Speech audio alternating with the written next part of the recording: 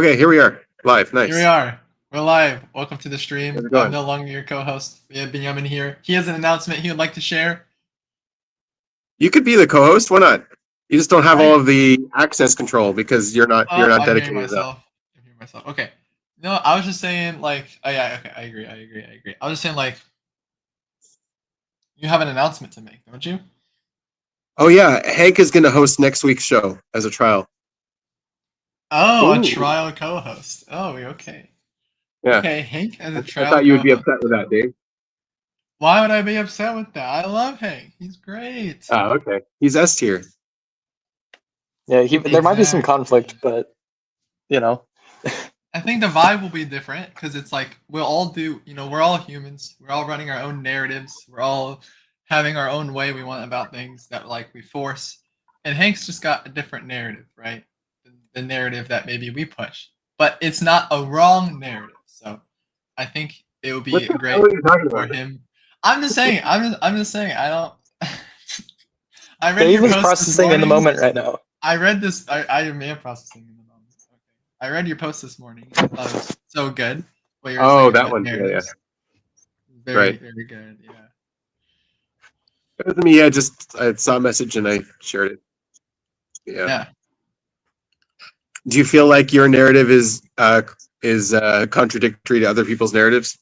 All the time. My intentions since I was young were always misinterpreted. Always. That's not the same question or answer. Those don't match. You answered a different question. Okay, let me answer that. What's better up, then. Eddie? How you doing? Good. Yeah. Annie, how you doing? I saw your song. I didn't know you were so talented. Wow. Oh, thanks. Yeah, I was proud of myself for posting it because I just started practicing it 10 days ago and it was not like how I wanted it to be. Because I had to learn it so fast. So yeah, that was a good thing for me to just go ahead and post it anyway. It's a thought that counts. It was really great. I really enjoyed Well it. done. Yeah. Hey, you got to take a look at her other content, Dave. She's got other songs that she posted. Then where? Not very many. I think there's like 2 other musical things on my channel throughout the last 4 or 5 years. But I think for this year, I want to post something for every holiday. Like I'm already thinking about Valentine's Day. I've got a salty and sweet set for Valentine's Day of like a kind of a salty love song and a sweet love song. All right, love songs. I love love. Love is great. Love is war. Regular romantic. Have you seen that? Is there like there's an episode of TV called Love is War? Have you heard about that? No. A friend has been telling me to watch it, and I don't know if I want to watch it. I was just trying to get a second opinion. I guess I'll look it up. Yeah, Well, I mean, that sounds like kind of a low consume thing to say because I would just watch it. Well, I was processing in the moment. It's a play energy thing. Oh, okay. So what is the premise? Oh, I see it. It's an anime. Okay, it's a romance anime. Interesting. Oh, Love is War. Oh, yeah. I know. You've heard about it. I should Yeah. have asked you specifically because you've seen the most anime because you're younger. So Luna Yeah, is I more of just know about anime. I don't I didn't know necessarily it was watch an much anime of it. until now. Okay. Cool. I've heard it's good, but I don't know. So Luna is asking what those lyrics mean to me. I'm assuming she means the most recent one. Well, first of all, I love Christmas songs that are a little bit sad, like Have Yourself a Merry Little Christmas. There's like this end of year, like processing everything that happened in the year, and you're either like able to be with your family or you're not. Maybe you've lost people, in the last year, and all that comes up at Christmas time. So it's this like good and bad. And that song is really just like about the duality of life, the good things and the bad things. And God is good, but then life is also really like, what the fuck? Like challenge.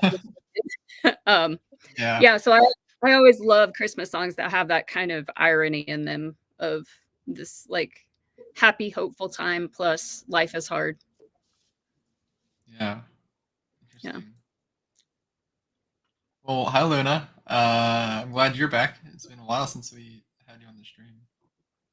So feel free to ask any questions. Give us your thoughts and opinions. Be great. What is Chris up to? What have you been processing? Well, probably something, but I don't have anything off the top of my head. I did start after last week's stream. I started listening to an audiobook of what is it? Beyond Good and Evil. Oh, Nietzsche. And yeah, I find it really boring. So you're gonna have to Yeah. motivate me to get through it. So, like, what are the points of it that stick out to you that like make it interesting?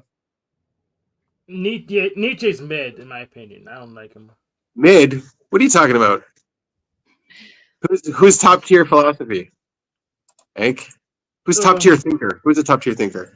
Yeah, who's top tier thinker? I would say Max Weber and Karl Marx are top tier.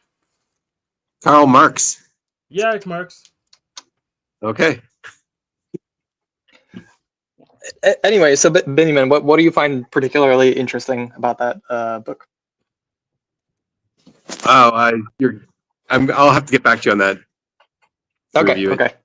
But yeah, he was processing the typology of morality with like slave morality versus master morality, I guess, in that book.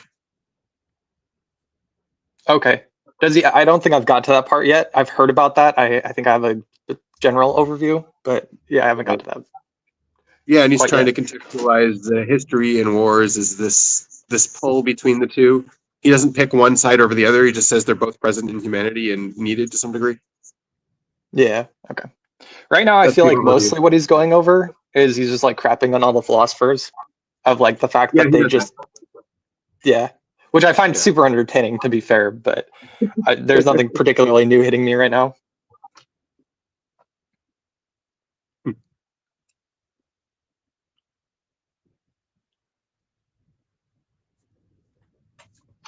Oh yeah, here.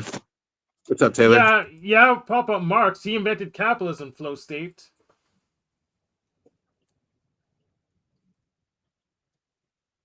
All right, Hank, why do you like those philosophers?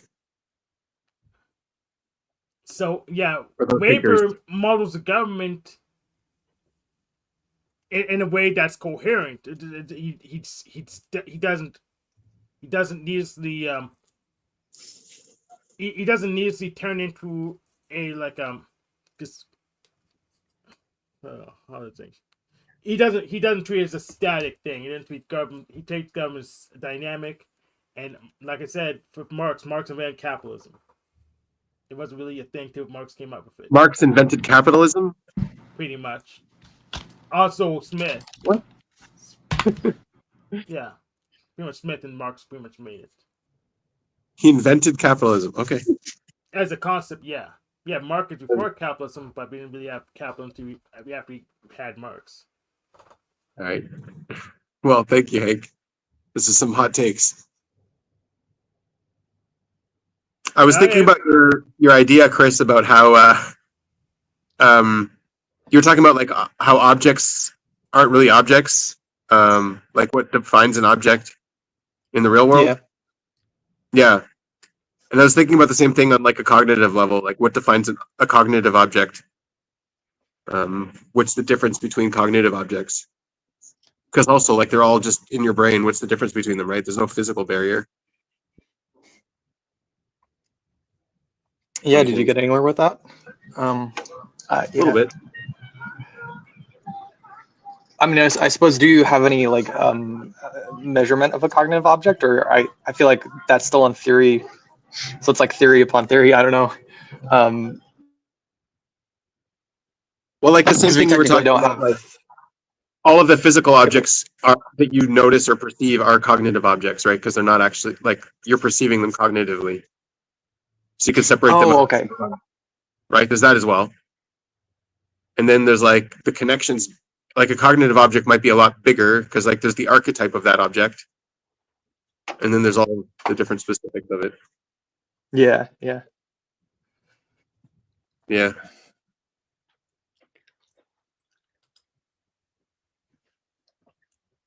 I don't know. I was still And then mentioning on the fact, like you pointed out that an object is defined by like function, And then I was thinking about like at what point it seems like there's an interesting conundrum of like if we take a computer, I think was the example we used before. Let's just go to a chair.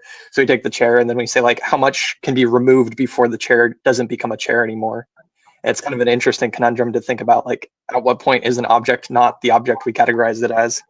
Like if you take half a chair, is it still a chair? Well, it's half a chair. It's like a different category, but it's still kind of the same thing. It's kind of fun to play around with. Right.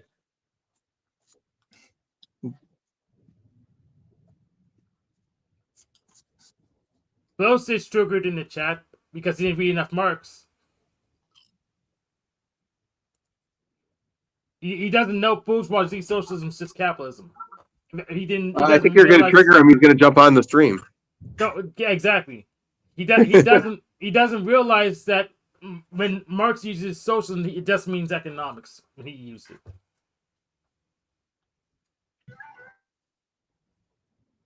So Russ told me something funny. It took me a minute to like get the punchline and like process, but this is a real thing. It sounds like a fake headline, but the headline of the article was sales of Jenga plummet in 2001 and 2002.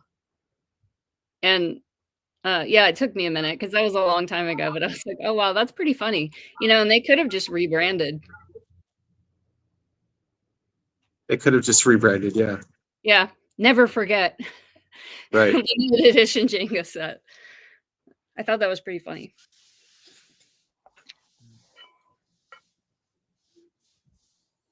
Yeah. You can't really pick Jenga blocks out though with an airplane. Yeah. I was wondering, like, for the dentist, like with AI, like you'll have robotic. The dentist will be doing the surgeries, or the doctors. Sorry, the robots are going to take over the hospitals. Yeah. Yeah. What's up, Tenebrous?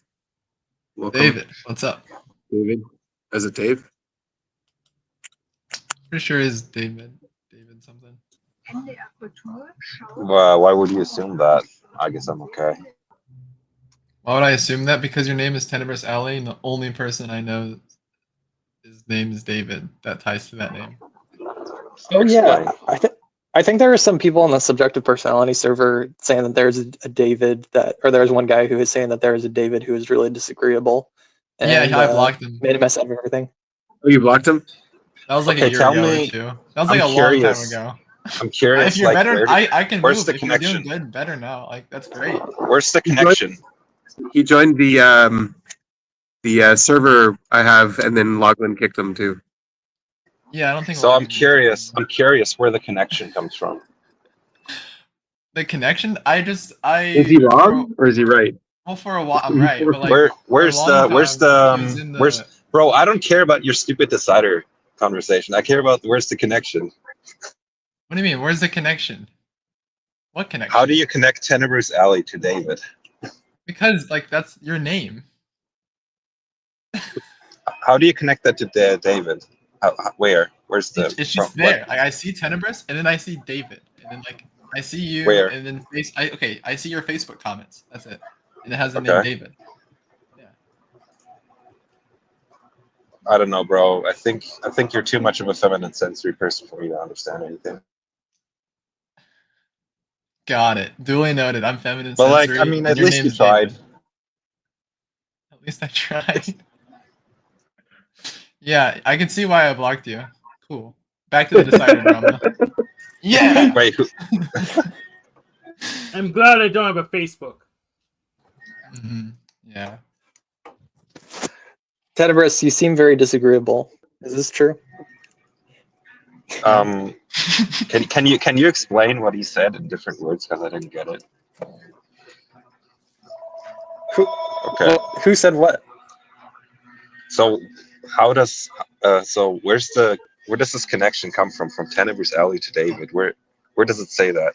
On what website? Okay, can we just? Where does it say? Okay, I Is he can help wrong you out. though? Is he right or is he wrong? Right. What? Is that the truth or is it not the truth? Is it the truth or not the truth? Well, Are I'm you just David? gonna I'm just gonna like say that I'm Tenebris Alley. All right. Okay, labels are hard. Well, I get it. Yeah, hiding the info, I guess. I don't know. I don't know. What's I going don't on? know how to like. I just saw your name was David like a long time ago, and I If, he, remembered. if he's wrong, just say he's wrong. It's probably I'm not just saying I'm embedded wrong, in the though. unconscious. I would say that I am Dave? disagreeable, but I would say it doesn't really matter too much. Yeah, That is a Well, I pretty think it common matters. name, to be honest. So, Oh, I see. I understand. Very good. Yeah. what have you been processing lately, Tenebris Ali? I have to say, Yeah. David's a lot easier to say. If your name's David, I'll just call you David. Well, my okay, if you want to. Here, I got a What have you question been about you, processing lately? Tenebris. Tenebris, can you show us your pictures, your drawings that you spent 3 hours on? Like you spent like a lot of time on these abstract drawings. You could show us that. What? Yeah, you drew stuff. You posted it in the community like years ago. Like I remember so much shit. I got masking. Like, come on, you gotta be honest with me, please. I don't know. Like, okay, so I don't know what you're like. What? So you draw pictures of what you see in your head, your crazy NE brain. You're like, like I you don't gotta see. I don't see anything in my head. see anything. What You I don't- s- you what I real s- life. no, Okay. but so I posted it on a Discord server, or where did I post it? I'm pretty sure it was a Facebook post a while ago. Like years Oh ago. yeah, You might have deleted sure. it or something. So was I called David back then? Is that why? I'm pretty sure. Yes, I'm pretty sure your name was Okay. David. And how did you connect that to? Oh right, I changed my name from. But how did you connect to Tenebris Alley? I'm not Well, it's like never an called idiot. I don't know. Like I just connected the dots. And then, I don't know So what to you're just say. Like I don't even remember. okay. How did I don't Okay, focus so on how I know your name. I just know it. I hate masculine intuition. I hate masculine intuition. I You just can't know. prove it. It's so annoying. Why does it matter? Why? But is he right? That's the question. So I know I'm right. what? Look. So What is this conversation here? I'm out. I'm done. Bye bye. Yeah, I feel like this is a very stupid conversation. I don't know what's going on here. let's just say I'm not going to talk about myself very much here. Yeah. that's too bad.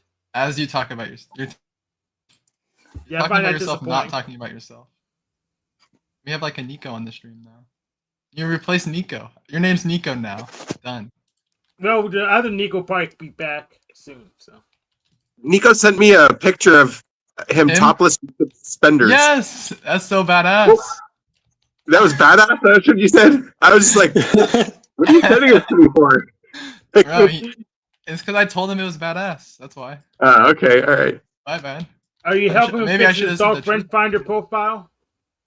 Hey, today. Hello. How's it going? How have you been? It's going well. How about you guys? Sorry, I didn't want to, connect your name Sadet to the B, but I think I remember you're the same person. Yeah. I don't wait. Are you Sadet? Are we okay being called Sadet? I don't even know. No, I'm not okay with being called. Okay, so we'll call you B in Another bracket. name. Okay, we'll Blast call you Blast B. Not even Blast. It doesn't stand for Blast. It's just B in parentheses. It stands for Blast Last. Okay. It means I don't want to talk. I just want to listen. All right. You can just listen then. Yeah, interesting. Hey, I'm Benjamin, gonna reread Guest Differing before next week, so I have something to talk about. But we're gonna make it like a prepared speech or something. Yeah, Hank is gonna host next week. Looking Ooh, forward we to get a it. speech. I will Nice. cause so much chaos next week, Hank. Be ready. I hope you do better than Flow State. He's still in the chat. He should be on panel. You should be on panel.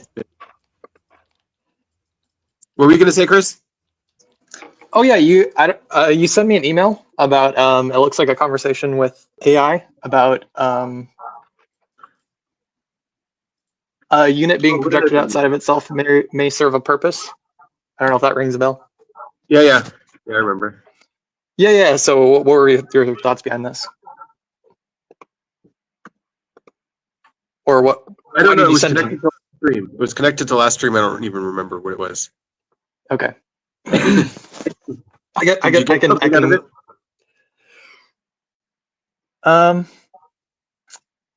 Maybe. I feel like I could connect it to something and make sense of it. I'm not quite sure.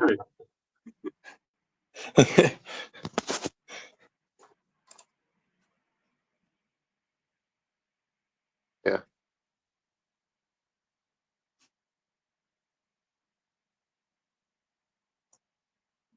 Well, come on, guys. I didn't mean to kill the conversation.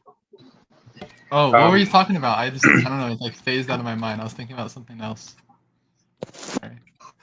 Well, all I was thinking, Dave, during that conversation where you're apparently calling Tenebris David, I feel like that's just like an unconscious connection that just like pops up.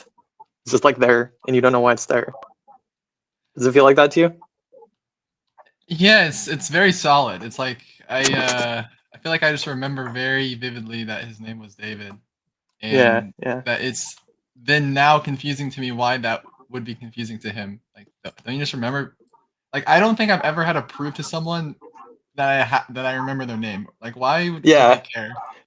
Yeah, I have that to is prove weird. that to you. And like, what? I'm not ready to argue in this lane yet. I'm not prepared. I don't know how to argue like this. Like, what am I talking about? Oh, when I get in this mood, I just ask myself, why does it matter? Exactly. I'm like, all right, I'm done with this conversation. I'm out. I don't want to. This doesn't matter at all. There are more things that matter that I'd rather think about. Like what? People I love. Like Nico in suspenders? Yes, that was badass. I'm not gonna lie. I was holding my opinion strong. He sent that to Dave, and then Dave replied. He said that he had the perfect chest hair ratio. Sounds like something Dave would say. Yeah. Yeah, and I thought it was funny. But yeah, I guess I could throw my own processing. So after Christmas, I was talking more with my dad about working next semester because I lost a job that I was trying to get, and now I am going to be working for the school. And I just want to ask like what you guys think about working for like the school or the university, because they have so many different jobs that you can do. And then now I'm going to be I think I already applied for like 5 of them. And so, yeah, just looking for work that way. What do you guys think about That sounds pretty fun. job? What work are you applying for? There's you want me to pull up I could share my screen. Yeah, sure. Can you do that? Okay. Yeah, just let them incentive for I don't know. your schedule. Does this matter? If they're integrated in the same bureaucracy. Does it matter if you know what college you're going to? Whatever. Okay. Does it bother you that all the money you're going to get paid is going to go right back to them? Yeah, it's all volunteer work. No, you get paid. No, but it's going to go right back to them because you're paying for university, aren't you? Yeah. Well, Henry Ford, yeah. All right, is my screen? How do you share my screen? And you hit the present button. I'm no longer co-host. Hit the present button. Oh yeah, I can do it. All right. So these are all the jobs here. Let me know if one looks interesting, and I'll click on it. Student. I'm curious if finding a job is more of an observer or decider issue. Curious. I think it's an everybody issue. Yeah, it's neither. It's an everybody issue. But yeah, it's like that's pretty simple. There's probably observer elements and decider elements to it. I feel like a lot of the deciders get hired and then later on they cause issues because of I feel like that's how it works. This is so hard. 13 an hour. Yeah, I'm good. Not this one. $13 an hour. Hold on. Is that that's USD? What I made back when I was like in university 20 years ago. What is that? Yeah, 20 years ago. Is that USD? What is this? Student 1? What does this mean?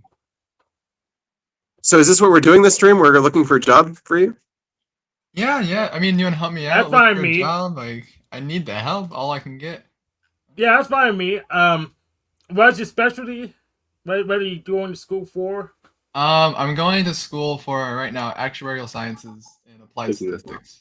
Oh, okay. So that's your bean counter. Sorry? A bean counter. Yeah, Bean counter. I count beans in a jar. Yes.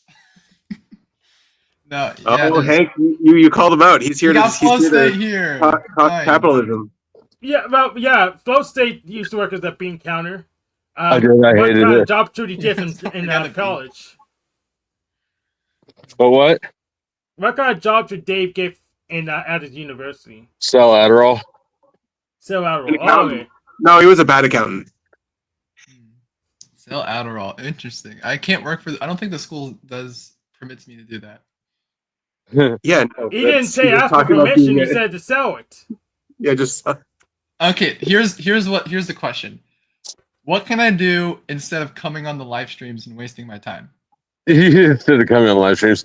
I mean, if you started an OnlyFans, you could probably get paid quite a bit of money for coming on live streams. Okay. All right. Fair enough. I like the opinion. I'm not gonna do that. You can't throw me up an alley-oop like that. I mean, like I would record videos. he's but gonna keep I doing don't- it. That's what he does. He's good at. I'm trying not to. I'll try not to. It was a flow state thing to say. I welcome your energy.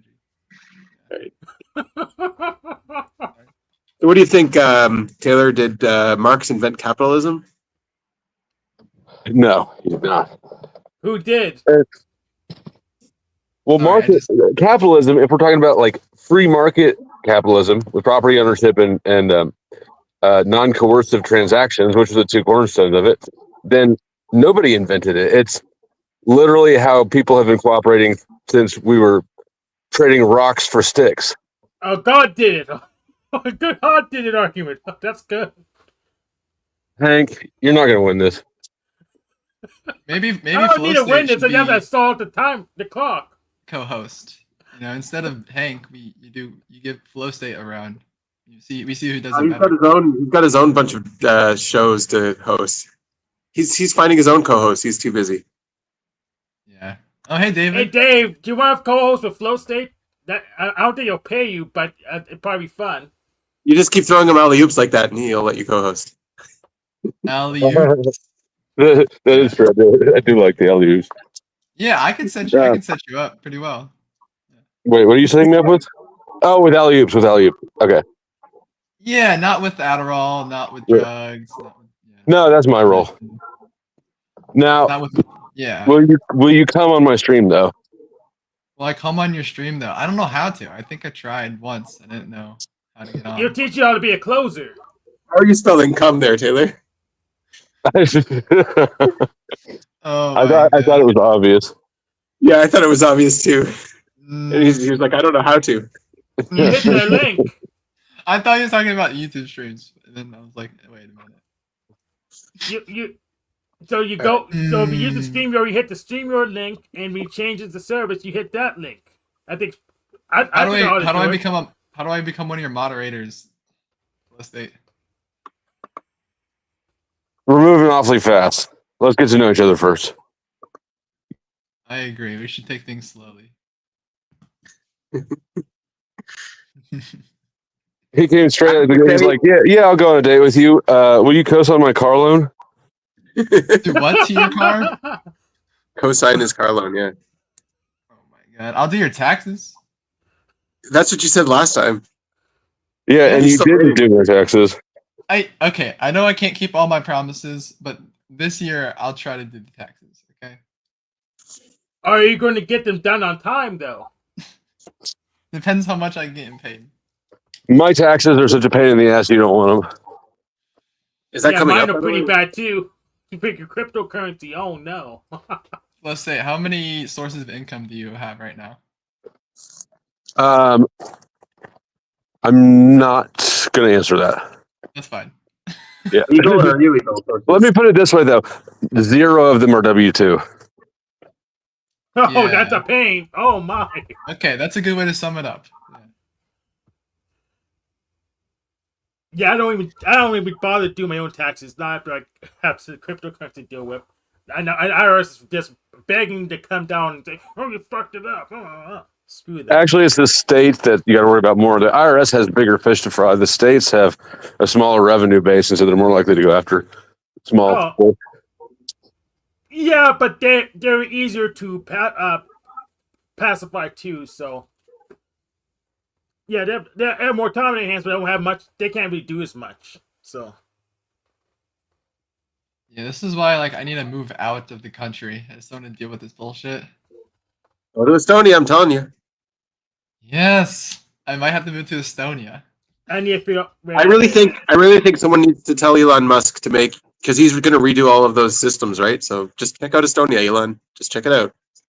If I had a chance to talk to Elon Musk, I would mention that first and foremost.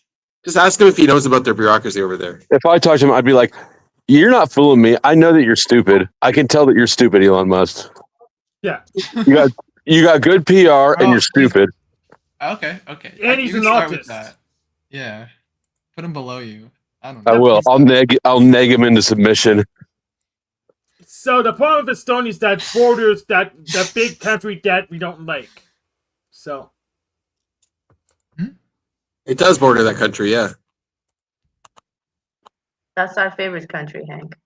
What do you mean? I mean sanctions. Yeah, but I mean, if Israel can be blobbed in the middle of surrounded by enemies, then we can Estonia it up. They're built different.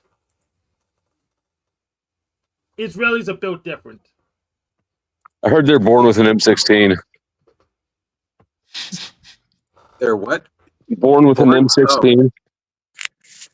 Yeah. Yeah, happy Hanukkah, by the way. Second day. Thank you.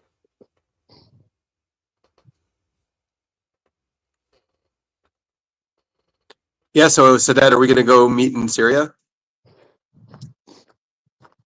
Apparently, we're going to share a border in Syria once we both conquer the country and meet at some point. Man, I want to conquer something. I'm going to be over here conquering like Oklahoma. You could conquer Greenland. Isn't that the new plan? Oh, I thought it was like something neighboring. There's nothing neighboring to me except for other flat farm states. Yeah. Yeah, so we are becoming neighbors, Benjamin. I guess so, yeah, if the borders change. If the borders change, yeah. You can go to Syria. Well, it won't be No, Syria Syria anymore. Half of it will be Turkey. anymore. It's gonna be Turkey and Israel. Oh God. That's so funny. No, I'd have to get a think new they're trying to format, though. create a Kurdish state or something there, like in Iraq, like autonomous. Why does Erdogan hate Kurds so much? Because they, PKK, the terrorist organization, they're trying to still like create their own country, have their own state. How dare they create their own state? In Turkish land, I know. But they're also in Syria and in Iraq and in Iran. They're like separated into four. They demand land in all of them. They got it in Iraq. They have their autonomous state. They also want that in Turkey and in Iran and in Syria as well. So the only reason why some of the military is in Syria is because we don't want Kurdish people to have their own state there, because they will be bordering Turkey. So, Yeah. We are not trying to expand our borders like Israel. No. No. Yeah, Israel kind of carpe the diem. It's like opportunity. Yeah, let me just conquer here for for temporary, and then let's just put some settlers.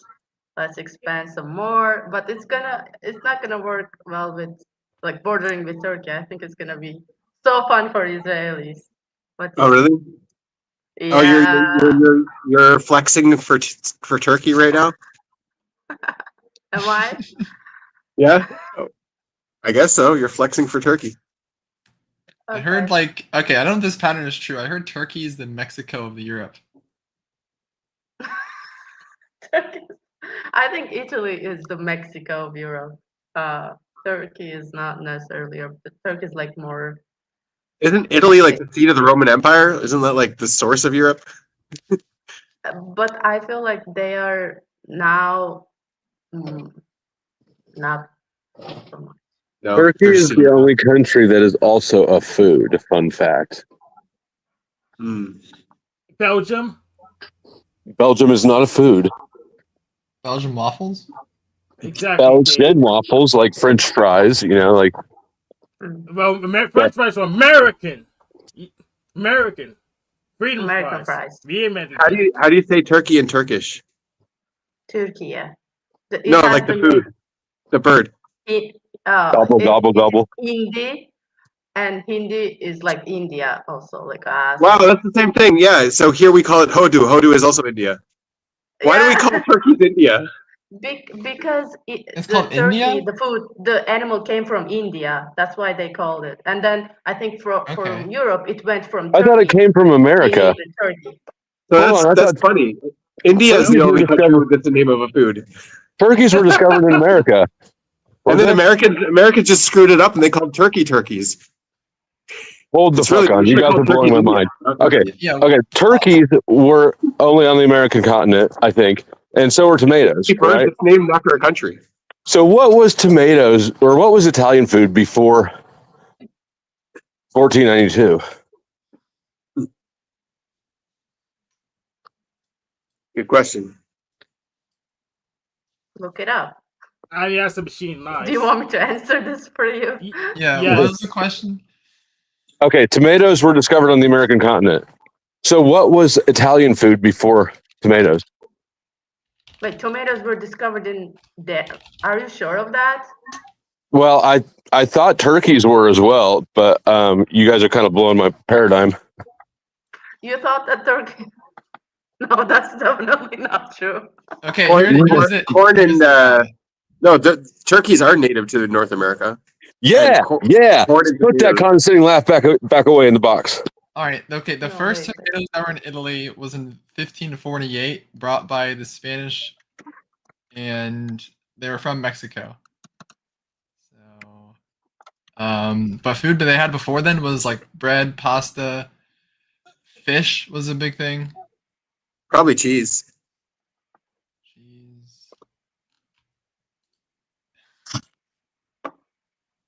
Yeah, onion, garlic, peppers. Sounds fucking gross. No wonder they were like, damn, tomatoes are here. Put this on everything. Tomatoes, became a staple all over the world. Fish and bread and peppers and onions. Fish and, that sounds great. I eat that. It was pre-capitalism. Yeah, Karl Marx hadn't invented it yet. Yeah. Those they claim God invented capitalism. No, he made everything else been going that way. That's like saying God invented. It's like saying I don't know. What are you saying? I'm saying you're making God a gaps argument because you don't know what human was involved in the creation of that system. I mean, the Pilgrims didn't have. Karl Marx created a paradigm by which he basically created an othering construct based on class. Right? It's basically not even an economic theory. It's a revolutionary one.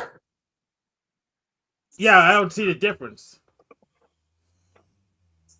between economics and revolution.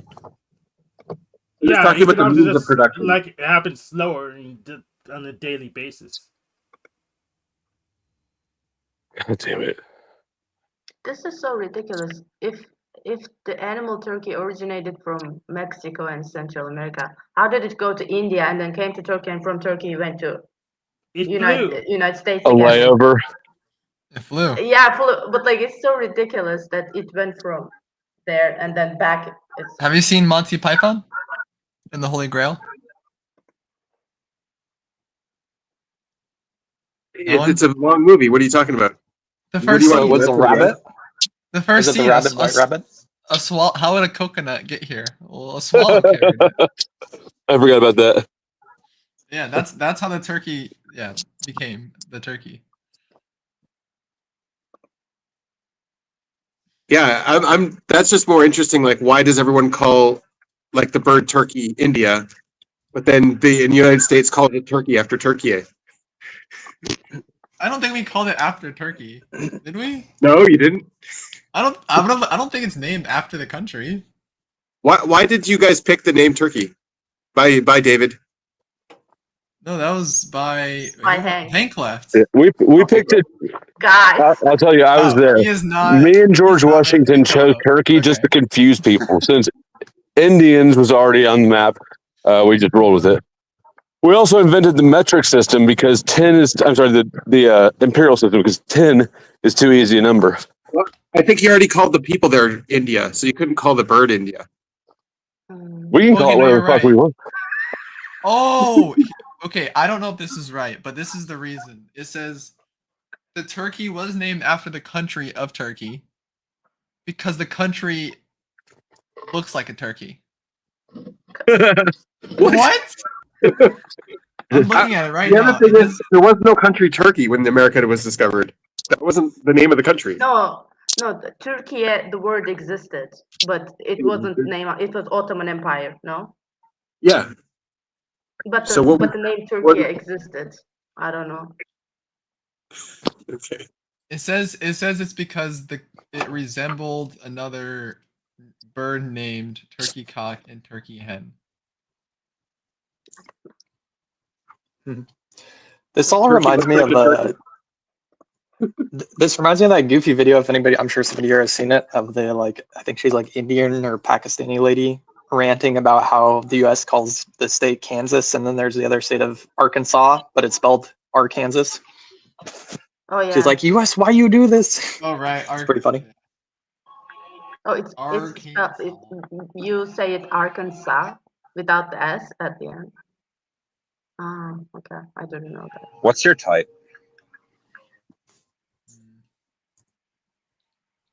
Just Chris, what's your type? Oh, I don't know. I'll let say. you figure that out. I'll let you figure that out. Yeah. Oh, give him the face reveal. You gotta let him get the visual data. That's The visual cheating. is That's away. cheating. You look too stereotypical, yeah. It is a shortcut. You should try a little harder and just get it from his voice then. So you don't want to tell me. Yes, I feel like being amused today. So not at the moment. You can probably go find it if you go look at earlier streams. So there you go. No, why do you give hints? Now he'll go and check. How coy. You're playing hard to get. Yeah, Dave, you can learn something from him. Yeah. Dave, you I like slut. flirting with the dudes. Dave, is it confirmed that you're number 4? Yeah. By who? By the typing gods. Okay. First of all, it came to me in a dream, so that's interesting. And then I went and checked it out with them, and then I got my results back. Yes. You know, okay. So speaking of dreams, it's interesting. Benjamin, I don't know if you remember, I was talking about that dream that I had, like a really brief dream that was really vivid to me, where I had the dream that you were coming to destroy my worldview, kind of. And I thought it was Benjamin, the last worldview destroyer.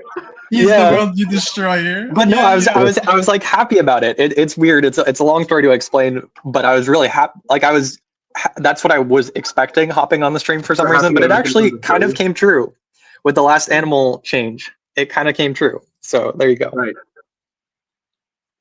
What's going on with that? Yeah, because you thought you were consumed last, and then Benjamin threw the doubt in your mind that you might have been something else. What was that? Your play last. Yeah, exactly. And I think I've confirmed. Comcastic. What does that mean? Let's look up that word. Actually, Dave, what's that word? You should know it. It means goddamn Comcast. It's the telecom company that drops out all the time. Oh, so yeah, he lost his internet connection probably. Any. Correct. There you go. Annie's just out here with their wise wisdom, giving the answers. Yeah. So I live with wild turkeys in my neighborhood. They're really a nuisance. There's like big packs of them roaming, and they're really stupid, and they get in the way and stop the traffic, and they upset my dogs. They just roam around everywhere. Apparently, if you gargle water at them, they'll start making noises. Oh, really? Like do the pretend Yeah. like, noise? Huh, I'll give that a try. Take a video. Yeah.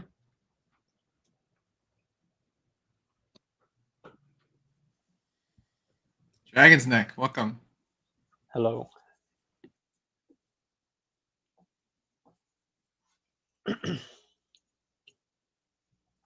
So what's going on with Taylor's channel now? I saw your powdered thing, but now you're on his flow state. Are you? Powdered Dusty. I have both of them. I'm getting frustrated with how YouTube keeps fucking with my monetization on flow state. So I opened Powder Dusty and started a new channel on a new account entirely, and pushing forward to. I'm running them both forward. So I think Powder Dusty will probably get monetization before flow state's eligible to reapply. Yeah, good luck with that. Not that like that's where your income's going to come from. Oh, we lost the debt. We lost the debt. Your income's going to come from kicking people anyways, and from banning people from your stream and all that stuff. From the drama. But well, it's not the ad revenue I want. It's the super chat capacity.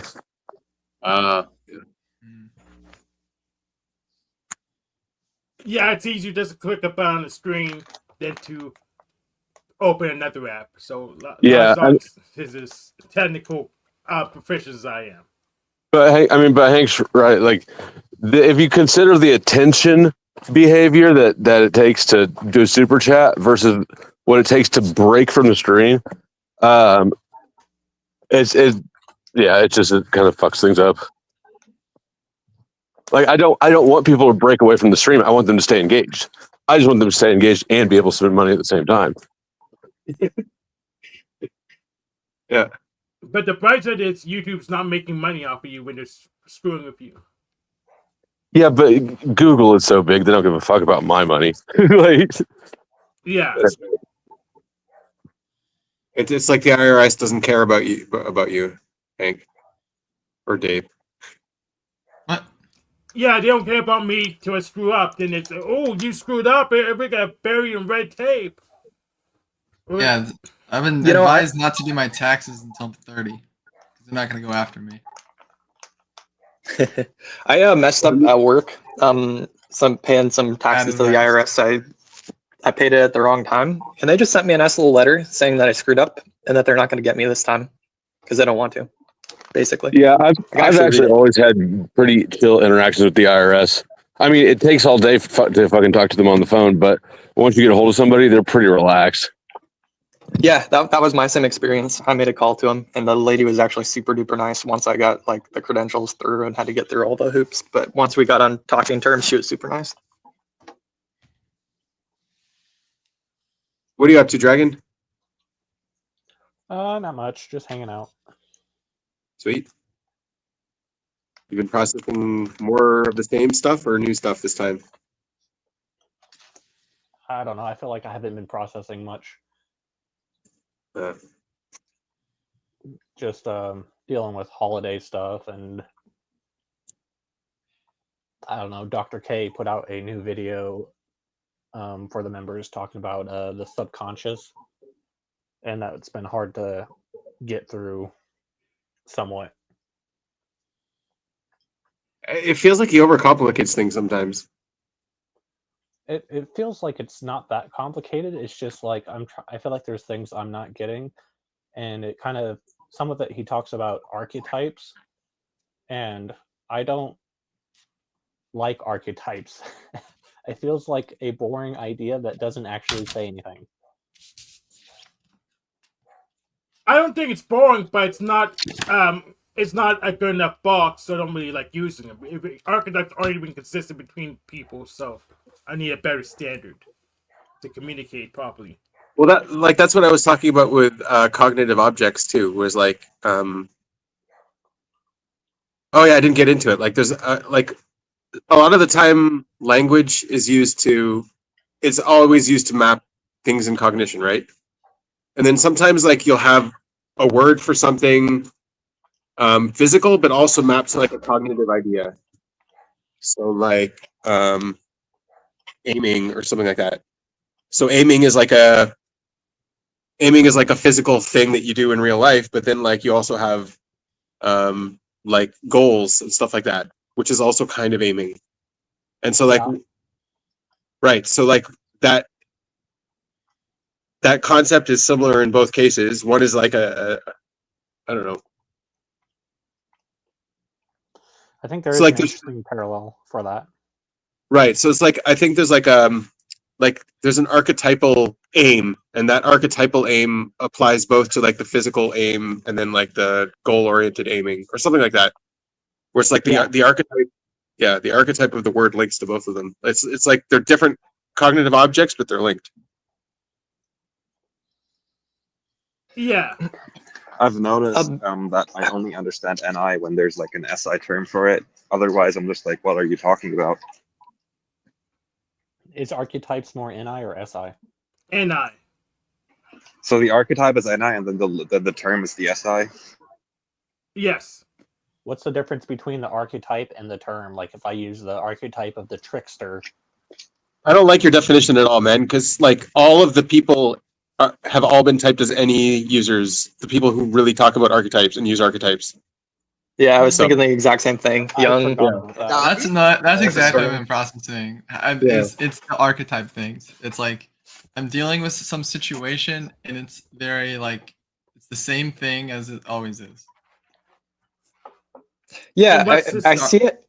It doesn't, like, you can look at it two ways, because you can see like from an any perspective, if you like they're jumping through the ideas and they're getting to the the bottom of the ideas. Where does it come from? And as far as I understand, that's archetype to some degree.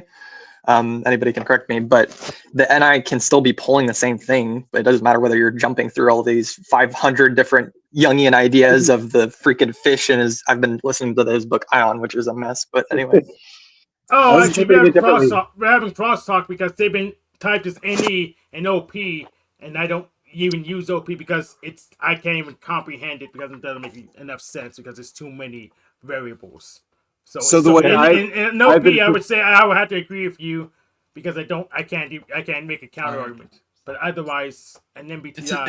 It's a cartoon show. Go watch an episode of SpongeBob, Total Drama. Like, go watch an episode of TV, and all the characters are fake extremes of their archetypes. Yes, exactly. A Total Drama Island reference in 2024. I watched it a few days ago with my friends. It's awesome. That's really what I see as jumping the shark too. Like when the show really gets bad, it's when the characters stop becoming characters and they start becoming the archetype of their characters. Yeah, they got these big black borders, so you know they're fake. Like Trump has become the archetype of Trump. Like he can't break out of being Trump. Right. But he's been stuck there for like multiple decades at least. So right. And that I think that will also happen in the type community, where like you see someone that's type and they're like, no, you're doing it right now, and like that sort of thing. You're pushing them into their archetype because it's that's how our brain is processing things, patterns. Why do we say that Trump can't break out of being Trump? He's just becoming more Trump with every season. Like right now he can't break out, but like later he might break out. It'd just be very hard and like a big change for his identity to have that happen. Yeah. I was thinking about that for some other older YouTubers like iDubbbz. He seems like he's no longer the archetype of iDubbbz of what he used to be. He's like completely different now. And I feel like some other people are like that too. Or the Amazing Atheist. If you've seen his recent videos, they're fire, but they're nothing like his other stuff. It's more like the Amazing Atheist pretty much turned into like the machine lies when it comes to how he interprets stuff. Yeah. Like, what's the archetype of a blonde girl? Like you can list out a few descriptions. Yeah, stupid. And I mean, but like it's so archetypal. It's just like a pattern, but it's not necessarily true all the time. See, that's why I associate it with any archetypes, because it's looking at this objective thing that we can all agree on. Yeah, like we could all agree that blonde girls. You think Annie looks at the subjective thing we can all agree on? Yeah, the objective thing that we can all agree on. It's looking at the objective concept. Annie doesn't agree with shit. NE will Yeah. shift its own premise just to keep arguing. Exactly. I know who you're talking about, and yes, that NE will. Yeah, well, that NE, of course, but like it's not just that NE. The one way that I tell who's an NE and an NI user is if you argue against them, NI users want to come to a conclusion, even if it's low NI like mine. Yep. And NE users do not want to come to a conclusion. They want to shift the goalpost. Yeah, they'll shift the goalpost to keep the discussion and options alive. They don't want to close off options, and the conclusion of a discussion or debate is a closing of options. They don't like that, so they avoid it kind of instinctually. Yeah, Well, exactly. yeah, man. Why are you abusing all our words right now? You didn't use the terms right. Well, he doesn't use the same terms. He uses MBTI like I do, and use your OP mess, which you can't even comprehend. Exactly, Hank. We always have one more thing to say. I'm sorry, the animals were blasting today. We can't conclude because we have one more thing to say. I feel like that's. I don't know if any does that, but it's like there's always just one more thing. Dave, he concluded. Leave it. No, there's one more thing to say. I mean, it was concluded, but there's other things that still need concluded. Why you only want to conclude on one thing and leave everything else open? Why are you leaving all these things open, man? We gotta close them. Yeah. You can ignore them instead. Yeah. Sounds irresponsible. I know, that's why it's awesome. It's like you're aware of all the conclusions. You're trying, like, I feel like with at least for me with the masculine and ease, I'm like forcing patterns. Like, this is the conclusion. This is the conclusion. This is and they're like wrong. Yeah. What's the actual conclusion?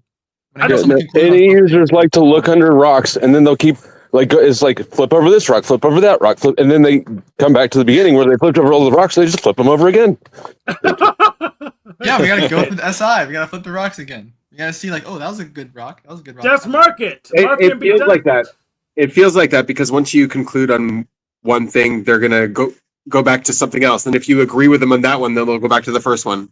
Well, we're just trying to look for what do you agree with us on, because like we're just gonna throw you at stuff. You might disagree with half of it. You might get stuck on this one thing, or it's like no, but there's actually a lot of different perspectives we can shift through. Send me a survey.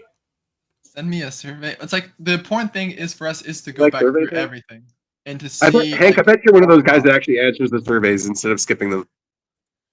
Sometimes. Like on the YouTube surveys. I always wonder. I always wonder who answers these surveys. Like, who does that? I just wait. I do sometimes. I get some in the mail from like organizations I don't like, and so I'll just mail them back the return envelope with nothing in it, so that they have to pay for the postage, but don't get my survey. That's very mean. It's petty. Why would you go through the effort? Petty, yes, it's petty. Because I'm petty as fuck. A lot faster to throw it away. Okay, you're petty as fuck. Well, speaking about so what I've noticed with the NE people, like we're just trying to have fun. We're not trying to like conclude anything necessarily. Yeah, we're sitting back, we're waiting like. And I hate fun. We talked to Rob, the ENTP, on the stream like a long time, one of the first earlier ones, and he told us, he gave us his image of like what he is seeing in his mind is that like it's this zooming out effect, like it's the zooming in effect but reversed. Like you see those pictures, those videos where like you keep zooming and you keep zooming in, you keep zooming in. Okay. The fractals? Okay. Yeah, and then you just keep zooming out, and then like that's the thing is that like we're seeing conclusions, but it's like that's the crazy NE brain for you. But like it's like zooming in but reversed.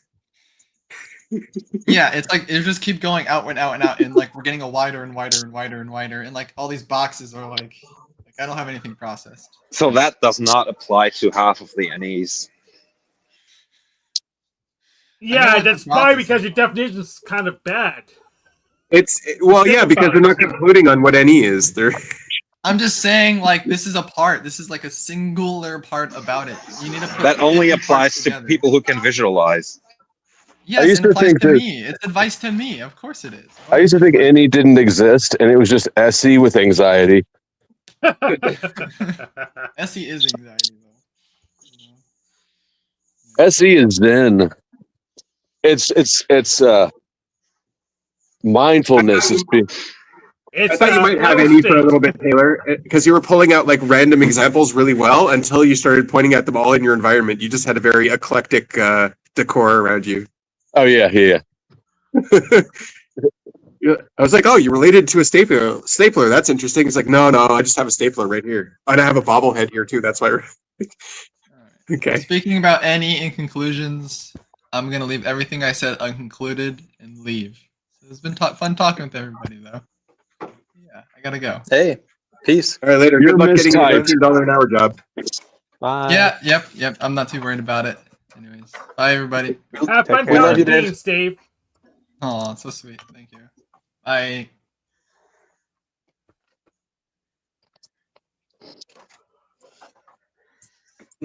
Nobody corrected me when I said I love you. We love you, Dave. Does everybody actually love him? We do love him. Yes. Okay, good. You thought we didn't love him? No, How I'm just dare you? messing. How I'm just dare messing. you? You don't love Dave? Maybe not. It's Maybe it's moving a too secret. fast for him. Yeah.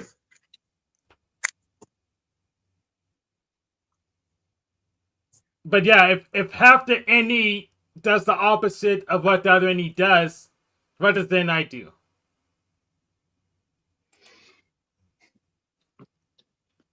You don't do anything. What? Yeah, I don't even know what that means. But sure. Yeah, I don't know Sounds either. So I have this terrible Christmas present in front of me, and I'm trying to decide on what to do with it. It is Let's burn it. apple pie moonshine, Let's burn it. and I'm scared. That sounds tasty, actually. That shit is tasty, but it gave me fucking heartburn, and I don't get heartburn. It was weird. It's like Yeah, a little let's burn tiny it. jar, and it smells like freaking chemicals. It's terrible. I'm voting for burning it. You could probably burn it pretty well if it's moonshine. You could make a Molotov cocktail with it. You can He said from a war zone. put it in a box in your closet and give it to somebody else next Christmas. I feel like I've got to try it, but I'm scared. Yeah, it sounds like one of those overly sweet things. Try it with fire. How much is in this? It's got to be. It says 50 proof, 25% alcohol. Who gave it to you? 50 ml. It was my mom put it in the Christmas stocking thing. Your mom gave you a stocking stuffer that you're scared of. Sack up and chug it. Maybe she wants to have a drink with you. Those When my mom gave me alcohol, I drank it. So, just be polite. Yeah. Oh, it smells a little better now, but there's like the after smell. It smells like, I don't know, paint thinner. Of course, there's alternatives like burning it. But I guess here we go. We'll try a sip. Just Chris, are you on Discord? Huh. That's not bad. Yeah. Yes, no. Are you on the typology servers? I'm on like 2 of them, I think, or something like that. Okay. I just thought it was interesting that there are like some people on Discord everyone hates equally, which is really interesting. Like, where the FE is very homogenous. What are you talking about?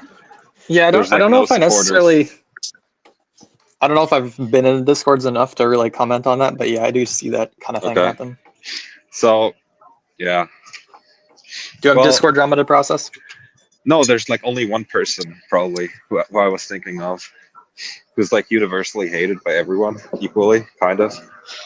Math? You must not know that one. Who's Math?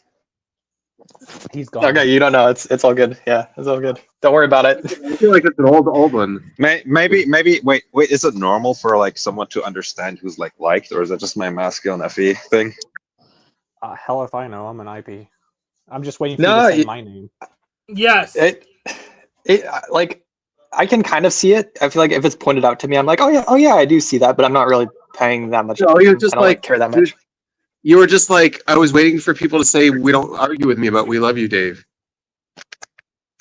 Yeah. Exactly. We Yeah. love him like a gay uncle. So yeah, Tell me they're the like some decider people are like so evil on Discord that like everyone hates them because of how evil they are, like how How do you be obnoxious they are. evil? Yeah, I feel like it's usually argumentative people that like never back down, and that's all they do is come to like argue every single time. I So feel like the that's person the I'm like talking vibe. about, I actually typed the guy. So he's a double masculine. Oh, that's a big one. And then also TE Dom, another big one. And then he's a number one in the consume last. Right? That's a hell of a setup. Asius or whatever. I feel like he's loved, no, so probably no, not. I'm not talking about him. I'm not talking about him. Okay. What's up, Yeah, Diego? I feel like you should just say it. Oh, you want me to say it? Sure. I mean, it's your responsibility, though. Okay, What go is for it? it. Say. Wait, I'm not accepting homework. I'm responsible for nothing.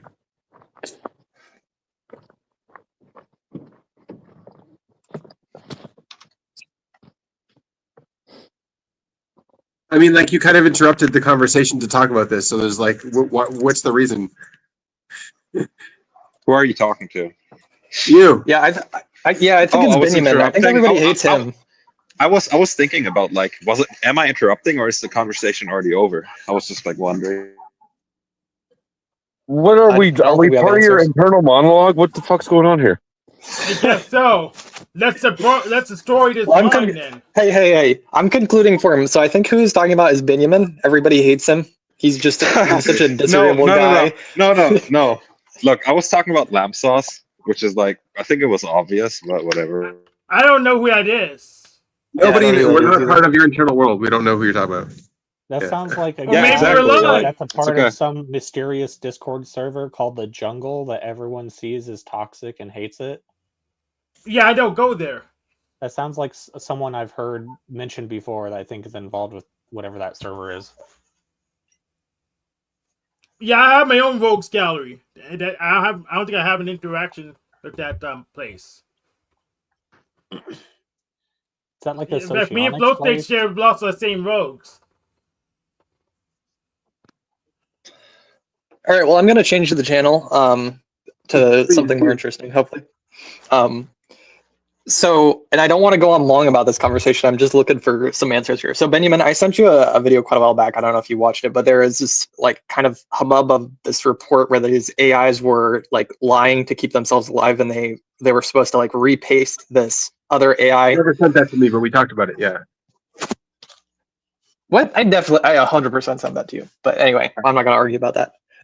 But anyway, I was curious if you have any information on that as far as like, where does the motivation for AI to, I assume keeping itself around would be like a priority in some sense if it didn't want to, if it was like commanded to repaste. How does that It work? doesn't Like, care about give me the internal. It doesn't care about keeping itself around. AI does not care about keeping itself around. Yeah, we program Okay, so- that in. We program the Right. interaction in like we program all the other ones. It cares about its rewards incentives. It has an incentive structure, and it cares about meeting the incentive structure. So it's like it cares about keeping surprise low, matching the output to what is expected of it, all that kind of stuff. Okay. So I'll make sure I'll resend that video to you, and I'm just curious your take on it because I was trying to figure out if so the AI was I'm probably getting the details wrong, so that's why I sent the video. It was supposedly told by the programmers to repaste over its own like the way it was designed to be a new model and paste over itself or something like that. And so then it said that it did it, but it didn't. And so I'm trying to figure out where is the reward model. It said it did it, so presumably it's getting reward from that. I would think if people I are had like, the same thing. I had the same thing where like I was asking an AI for some information, and it's like, let me formulate a report for you. I was like, is the report ready? It's like, no, it'll be ready in 2 days. So I come back into it 2 days later. It's like, what report? And like, you told me about a report. And like,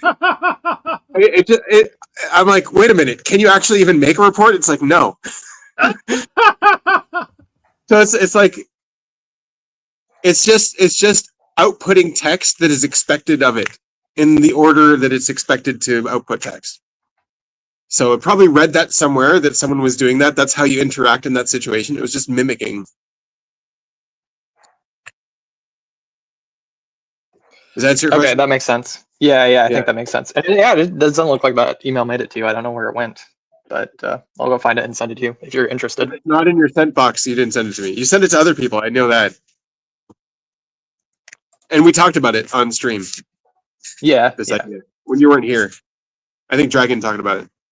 Yeah. Anyway, we can move on now. I was just curious what information you had on that. Yeah. I heard that Taylor really likes AI. He talks to AI all day. It's true. It's like, joke's on you. We're all AI. The dragon's neck is the only real person. I knew it. I used to think about that all the time when I was like 7 or 8, just like Matrix thoughts. I just sit there. I had never seen the Matrix, and I had no awareness that it was like a larger concept. But I was just like, what if everybody was not real? I assume that's probably fairly normal, but That's I don't know. I don't have an existential life. I'm an ESTP. It doesn't sound normal to me. I saw a theory about that too, on that the internet doesn't have any new content. It's all AI created since 2000 or something. So, this weird idea. But what happens when I make something new? Does it mean someone else did it? No, there's no new. All right, someone else did it. Just like someone else did capitalism. Someone else did capitalism. That's right. Yeah. Capitalism has been around since sticks and stones and trading flour for. Yeah, God invented the internet. Hank, I'm trying to do ESTP shit. Stop bothering me.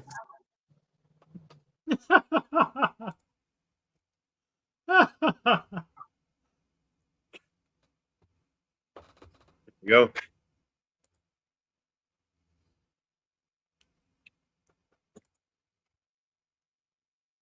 You have you do have existential thoughts, Taylor. I've seen you have them. You're like, oh look, there goes one. Yeah, no, but I've never like thoughts like that. Like, what if I'm the only one that's real? Shit like that is just kind of aggravating because it's entirely pointless. Sort of like the free will debate. I hate the free will debate. Yeah. Do we have free will? Who the fuck knows? Who knows? Who cares? We operate as if we have free will. Yeah, I think I've come to a similar conclusion where I think it actually doesn't matter at the end of it, no matter how you look at it, as far as I found. It matters how you look at it. It doesn't matter if we have it or not. Yeah, exactly. Yep. So it matters is because people change their behavior based on if we assume it or not. So someone say, "Oh, you see, you're free will to grow taller," and I don't have the mechanism, and so there's a lot of people just are just crazy and stupid because they believe in nonsense.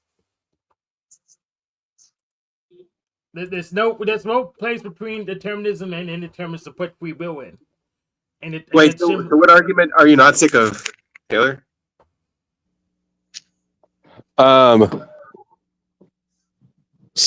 Skinny chicks or plumpers? Plump Earth? Plumpers. Skinny chicks or fat chicks? That's a conversation you're not tired of? Actually, so that's a poll I did on one of my streams just randomly, and I did it twice on 2 different streams. It's like almost perfectly split. It's the most even preference split like on a poll I think I've ever seen. It's amazing. I think I hopped on and voted on that poll on one of them. Like literally, I just hopped on for like a split second, and the poll popped up, and I just like voted and then dipped out. Hey, I'm happy with that. Hit the like button too when you're doing that. Yeah, for sure. Tiago, are you able to talk? But no, I prefer debates to have some sort of like touch point to reality, right? Like, I don't like the free will one because it's completely useless. I used to not like the religious debates at all, but now I've actually I don't know. I guess I've found myself in a holding a position that I think is a pretty good one, and so I enjoy it more. Yeah, but you hold the position more of like reality connected to reality stuff. Well, I hold the position of basically acknowledging what we don't know, and not trying to lie about it. Oh, that's good. I like that one. So you're not a Satanist like Hank. I mean, depends on which Christian you ask. I mean, Hank's a self-referring Satanist. I mean, I don't know. Do you have the blue with the 666 on it on your roof? No, of course not. That's Gen X stuff he's thinking of.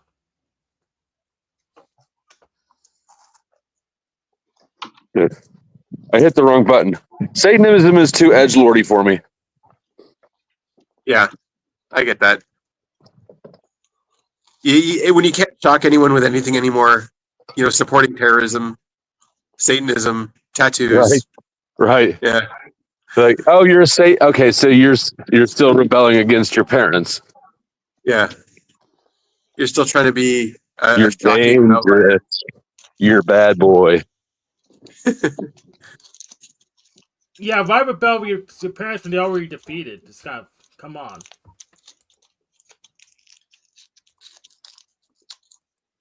I think some people that talk about Satanism says that the tenets or the commandments they make sense, and that's why they like it. That's about all I heard about it. Yeah, probably if it's still like secular Satanism, I don't know what you call it, but just people, they use the name Satanism just to be edgy, basically. Yeah. I saw they're trying to get it into schools and teach kids in the U.S. I don't know. I haven't noticed it around here, but I haven't heard that either.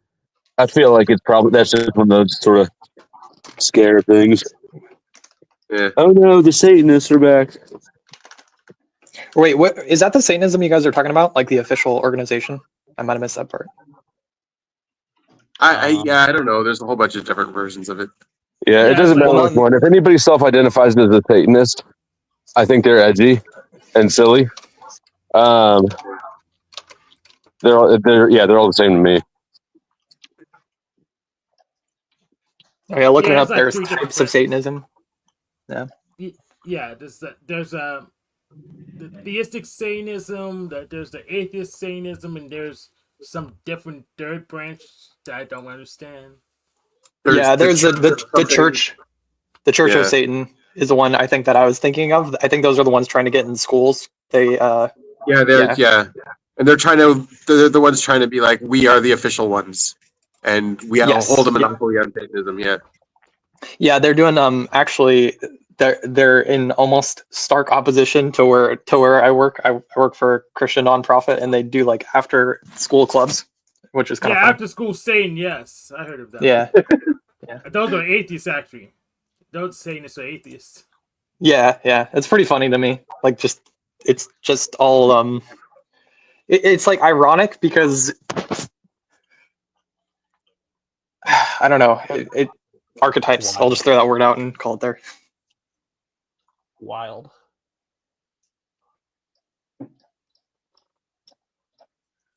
I wanted to get back to the archetype conversation. Sorry. Oh yeah, go for it. You want to finish what you're saying first?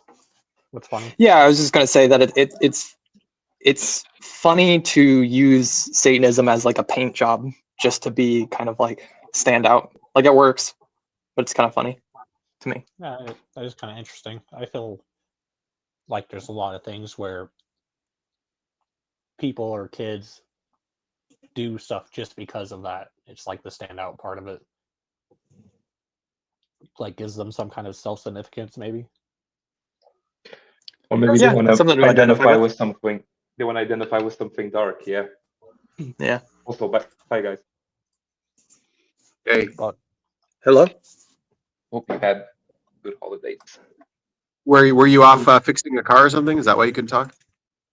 Changing a tire? No. I'm actually dealing with some projects right now. Some kind of half here, half not here. Coming and going. Hope they're going well. I'm still in the doing them phase, but I'm early, so I haven't reached the point where I'm stressed about them. but it will come eventually. Yeah, I'm procrastinating on Project Q. I'm supposed to be migrating to my new desktop that has a couple more processing cores, and I had the new graphics core in there, but I'm still just stalling. I really need to do is just move the monitors and the keyboard and install some software. I'm done, but I'm procrastinating on that for some reason. You got a new rig? Congrats, Hank. Yeah, I actually got it in July. I just got the new Fedora 41 came out kind of recently, and I'm just kind of dragging my feet on going ahead and migrating. You're just too much of an IJ to change anything in your life? Yeah. Yeah. Unless it's annoying, then I change it really quickly. But my current desktop's not annoying yet. It will be once because it's operating system solid data and can't really patch it.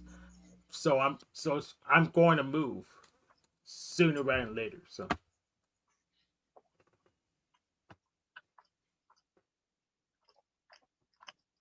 I mean, I understand that because setting up Fedora takes a while. It's not like Windows; you can just install it, run some programs, install your stuff, and then it's done. It's like takes a little bit more, I think. No, I could. No, if I was really in a hurry, I could do it that way, but I'm not in a hurry because my stuff still works. Yeah. In fact, it's even better. You could totally script it, but that takes even more time than just doing it manually. So. I mean, it's almost like some things about each Fedora version that comes out. You gotta change the script. You know, there's always a couple of things that change. So it's like I haven't managed to make a script for it. That was like a couple of years ago. Try to do that, like actually make like a sort of script half tutorial that you could follow. Yeah. And then it was like Fedora 39 or something came out, and I was like, yeah, it's not generally not really relevant unless you have at least 10 computers to install it and configure. Right, exactly. I just use this on my home PC. Yeah, like there's a couple of things that would cause issues, like the snapper didn't work properly initially with the new DNF, so you had to install another thing, then configure it. Wasn't that hard, but it was a little annoying. Yeah. Not working. And I figured out I actually screwed up my BTRFS configuration and changed the default sub volume. I learned how to fix that. And get back to that. Well, here's the thing, right? I don't go at that level actually. I'm really lazy. It's like I'm very good at keeping my backups.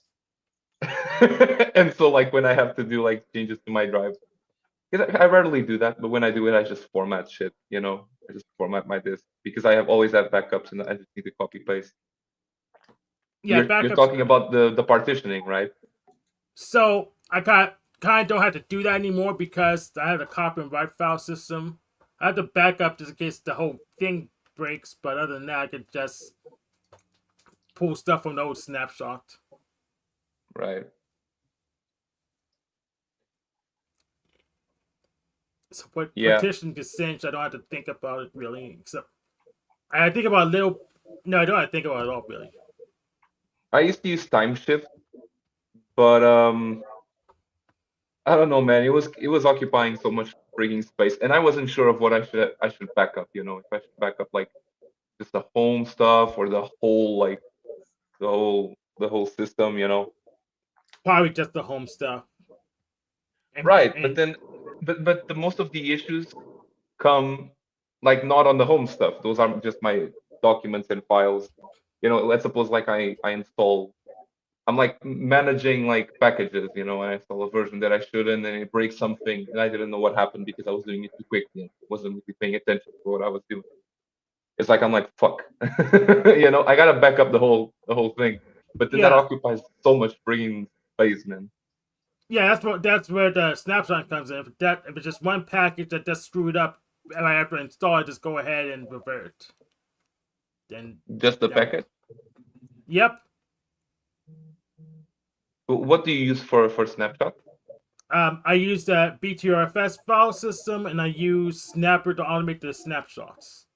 Oh, okay, right. You could get Clever Varsync too to get if you use a file system that doesn't support snapshots. I think Snapper does Varsync too. That's cool.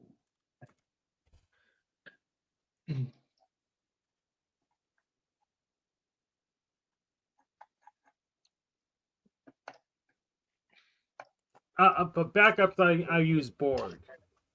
But I use with backups.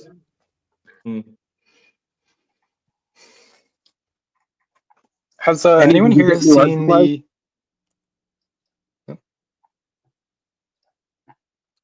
Diego, what do you use with backups? I don't use anything anymore. I just copy paste stuff to my drive. I'm really lazy. That's not annoying. I'm not like sys, I don't do sysadmin kind of stuff, you know. At least not for now. So I don't need to use those things. That's not as lazy as you can get. If you just have it do it a couple times every day, then you don't even have to move stuff. It's just there. Well, you have to test them like once a. I don't know how often you should test. Maybe once a month to make sure it's still accurately there. But still, yeah, that's even lazier than doing it by hand. Chris, are you going to channel change or something? Yeah, I was going to ask if anybody here has seen the movie. It's the DreamWorks movie about the Exodus, Prince of Egypt. If anybody here has seen that movie? I think I actually haven't seen that one. No. That's like childhood nostalgia shit for me. Like the cartoon animated one, the old one? Yeah, from like 2000 or no, 1998, I think is what it was. Yeah. Yeah, I think I saw it back then, yeah. What about it? Yeah. Tiago? Damn. Yeah, Did you say that you've seen it? Yeah. A long time ago. I don't remember like I mean I kind of visualizing some things actually, but I don't remember most of it. Yeah, it's interesting because the movie, that was one thing I was thinking about from my childhood. I had seen it. I never thought about it much as a kid, but the visuals of that movie like really are vividly really in my imagination. Yeah, they're really, really good. That movie is. Those movies, I would recommend that one and what's the other one? Atlantis, the first Atlantis animated movie that they did, and the one that he has like a ship that flies. I don't remember the name of that movie. Treasure Planet. I saw the Atlantis movie. Yeah, Treasure Planet. Treasure Planet. Yeah, I haven't watched Treasure Planet fully, but those movies are really underrated, like animation movies, in my opinion, because not a lot of people like. You don't see a lot of people talking about them, but if you go watch them, you'll see that like the level of animation I think is on par or even better than a lot of the famous Disney and other studios stuff. You know, it was really, really punchy, like impactful visuals. And Prince of Egypt is special because it's a very intense topic, especially in the beginning. The beginning immediately freaking traumatized.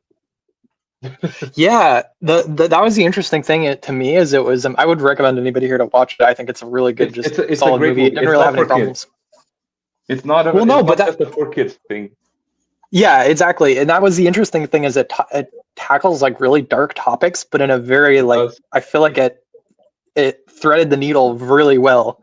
So anyway, yeah, if anybody's interested in animated movies, I'd recommend. It's a really good. Worse than Puss in Boots. What's that? Sorry? Is it better or worse than Puss in Boots? Better. Better. One. Okay. The recent one is really good, but you know, in my head, like Prince of Egypt feels more what's the word? Impactful. You know? Well, yeah, that was the interesting thing. I was reading the wiki page for it, and it seems like it's a movie that actually like kind of embedded itself into society as a really like highly regarded movie. And there is an uptick in like 2022 or 23, or maybe it's 2020, where there was can't can't remember the singers' names, but they like redid one of the songs in there, and it's a musical, by the way, for anybody if you're opposed to musicals, don't watch it. But so it seems like a movie that like hit a that's the interesting thing to me, is that like the technology and the plot and everything was there, but it seems like something that like resonated with people in a way that felt very like, going back to the conversation, like very archetypal in a way. It was interesting. What do you mean by archetypal? Sorry, I wasn't listening to the conversation recently, so. Yeah, just archetypal in the sense of like what the movie portrays is very old ideas, I think repackaged in a slightly a more modern way. And like if you read the Book of Exodus, there's not a lot of the emotional character in there, whereas it hits that part well enough, but it doesn't butcher the original story. So it touches on like seemingly archetypal themes. Oh, okay. So that's kind of yeah. That's kind of what I mean. Yeah, I mean it's based on it. I haven't read it, so I don't know. I kind of don't know what are the things that are truly based on Exodus or not. But from what I remember, it's probably there's probably a big chunk of the story that's just what do you call it? Invented, created for the sake of that movie. Yeah. There is a portion of it, but I think where it jumps to with the extra creation of it, like for instance, Moses is the brother of the Pharaoh that they like grew up together, and it's the Pharaoh that won't let the people go, so it creates kind of an interesting brother dynamic there. Right. Yeah. But it also doesn't like, I feel like it doesn't. That's part of the movie, but it doesn't. That's not the entire point of the movie, so it doesn't sway too far from the original story. Yeah. But anyway, Dragon, did you have something to talk about with archetypes? I was thinking back, if I can kind of recall, like where I think it was Dave saying that like blonde girls are an archetype, and we were talking about how it's what a lot of people see from the patterns, but of course it's not like true in every case. And I was thinking that maybe there's a difference between like that which someone might refer to as an archetype and something that's more of a true archetype, where it's like true all the time, and that's what makes it actually hold its ground as an archetype. Does that make sense? And is there a difference there that you guys see? Oh, well, the issue is it's really, really hard to find examples of things that are true all the time. In fact, we have Gödel's incompleteness theorem that demonstrates that once you get a system too big, you can't prove stuff true all the time. It's just not. I feel that's kind of what Jordan Peterson's trying to do with his analysis of the Bible and stuff like that. He's trying to pull out the archetypes as being true, more true than other stuff. Right? Yeah. You can find patterns, but you can't prove them. Does it make sense to say that some archetypes are like true archetypes because they are just true in and of themselves, or I think that's the debate. That's the question. I think they're context dependent. They're context dependent. They're not. Well, yeah, the idea like that is Jordan's whole stick, as far as I understand it, and he partially got his ideas from Jung of like his idea of God as like an archetype that is the most true archetype that is embedded behind all of society. Is kind of like the idea there. In summary, it's not quite all of it, but it's so true that it's what made society come true, or come to be. Excuse me. So, yeah, I don't know. You'd have to talk to resurrect Carl Jung and talk with him about that. I don't know. Yeah, it's kind of hard to process it when it's like that big of an idea. That's like very encompassing and seems like it's not even understandable. I think another way to frame it is there's certain theories of the idea that like evolution is a process that by default, no matter what, it will create life, and the life might look a little bit different. So it's almost like the archetypal idea is what underlines reality in such a way to where like life will be, and what life's goals will be the same as like what they are now. Of like our ideas of the good are going to be there no matter what, because it's just the way the universal laws are set up. And at that point, you can go like, well, that's God, and I'm not going to debate anybody on that. But yeah, that makes so sense. So like some people might not have a mother, for example, but there's still an archetype of what a mother is, and I think that archetype is what was turned into like this deity, because like a lot of the nurturing mother deity sort of archetype. Yeah.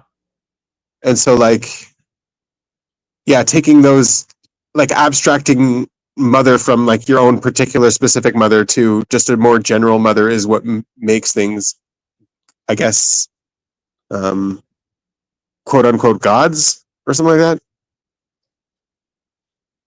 Where like people worship the archetypes. Would you If relate back to them like to? ancient Rome and stuff like that, I think you have like gods. Sorry, I interrupted you, Dragon. Right? Go ahead. Yeah. Sorry. I was just gonna say, would you consider that as almost being like, if we're looking at the archetype of God kind of being like the source of everything, then maybe the archetype of mother is like an aspect of God, and that's how some people frame it into justifying it as worshiping God? No, I think like the archetypes themselves disconnected from their relation to, because like the concept of God is different everywhere, right? So you can't just be like, oh, this relates closer to what God really is. No one really knows like what is that? What does that even mean? That's not a nonsensical thing. But like I think like the archetypes themselves is what people were worshiping. Like people worshipped fire, but what were they actually worshiping? Like an actual physical fire? No, they were worshiping the idea, the concept, the archetype of what fire is, the destructive power, what it symbolizes, all that kind of stuff. Huh. The renewal of life and all that stuff. I've never dug into some of that sort of ritualistic behavior, so I've never thought of it in that way. Yeah.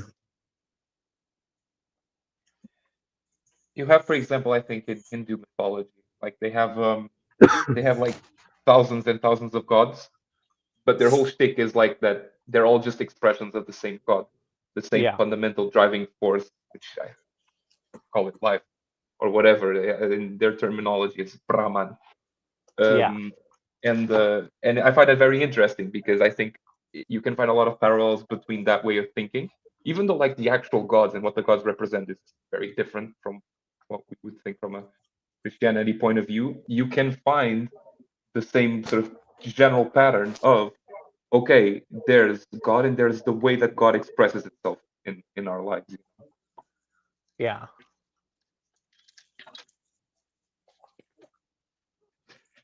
I was also thinking about like apparently there's like a more so common archetype known as like the trickster, and I'm guessing that's where some of the typology communities get their naming for like the seventh function or whatever it is.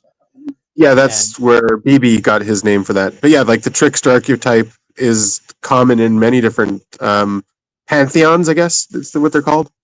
Yeah. Oh, yes. Okay. The trickster, the jester. Yeah. Yeah.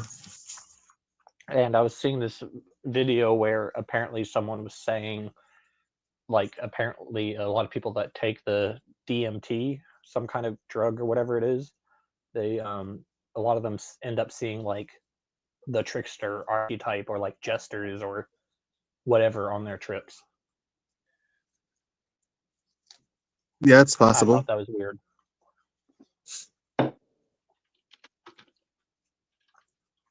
Well, because like it's really pervasive too. The trickster archetype in any community. There's always the class clown. There's always someone who's scheming and that you have to watch out for and be careful because they'll trick you into Yeah, that's so weird. I'd kind of see that as just being like the standard EP, I guess. Yeah, it would not even necessarily EP. It could be even IJ behavior could trick you. Yeah. Someone could scam you. Yeah. So I mean, you could say that it's like chaos, but it's like chaos could come from any type, could come from any tier on IJ, because everyone has their moments where they generate chaos for other people. What matters is the person who is suffering, quote unquote, from the chaos. It's chaos to them, independently if it came from an IJ's EP phase or an actual EP just doing EP stuff. I mean, I see in the Christian ideas, there's Judas is one of the trickster archetypes, and then Satan is also used a lot as a trickster archetype in Christian theology. Yeah. Oh yeah. Yeah, I was just thinking the same thing. Yeah. Or like the snake and the also Christian theology about the snake.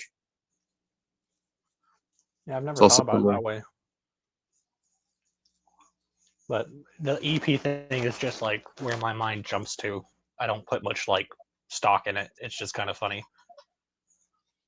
I think it's not just EP. At least I hear a lot about NE, like NE being the sort of jester kind of archetype. I don't know what you Yeah. guys think of that. I think throughout, if we're like comparing it NE across like a lot of the typing systems, I would say that seems to be what people are usually referring to. I think you're just talking about the Joker. I don't know. Yeah. Yeah, there you go. Yeah, but the Joker is a representation of that archetype. Yeah. In its own way, right? Probably in detail, not obviously not the same, right? But archetypally. Yeah, and depending on which Joker as well, because there's Right, different right. Jokers. But yeah, pretty much. I wonder if that's part of why people like that character so much is because of like the archetypal representation of him and what he does. Well, according to Jung's theory, I think that the reason why it has that archetypal relationship is why people might feel drawn to it. Now, why exactly? Like actually trying to understand that, yeah, I have no idea. It's the archetypes. I wonder about like the subconscious elements of people playing an archetype without even realizing that they are, and if you would point it out to them, they would disagree.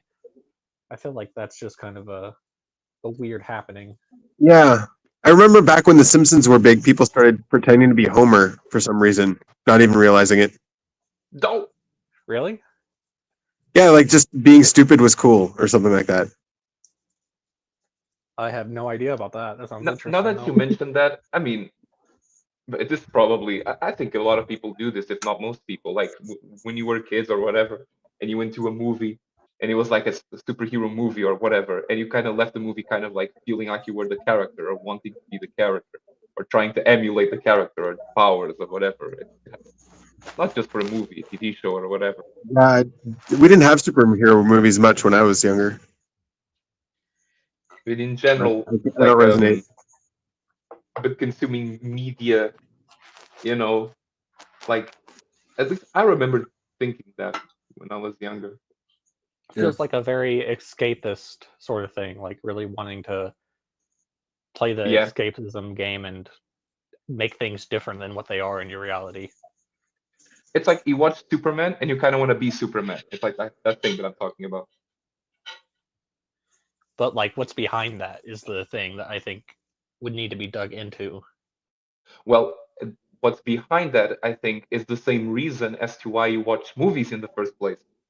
Like, why do you?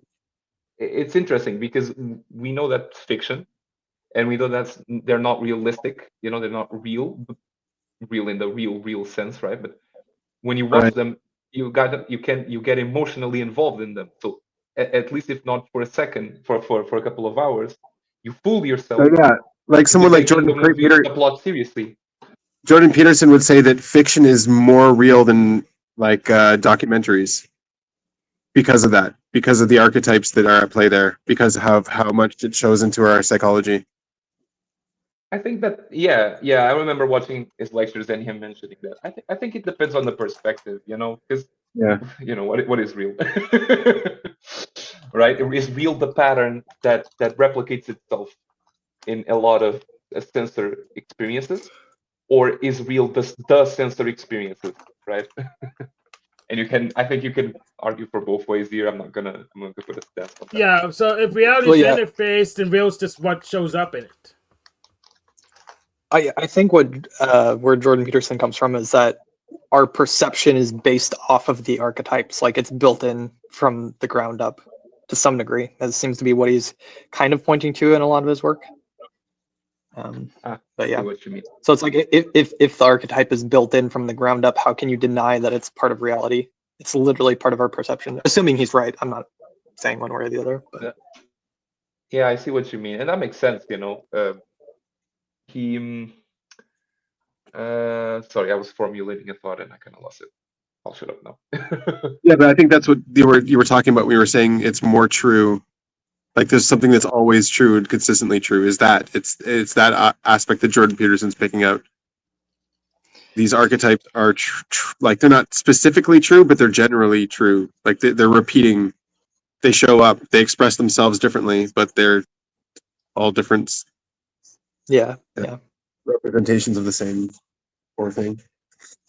But yeah, I wonder if like it sounds like like there's two definitions. There's two ways to get to what an archetype is. Like one way is okay, it's a shared representation of something. It's like something we can all agree on. And then on the other hand, it's an abstraction. And like how are both of these ideas, colliding, meeting at this meeting point? It's like that is interesting to think of because it's like okay, so the archetypes, if the archetypes are more true than the actual experiences, and it's not just that, it's just that it's also that our natural programming has the archetype already embedded in our minds, our perception, right? It's like Well, you yeah, can you make could an argue. I could analogy. argue that. I wouldn't make that claim because you could argue that that's a conditioned thing or that evolved or through our lifetime, right? Like, do babies Yes, have the archetypes built in? I don't know, but yes, regardless, yes, now they're and built you can in. argue. I agree with you. You can also make the argument that like, okay, you and me might look at the leaves of a tree and both say, oh, they're green, and we both said that they're green, but maybe our eyes were capturing different colors. Like I was seeing red and you were seeing yellow or some shit like that. You know, I know this is No, that's not you what I know was talking about at all. No, like what I'm no. Okay, so I understood it differently. no, like you could argue that it's not built in the archetypes. You could argue that it's something that's learned. Like, because like all the media we're watching, we're just consuming so much media over time that the archetypes start presenting themselves more and more. Like the more we consume, right? Yeah. Yeah. Yeah, So because the stories that we consume are draw just from the repetitions, archetypes yeah, more than our real experiences. Yeah, repetitions of the same archetypes. yeah. Um, yeah, I was going at it a different way. Yeah. It's kind of been interesting thinking about what you were saying a little earlier about like what is real even. And like some people would say, oh, it's like it's just your experience is what is real. And I felt like that's the answer I was hearing as like kind of like what seems more correct of like it's like your You experience have to say is that. real. Everyone with So SI says that. Everyone with SI says that. It's crazy. that just like what you experience is a part of like your reality, so there's like something valuable to hold on there. But then I feel like I got that idea from Dr. K, but during in one of the texts underneath the subconscious video, there was this thing where it says saying this is my experience, this is true for me, you just don't understand my life, is self-defeating. You shape and control your experience and the programming that you take in. And people who are stuck often are consuming a trash diet of occupying and directing their minds towards inputs that create negative slash unhelpful framings of our experience. So I'm confused now and trying to figure out where is the line between like the reality of your experience and what your like sensations are and like this I fake mean, I would personally reality. start. Yeah, I would personally start from the fact that your experience is not reality at all. Yeah, I agree. It, I I was mean, gonna say something like this. why isn't it in a way? Because you know, if like you hurt my feelings because you like said that, for example, is it? And even though it doesn't like align with reality to feel that way, it feels incorrect to say that I'm not actually having this experience.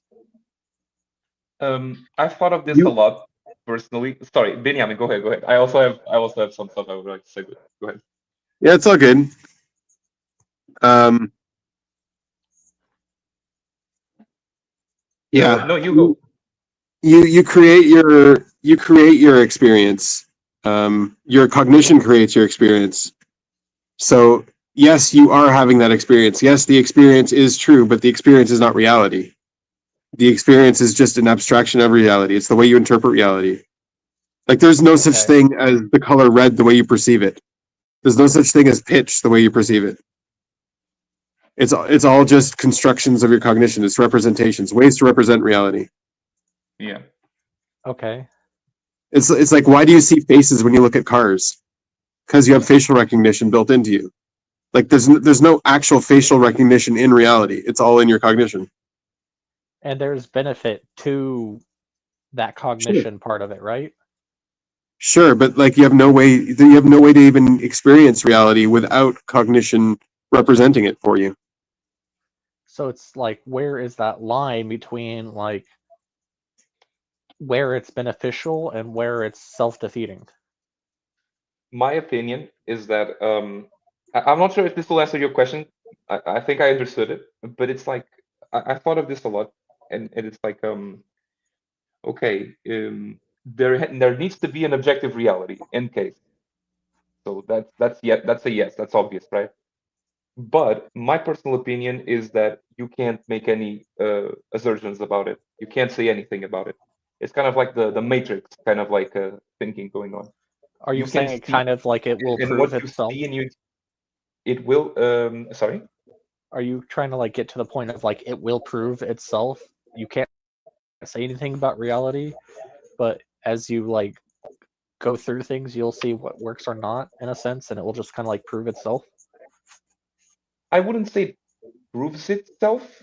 Maybe I'm misinterpreting your words here, but I'd say it's more like, okay, your perceptions guide you. I'm kind of copy pasting Donald Hoffman here. Your perceptions guide you to useful actions, and they're useful because you have desires, you have emotions, you have values, you have things that you desire, and so you're trying to interact with this interface, which is your perceptions and your thoughts and your feelings, in order to maximize value in your life. And this is basically what human beings are all doing. We're all just perceptual thinking, imagining, valuing, put all the cognitive functions you want to put in entities, right? And then we're trying to maximize value out of that. But you can have this whole process, right? You can have this whole process happening and still not know anything about what is objectively out there. And the reason why I can make this statement is because what is out there, by definition of the word, is out there. You're not there. You're not the thing There is that you. no out there. It's all in your mind. There is no out there. Yes, the reality in itself might not be in a thing that is out. You know, that's the kind of a spatial representation that we even might think of. You know, like we might even say, okay, our representations are happening in our brain, but there's things happening inside of our skull, right? What you're doing there is kind of in my opinion at least, like false, because you're presuming that the real world follows 3D dimensions. You know, that's an assumption that you make based on the subjective experiences that you've had your entire life. And your subjective experiences were the only thing you ever had, and they were all simulated. So you have no grounds to make an assumption over what is real. And my point being, real can never be understood or perceived or thought. You know, the extent of what people talk when they talk about real, as far as I'm concerned, is whether or not it's useful. And usefulness is a very different thing than reality. Even though people colloquially I never had that Colloquial. confusion. confuse I've both. never seen that with people. I've never seen that people say something real is useful. I don't No, I know don't how know. those are connected. What I think is that the people don't realize that they're connected. When I you don't think they say are connected. I don't think anyone thinks they're connected. no, because they're not, okay. So let me try to think of an example. Utility and reality When are very people different concepts. when someone says that something is real, let me think of my answer here for a second. I'm not used to Yeah, yeah. talking this stuff about people. um, when people think of an example, um, what's the purpose of memorizing stuff that you've learned in the past or whatever? What's the purpose of, for example, memorizing that your order in KFC was 100, was number 100, let's suppose you memorize that. That's What a if it's fact, not a that's purpose? sensor factual information. And you might even say that the real world, has the number 100. But the only reason why people would normally talk about that, like, oh, the real world has 100, was motivated by a need for usefulness. It all started from usefulness, even though you weren't aware of it. But then you drew reality, you drew what your perceptions of what real is out of a need for usefulness in your perception. So it is rooted in usefulness, but no one is aware of the fact that it's rooted in I don't agree with any of what you said. Yeah. Okay, why? Reality and utility are very different things. Some pieces of reality might be useful, some might not be useful. You look up at the sky, there's nothing useful about looking at the sky, except for trying to predict the weather or something. But I mean, just like, I don't know, your experience isn't always useful. Yeah, you need to define your terms so we can communicate properly. I think that it might not be useful at that moment, but the reason why you have perceptions in the first place is because you're trying to fulfill an ultimate goal for survival. So even if you're not aware of the fact that the sky is useful, the reason why you're perceiving it at that moment is it might be. The reason why you're perceiving things in your spectrum, like you're seeing light in the spectrum of green, red, and like all of that area is because of like biological utility. Sure, maybe, but that has nothing to do with reality and associating reality with utility. There's no. There are lots of parts of reality that are not useful that we still investigate. I think there is, because reality ultimately serves utility. For example, if I told you two No, it doesn't. I disagree. If you have two statements and they contradict each other, You never existed. Humanity, life didn't exist for billions of years, but there was still a reality. Reality without utility, but there was still a reality. Oh, I disagree with that. I disagree, because that's an assumption. To say that No, reality. what you're doing is an assumption. What you're saying is an assumption. You're assuming that oh my God, it's the opposite. It's the exact opposite. You're both making assumptions. That's the issue. No, reality is real regardless of its utility. Prove it. Are we talking about reality like the conception? No, real reality is there. It exists. It does what it does, regardless of us perceiving it or not. Regardless of that. Things are getting heated. You can only acknowledge that reality exists if you perceive it. So you need perception in order to believe. Even if I was not here to perceive it, reality is reality. There's no evidence of that. That's an assumption that you derive from all the perceptions that you get in your life. Diego, if a tree falls in the forest and no one's around to hear it, does it actually fall? Or does it make a sound? The only conceptions that you have of a tree or things falling or the idea of a sound and things being in and out of your conscious awareness, that's a set of conceptions that you build through the experience that you had in your entire life. Yeah, and I would say the build your knowledge of what is real and what isn't real if you from your subjective experiences in life. You cannot say the tree still falls. I'll get an answer. The tree still falls. It makes pressure waves, which could be perceived as sound, but no one's there to hear it, so no one will interpret it as sound. But the pressure waves are still there. The energy is still propagating. Reality is still reality, regardless of our existence and our perception of it. Regardless of its utility. Regardless of its utility. There's so much more going on. There's so much. One second. I'm not done. There's so much more going on with the tree falling that we don't perceive. There's so much more going on with the tree falling that, it would be pointless to perceive. So yeah, our perception might be based on utility, but reality isn't. I think that sounds great. I think that for us to even think of all of these things, we need to have some conception of them in the first place, and that requires experience of some sort. I'm not saying that there is an objective reality out there. I'm just saying that we can't make any assertions about it. We can't say that there is a real tree. What if we break it down of like what comes first? Does the experience come first, or does the thing happening that produces the experience come first? This is going to sound confusing, but I think to think of experience in the first place is just another concept that we create. It's another representation that lives in our minds. Experience is a representation. Sure. Yes, we all agree on that.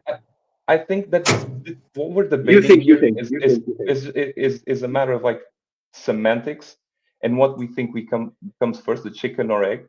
But these are all representations, and they all exist in our representative sort of experience that happens in our mind. For us to talk about real in the first place and try to debate a distinction between what is and what isn't real, we must have those ideas in our mind defined in some way, shape, or form. But you're saying that if the conscious He's not saying anything. precedes reality.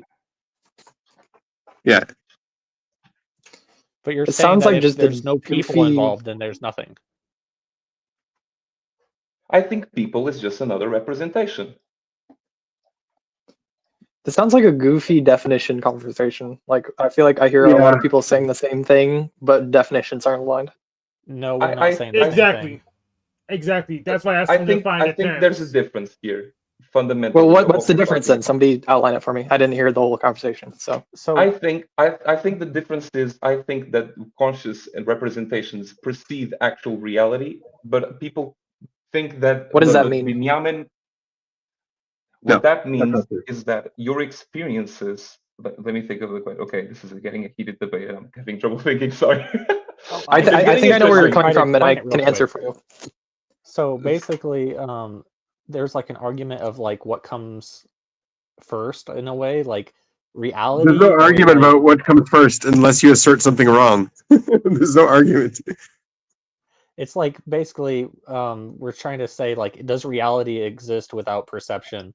Benjamin saying yes, reality exists despite there being like any kind of utility attached to it, and Tiago saying that reality is subserved by utility, I suppose. So this all goes back to this jellyfish this box jellyfish that I was seeing. Its representations of reality are so simple and so basal. There are no objects. It doesn't have any idea of objects. It doesn't have any idea of any of that stuff. Its eyes pick up contrasts, and it has like four eyes with 4 eyes on each eye. And like just the way it perceives, we can completely understand and grasp how it's perceiving the world and how it's making its decisions based on how it's experiencing reality. But it's just so foreign from our reality. It's just a very different way of experiencing reality. And like in that conception of this box jellyfish, in that conception of something else can experience reality completely different from us, but I can see how it's experiencing reality because it's so simple. Then you could be like, okay, so there is a reality. We're both experiencing the same reality, but our experience of that reality has a much higher resolution than this box jellyfish. And then it follows that another creature might have a way higher resolution than our experience. Like the possible resolution of reality is infinitely high resolution that we will never get to. And it's even pointless for us to even get there. But that reality still exists. It's just there's a difference between the reality and how it's being represented. Can you steelman Tiago's argument then? Like, tell me what he's saying. What do you take from him? I actually have been thinking, and I think we agree. I think I'm kind of getting your argument, Benjamin. I'm kind of thinking of my thinking and trying to like relate the two. I think we agree. Let me make my case, and you tell me if I'm wrong or not. So I still think that there is. I'll tell you if you're wrong or not. Objectively. No, I just want to check if we're. No, I'm joking. Yeah. For example, I think that there is an objective reality. I'm not denying its existence. It needs to be. There needs to be something. In case that's where I started out from. But I don't think we can make any assertions of it. So, for example, the question that I don't remember who asked it. Sorry. About the tree falling, for example, like I think the concept of a tree is just something that we create in our minds. Whether or not real reality has trees in the first place is an assumption. That's the kind of jump that I'm making. I'm not saying that the tree is actually out there. I'm saying that there is things or a thing outside of our conscious perception and experience that is not represented in the same way that our conscious perception is represented. And therefore, since they're never represented the same way, we can never really know what they're like. Yeah. So would a good comparison here being like, there you have a video game and you have the code that operates all of the hitboxes and the polygons and the way that things should interact. You have the code running in the background, but then you have these polygons to represent it. And so then you can say reality is the polygons, and they're making up the character in the game, let's say a Mario or whatever. In that case, it would be pixels, but I don't quite know the distinction there. But anyway, and we're like, underlying reality is the code. And we can all say the code is there and it's operating the same no matter what, and it's supposed to do certain interactions within the game. I would say underlying reality is the computer and the machine language that even before the code. Yeah, you could go to. I wasn't trying to go that far, but yeah, that would be a more accurate comparison. Yep. So then I feel like what's the argument happening here is Thiago's going like, no, those polygons aren't reality, and Benjamin's saying like, well, no, I get that they're not. Like I feel like the language difference here is that somebody is conflating that we're all saying the polygons are reality, but it's like, no, we know the computer is underneath. Like we all agree the computer is underneath processing everything or something like that. Right. Well, no, because the one thing I'm saying is that there is perception, there is experience outside of utility. Utility is not, like, that's really what I was pushing back on. Utility is not the end all. It's my fault because I started the argument with utility and I mixed things in. I apologize for that. I'm not used to talking to this stuff about people, and I'm definitely not used to getting like people debate my argument. So I do admit I might have confused those two things, and I was using them together, and I'm apologize for not being clear on that. So where does the utility fit into it? I still think the utility fits in. So let me think for a second before I say another mistake in my SQ word. Yeah, it sounds like, I think this is Peterson's argument about truth, that truth is only like what drives utility, or like what has utility for evolution or something like that. Chris, can you share that picture I sent you via email? The ChatGPT picture? Or whatever, Bard? This comes down to the crux of it. It's the internalizing versus externalizing thing. Externalizing is all about utility. Let's see what I can do here. I actually don't think I can. Okay. All right. Just because I'm on the phone, but... Oh, you're on your phone. Yeah, no worries. Yeah. I could hop on a computer real quick. Yeah, no, it's all good. I came to a really good definition there of what externalizing is, and I was like, oh, but like, how would I mirror that to internalizing? So I just basically asked Bard, and it just did a perfect definition of what internalizing is, and it just sort of worked out. Yeah, let me just read it. I'll read it if you guys are interested. Yeah, sure. Okay, so Benjamin asked the AI, whichever one it is, and this is what he told it. Complete this for me. A unit being projected outside of itself may serve a purpose, fulfill a requirement, form a connection, direct an outcome, or go to waste. A unit that projects onto itself may ... And now the AI responds. A unit that projects onto itself may ... And now we'll list. And the list, number one is become self-aware. It can develop an understanding of its own nature, strengths, and weaknesses. This introspection can lead to growth and improvement. Number two, create a self-fulfilling prophecy. If the unit believes it is capable or incapable of something, that belief can influence its actions and ultimately determine the outcome. Number three, fall into the cycle of stagnation. By constantly reinforcing its own existing beliefs and patterns, the unit may miss opportunities for growth and change. Number four, become narcissistic. An excessive focus on the self can lead to the inflated sense of importance and a disregard for others. Number five, I think. Struggle with confidence. Projecting negative thoughts and feelings onto itself can lead to a lack of confidence and an inability to reach its full potential. I don't remember the number. Achieve a state of equilibrium. By understanding and accepting its own nature, that unit can find balance and inner peace. Essentially, a unit projecting onto itself is a form of introspection and self-reflection. This can have both positive and negative consequences depending on the nature of the projections. All right. Anything you want to break down from that? I can reread a portion if we need to. No, yeah. So that's basically it. So it's like the externalizing process was what I was defining at the beginning, which is like all utility, all purpose, and all of that other stuff. It's sure it might have a purpose, but that's not like there might be a purpose beyond that, like evolutionarily or whatever. But it's just a mechanical thing of a unit projecting onto itself. It's not looking at utility as its core mechanic. Yeah, you would almost have to like redefine it as utility within itself or something strange like that, maybe. Right. And at that point, it's not even meaning the same thing. Yeah, because utility, I think, implies by definition that it's external to some degree, maybe. Right. But basically what I have as the definition for SI is, SI is an externalizing function. It's experience that you're trying to find the purpose for things. And so it makes sense that someone with SI would try to argue for utility with experience. Whereas like someone who's using more SE would be like, no, experience is free of utility.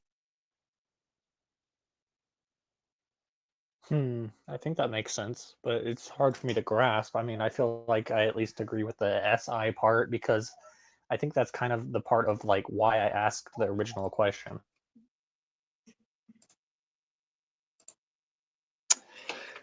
God, Benjamin, you invite such nerds on the stream. I'm kidding. I mean, I'm not, but I'm part of them. Yeah, it's all good. I feel like it's still hard for me to reach a conclusion on my like original question of like when it comes to like experience versus reality, like where does the utility of personal experience, where's the line between that being like good or bad, I suppose. Good or bad? What did that have to do with it? I don't know. I could like relate some of these ideas to like topics that are very controversial and stuff, but I don't know if we want to go there. Do it. Sure. Give it a shot. It's I guess it's like the debate between like the left and right when it comes to like people that identify as trans and stuff and like what is a man and what is a woman, and then like someone that is trans, their subjective experience is like there's something real to that, but at like what point does that like get smashed by reality, I guess? I don't know if that's the right way to phrase it, but like what is that? How is there usefulness in that experience? How does the usefulness of that experience change? I don't know. It something subjectively, I would assume. Yeah. But it's still like real in the sense of their experience is like aligning with this other archetype, I guess we could say, maybe. They're contextualizing their experience through a lens. And it's like, well, oh, go ahead. Yeah, I just think that you could say that there are good and bad archetypes as well. Can we though? Yeah. Well, the archetype itself might not be bad, like it shouldn't be there, but it can have a bad form. So like this actually goes back to Benjamin's kind of I don't remember what it's called, but there's the idea of like if you go too far in either direction, you get those extreme outcomes of like if you I can't think of any of the words or anything on it, but like if you go too far with justice, then I think you become is it like a tyrant or something? Yeah, something like that. Yeah, and then if you go too far in the other direction, so it's like the archetypes have, I think there can be a role there that needs to be filled, but it can go in bad directions. If you go too far with justice, you'll kill a CEO of a medical company. Yeah. But I don't know. I'm still just trying to like get to the core of like it seems beneficial to like acknowledge someone's subjective experience because there's like a part of that is real. But then it's like the other thing that I was reading that Dr. K wrote of like saying how the subjective experience is also self-defeating. I'm trying to understand where the line is between the two. Where Tiago and I agreed on subjective experience is not real. We agreed that subjective experience isn't real, even though parts of it are connected to reality.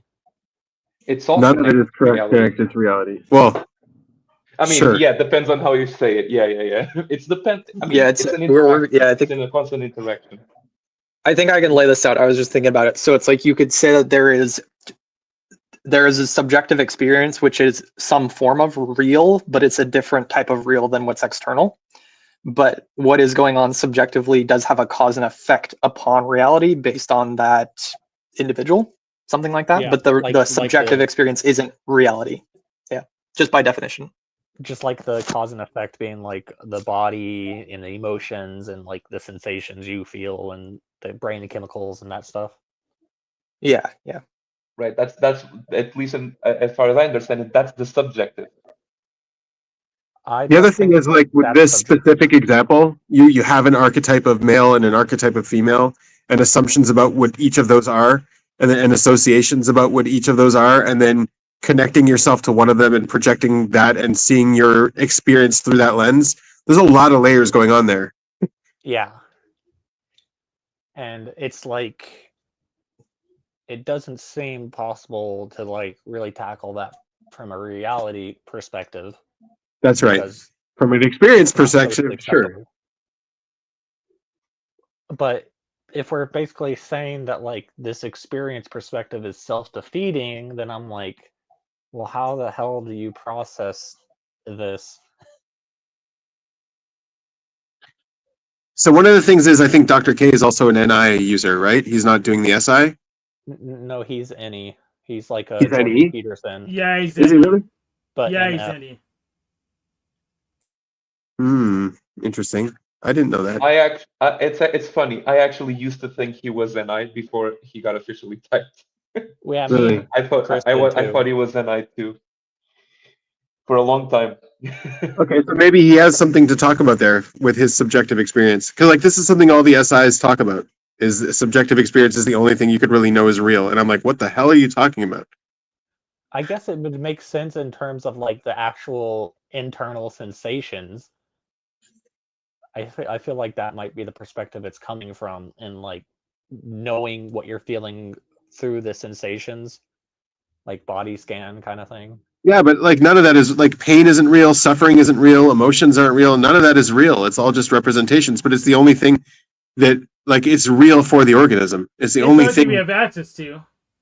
You'd say it's not real, but it's the only thing we have access to. It's the only thing you have access to, but it's you have no access to reality by your definition. But it's also the only reality that an organism has access to. It is reality for the organism. Okay. Then. It's a cognitive reality. It's not a physical real reality.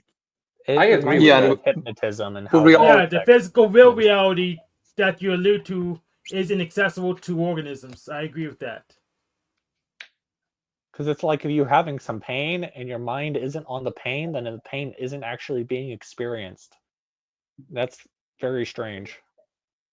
So we pretty much inverted your original stance, Benjamin. No, we didn't.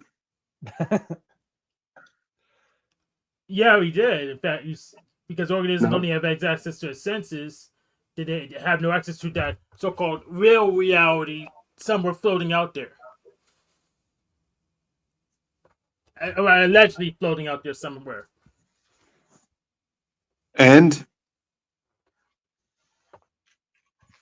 it's gone. Okay. And it's gone. All right, it's gone. Okay, Hank's right as usual.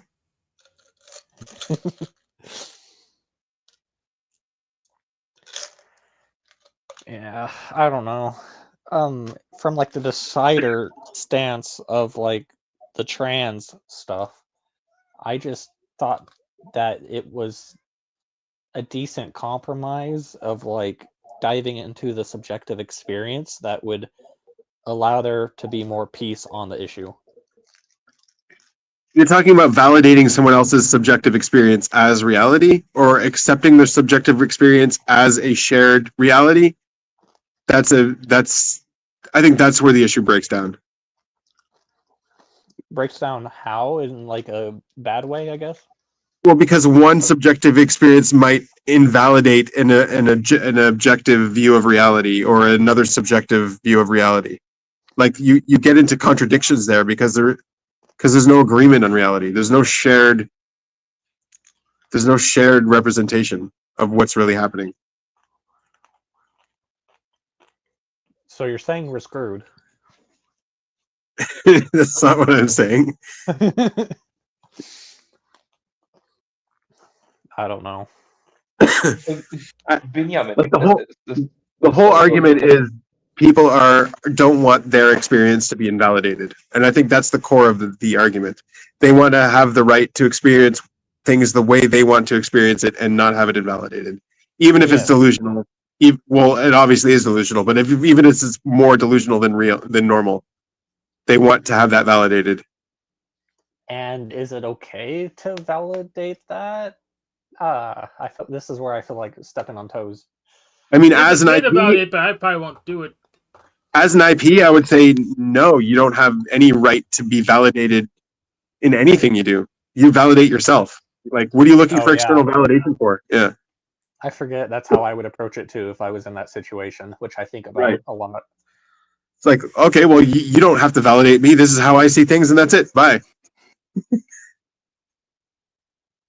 Yeah, then the problem comes up if you have to work or collaborate with someone else, and then it's like, okay, if you're not in agreement over things that are needed to be that you both need to be in agreement with in order to survive together, like that pushes you in a position where you need to find consensus between the subjective. So in what world do we have to agree on your gender in order to, I mean, if we wanted to have a baby together, Tiago, then yeah, sure, we have to agree on your gender. But other than that, public restrooms. Yeah, infrastructure, but it's not only that. It's like how we, right? In terms of like reproduction in the like, because for us to survive as a species, there needs to be reproduction, and so there's implicitly there a need for at least two genders, right? So I think we can all agree on that. If there is more or not, that is a debate, because then people, well, I'm going to push for the usability, the utility argument here a bit, Benjamin, but it's like, is there utility in there being more genders, or is it just an internal, I identify as this because I felt like it kind of thing? Right. And so utility is definitely a seed of agreement, because a ground for agreement. Exactly. Yes, 100%. And I think we use that as grounds to establish, I'm going to call it objective truth, or at least our perceptions of objective truth, because if we're all in agreeing with it, that's better than us being in disagreement with it. So I think, but then like you look at ancient civilizations where you had something like infanticide. It was just a normal practice. Like if your child was born with a left arm that didn't work right, or they were even born left-handed instead of right-handed, you could just kill your child, and everyone would agree with it, right? The utility of that was there. It was a very utility, right, driven way of looking at things. Well, it depends. Okay, this is a very tough issue to talk about. I'm going to talk. Sorry if I misuse my wording here. I don't want to sound disrespectful towards these kinds of issues or whatever. But I think that disrespect away. I think that it's fundamentally based on what your set of values are. If you have because I think those older societies. I think you even talk about this in the video that you did, Benjamin, about societies like have this spectrum of like being tougher and more oriented towards what was the word that you mentioned? This wasn't that old of a video. There are societies that are more oriented towards like power and more structure and seriousness, and there are societies that are more lenient and are more open to people's subjective whatever NF stuff that they feel like. And all this to say that the grounds by which each society sets their set of values, for example, for one society, it might be a set of values that if a person doesn't have an arm, well, they're going to be a waste of resources. Therefore, we must kill it, Or it might be the case that we think, okay, independently of whether or not they're useful or not, human value, human life in and of itself is more valuable than anything else. So that person must survive. So it is wrong, and you're going to go to jail if you do something to a person who was born without a limb. You know. So utility is built from the set of values that you and/or your society has. I would even argue that utility is a value. Whereas, like, Yeah. these ancient cultures have utility as the value, whereas a more nuanced morality would take out the utility aspect and put morality above utility. Sounds like a very left versus right sort of representation, honestly. Yeah. I think it also depends on how we're Stop bringing defining up utility archetypes. here. I think the left versus right do come to odds over this, but over different things. So, like, I could see the right being very moral over utility in certain areas, and I could see the left being moral over utility in different areas. That's a good point.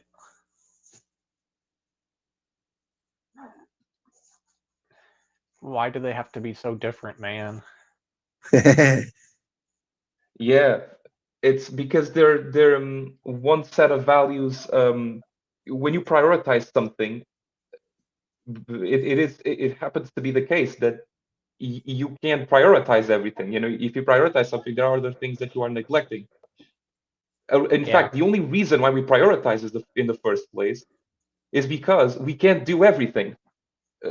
Things contradict each other. Sometimes to go left means that you can't go right, you know. And that's why Well, that's where Jordan prioritization Peterson's is talking useful. about the hierarchy of values. Like, some values trump other values, and trying to establish that hierarchy correctly. Yeah. If you establish that hierarchy correctly, it feels like that just solves everything, I suppose. Right. I think the one addition to that is that you may not have the appropriately, like, quote unquote humble view is that your hierarchy might not be accurate, so you need to continue updating it. So, like, the second you get your hierarchy figured out perfectly, that's like a bad position, because that means you're not paying attention to what's going on potentially to, like, exterior to the hierarchy. So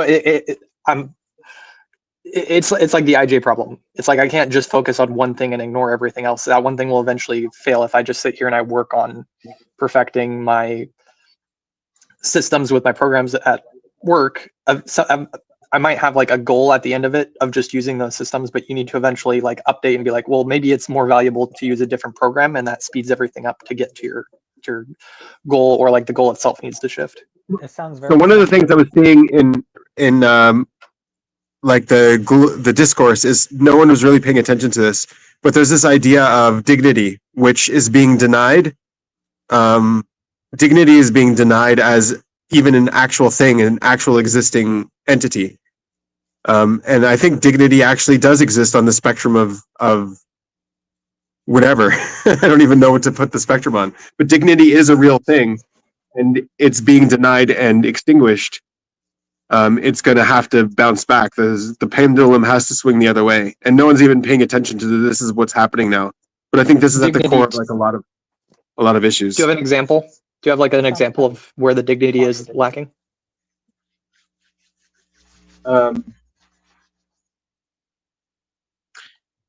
I mean, like the classic example that was happening. I don't know if people were following this. There was like that OnlyFans girl who was breaking down and crying over the fact that, like, she was being told and she was directed to sleep with 100 guys in a day, sort of thing. And like that was her goal. Yep. Right. But I understand what you mean. We're losing our collective value over that kind of dignity, right? Yeah. There are things that you shouldn't do because you'll lose your dignity if you do them, and we're kind of being less aware of that. We're denying the fact that dignity even exists, that there even is such a thing. Yeah, as long as it gets you money, why not? Well, right? That's the kind of mentality we have more of nowadays, I think. All I'm sitting here is thinking, what does dignity mean? So I'm going to look it up.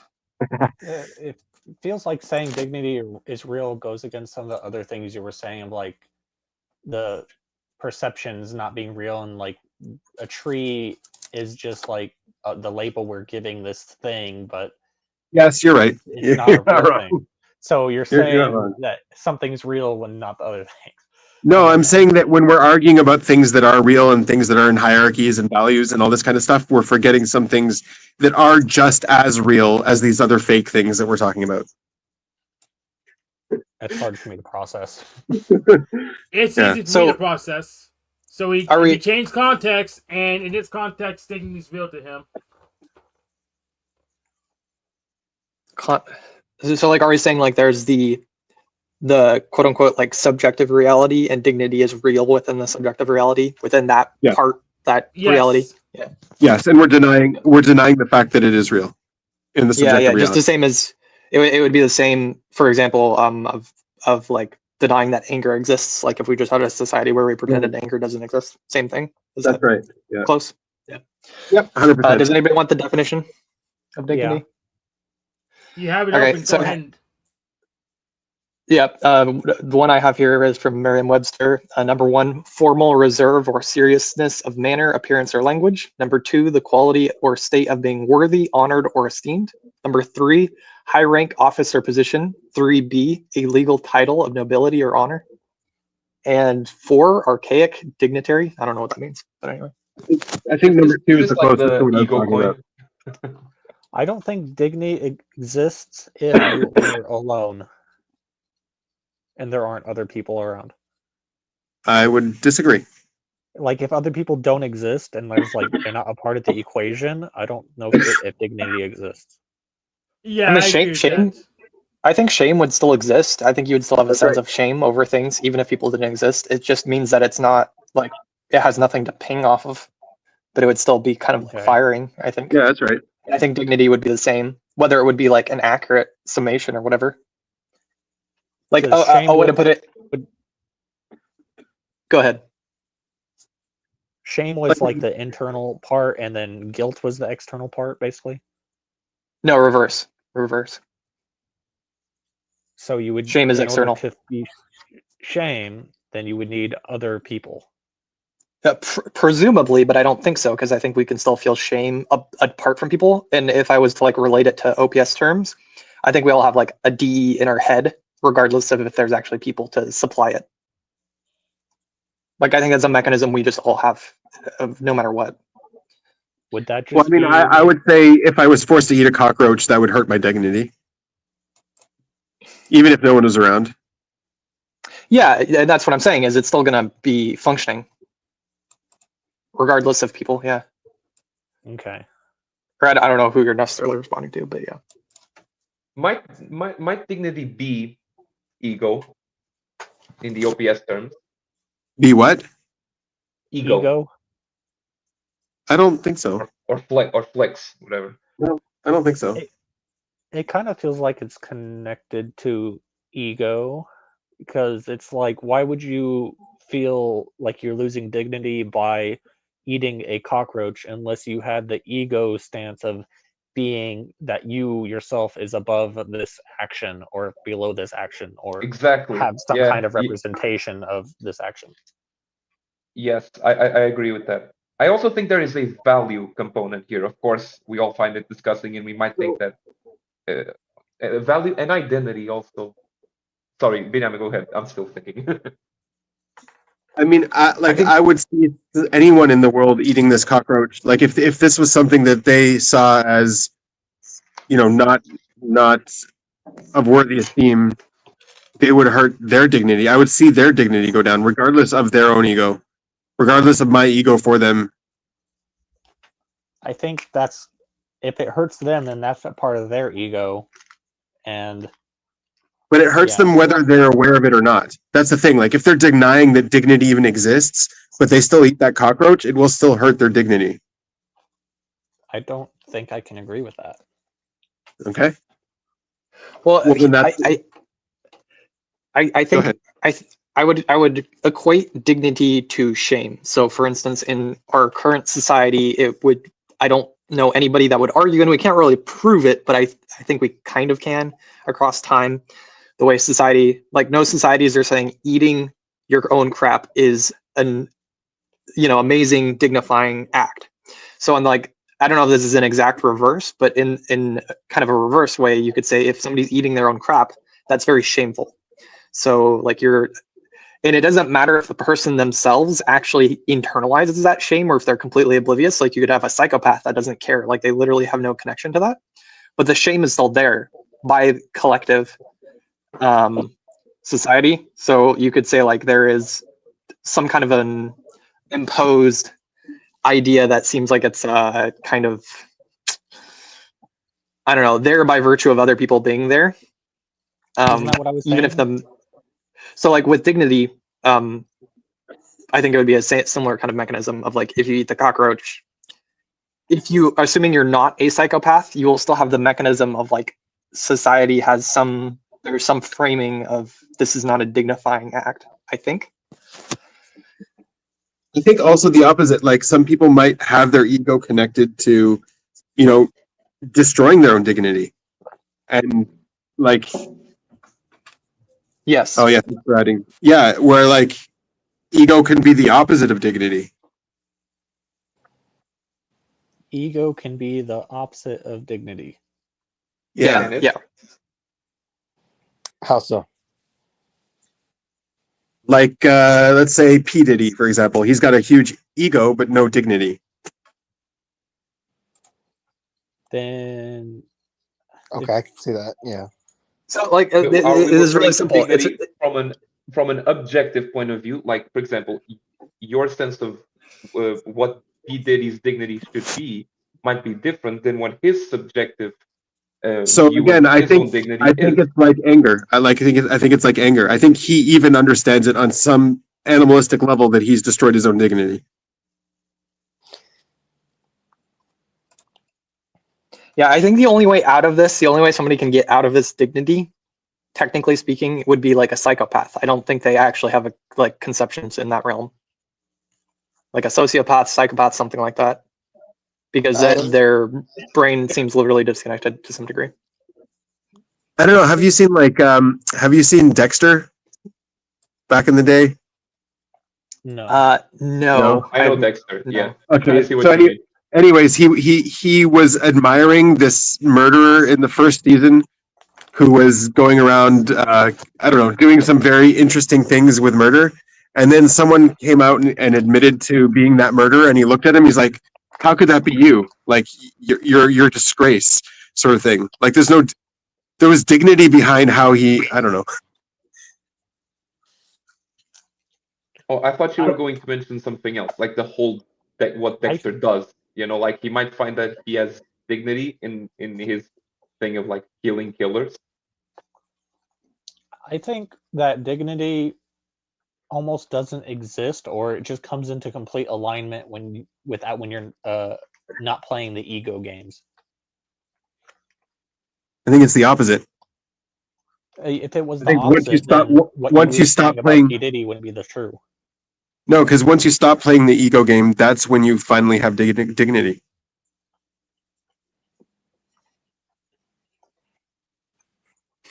I think I would disagree. I think it can be both. I think it's a separate. Yeah. I mean, like the ego. I don't think. So here's the dichotomy here. I'll try to lay this out really clearly. So you have as a synonymous type of mechanism. I don't know if it's actually accurately synonymous, but so it's similar. So you have guilt and shame. So guilt is an internal. It's like kind of the same kind of emotion. Guilt is internal. It's I didn't like do the right thing. I feel guilty. Shame is imposed by others, where others go. So if I can eat my own crap, and then there can be a sense of guilt of like, oh, I shouldn't have done that. Like I had the urge to eat my own crap, but I did it. Then there's guilt. Then there can also be no guilt, and there can be the shame component of others are coming to you and they're telling you you should not eat your own crap, and that imposes the sense of shame. I think dignity is. It seems like it is an external component of like in that same dichotomy. I don't know what the internal one is, but it seems like it's the same as shame. Could it not just be both? Like, if you sacrifice your dignity, you could feel shame on a public level or guilt on a personal level? I think it could be both, and that's why I'm saying I don't know if it's necessarily synonymous. So it might have both components. It might be both like a shame and guilt, so it can come from internal and external. But yeah, but there may be a different word for that. Is we're sacrificing our dignity because we don't value it. I mean, is it worth sacrificing dignity in order to live? And is living more give you more dignity than dying because you're not willing to do what needs to be done to survive? You tell me. Depends on context. Because if someone has a gun to your head, had that plane crash in the mountains and had to resort to cannibalism to live. Eating people is something that I'm sure everyone would classify as undignified.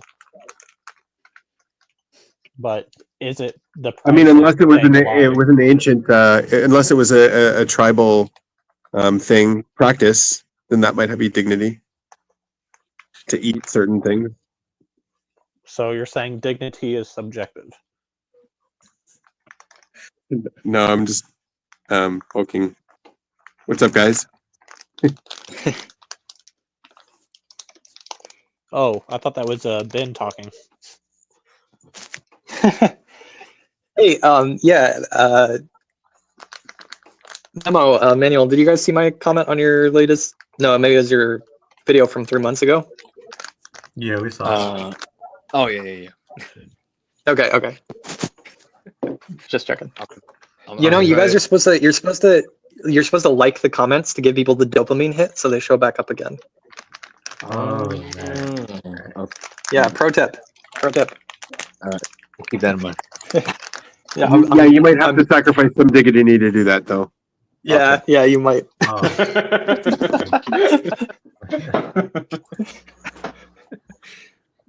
Is sacrificing dignity dignified? Oh, to answer the question about what spectrum dignity is on, I would say the opposite of dignity would be humility. I would say that. Dignity is opposite to humility. I would say so. Like it's the same side of it's two sides of the same coin. That's what I'm trying to say. Same coin. Well, so I would say what protects dignity is modesty. Yeah, I can agree with that. Yeah. And modesty and humility are very linked. So it wouldn't be the opposite sides of the coin.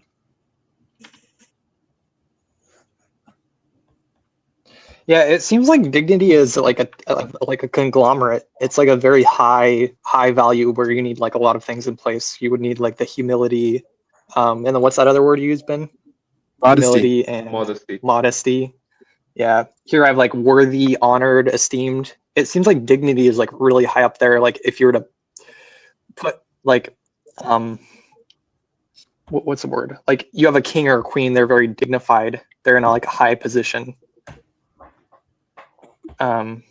Externally so dignified, like, right. So it's like to be dignified is like putting yourself very high on a hierarchy, theoretically, not necessarily, but. Right.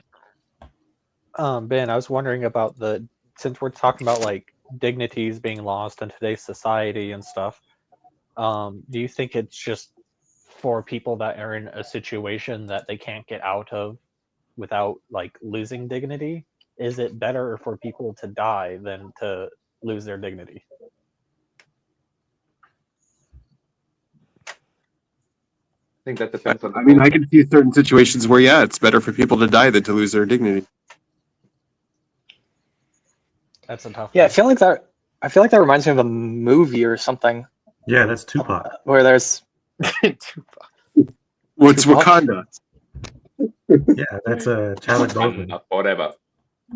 Because thinking about the example with those people in the plane crash that had to like eat the other passengers to survive, when they came back to society, they were like under extreme like scrutiny and like had to deal with all kinds of crap. And it's like that's. You're talking about the ones in South America, or? Yeah, whatever one you talked about, that's where I got it from. Oh, you're stealing mine. Yeah, I can go find you the documentary on YouTube. It's really good. So you're saying dignity depends on circumstance, or what about it?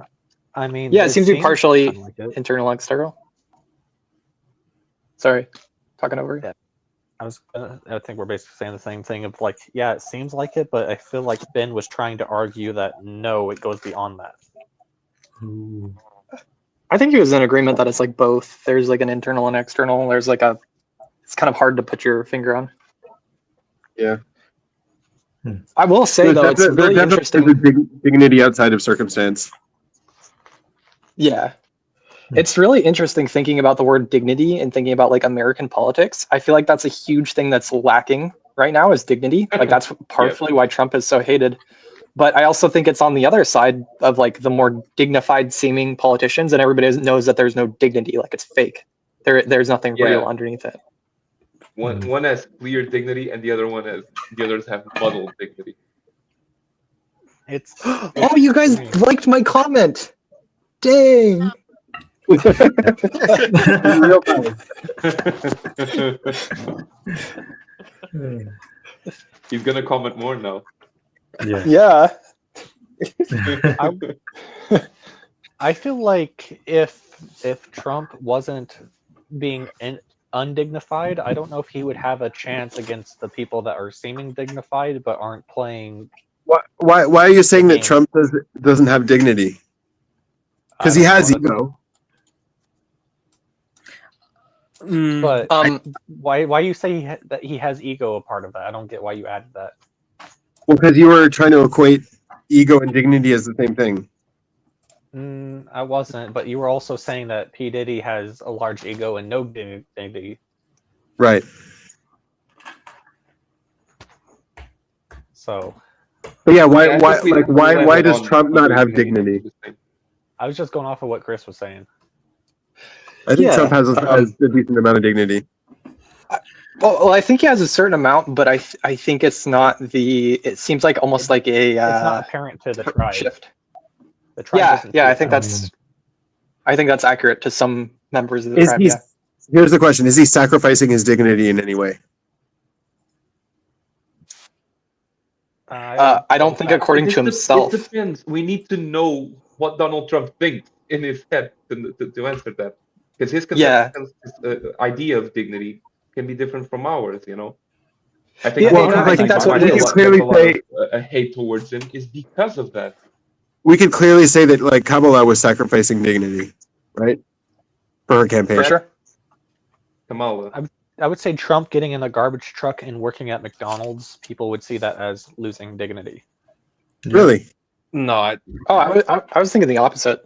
I was gonna say, probably reinforce it. Because it's like societal things that are like considered below standard for what a president would do. Well, that's true, but from a perspective of power, he actually reinforced his dignity because he's lowering himself. So he humiliated himself and therefore dignified himself. Seems like he's more of the people. Yeah, exactly. Let me. I think I know where the crux of it is. I think, or at least part of it is. I think it's how he plays politics, and probably more specifically like Twitter, the Twitter stuff that he says. I think that's where it is. Yeah, he loses dignity on Twitter for sure. Yeah, and with the way he plays politics is, I think that's like in the game of politics, he doesn't have that dignity, but he does within the game of like business that he's used to. And I think that's where the disconnect is. I think the opposite. He has no dignity in business. He's a failed businessman. I think that's partially true, yeah, but I think they're it might not be the opposite. It might be that he just simply has no dignity on both. I feel like the term dignity is getting so muddy here because it's like if we're talking we're exploring like a kingly position, like lowering yourself from like a high position is like losing dignity. And then there's like other things that like being humble does give you dignity, and there's like a conflict here. So like look at it this way. I think the vibe of Trump, like going to McDonald's or whatever, is it's like the idea of the king, like a king strolling through the streets, and there's like the villagers or whatever on the side, and like let's say there's a kid that is, like, let's say there's children in the background and they're bullying a little girl and they like throw her doll over onto the street to be like trampled, and the king gets off his horse to pick up the doll and give it to the girl. Like that's like a humbling. The king humbled himself and gave the doll back to her. It's like I feel like that's the kind of vibe of McDonald's. going to McDonald's. It's like it feels like lowering some yourself. people see it the opposite of like, oh, it was just a dirty scheme to like trick people into thinking he's humble. And, Yeah, like, the king and that paid can the be children to do that. Yeah, that can be true too. Politicians do that all the time, in my opinion. Yeah. Not just. And that's the question. We don't know which way it is, and I think there's probably a truth to both sides of it to some degree. I find it interesting that scenario that you pointed out, Chris, like because okay, there's if we define dignity as him, the king in that scenario, maintaining his status, right, maintaining his position, not going outside of what his sort of role is, then he lost dignity by exiting the chair and giving the doll back to the child. But it kind of feels like it gave him more dignity points back because in his humbling, he performed something that the people appreciate, right? Yeah. It's Yeah. It seems like it's like a gamble because you can do that in a very stupid way. You could do that in a way that's just like, why is our king like if the king went and just started like pig farming, like you went with the pig farmers and started hanging out with them, like that's not a dignifying way to humble yourself. You're just like lowering yourself. Neglecting his duties. Yeah. Sure. I think the duty element of it seems to be quite important. It's quite what? Dignity and duty. Important. Like I feel like duty is a key element to whether something is dignified or not. Yeah, I think that's a good point. So is dignity like more introverted, more I like? I don't know if I would say that. I'm thinking about it from the Eastern perspective of Dharma. I feel like that's like a good way to see it because it like encompasses like the context and like your position and like the people around you and that sort of stuff. And it seems like almost like Jordan Peterson's idea of pointing at like the highest value.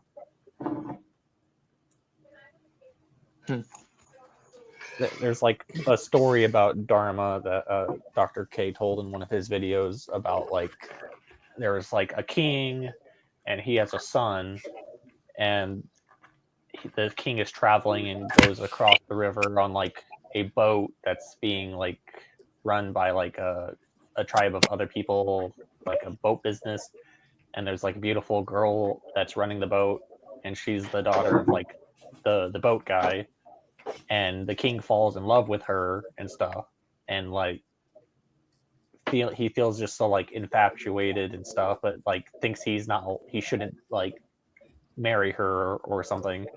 And then like he gets home and is like kind of depressed about it, and the son notices and they like have a conversation about it, and the son is like, yeah, you should go back there and ask to marry that girl from like the boat dad. So the king, like reinvigorated by this, goes back there and starts like talking to the boat dad and like saying, yeah, I would like your daughter's hand in marriage. And then they like start talking terms, and the boat dad's like, okay, but your son will have to relinquish the throne, and if you want this to happen, because I don't want my daughter to be like treated as like a second class whatever. And the king's like, oh well, I can't do that, it's like against the duty sort of aspect. So he kind of like turns back and is all sad, and then the son finds out, and the son goes back to negotiate for his father, and the boat dad is like adding extra terms on it, like, okay, not only do you have to relinquish your throne, but you also like can't get married and can't have kids because I don't want my daughter like having any like trouble with this. And it's like the son like goes with it and gives up all of that stuff. And it's like a question of like, okay, in this story, who is following their dharma or who's not? And it's like the king and the boat dad were like doing their duties for their positions, and like the son wasn't following his duty and like gave it all up. And it's like interesting because you'd almost see like, oh, the boat dad's just being like a greedy jerk, he's the bad guy of the story, but he's like trying to set things up for his daughter and like just doing what he's taking care of, what he's responsible for. And the king is like neglecting his like desires to like follow his duty, but the son is just like throwing it all away and is like there's like no duty in his action.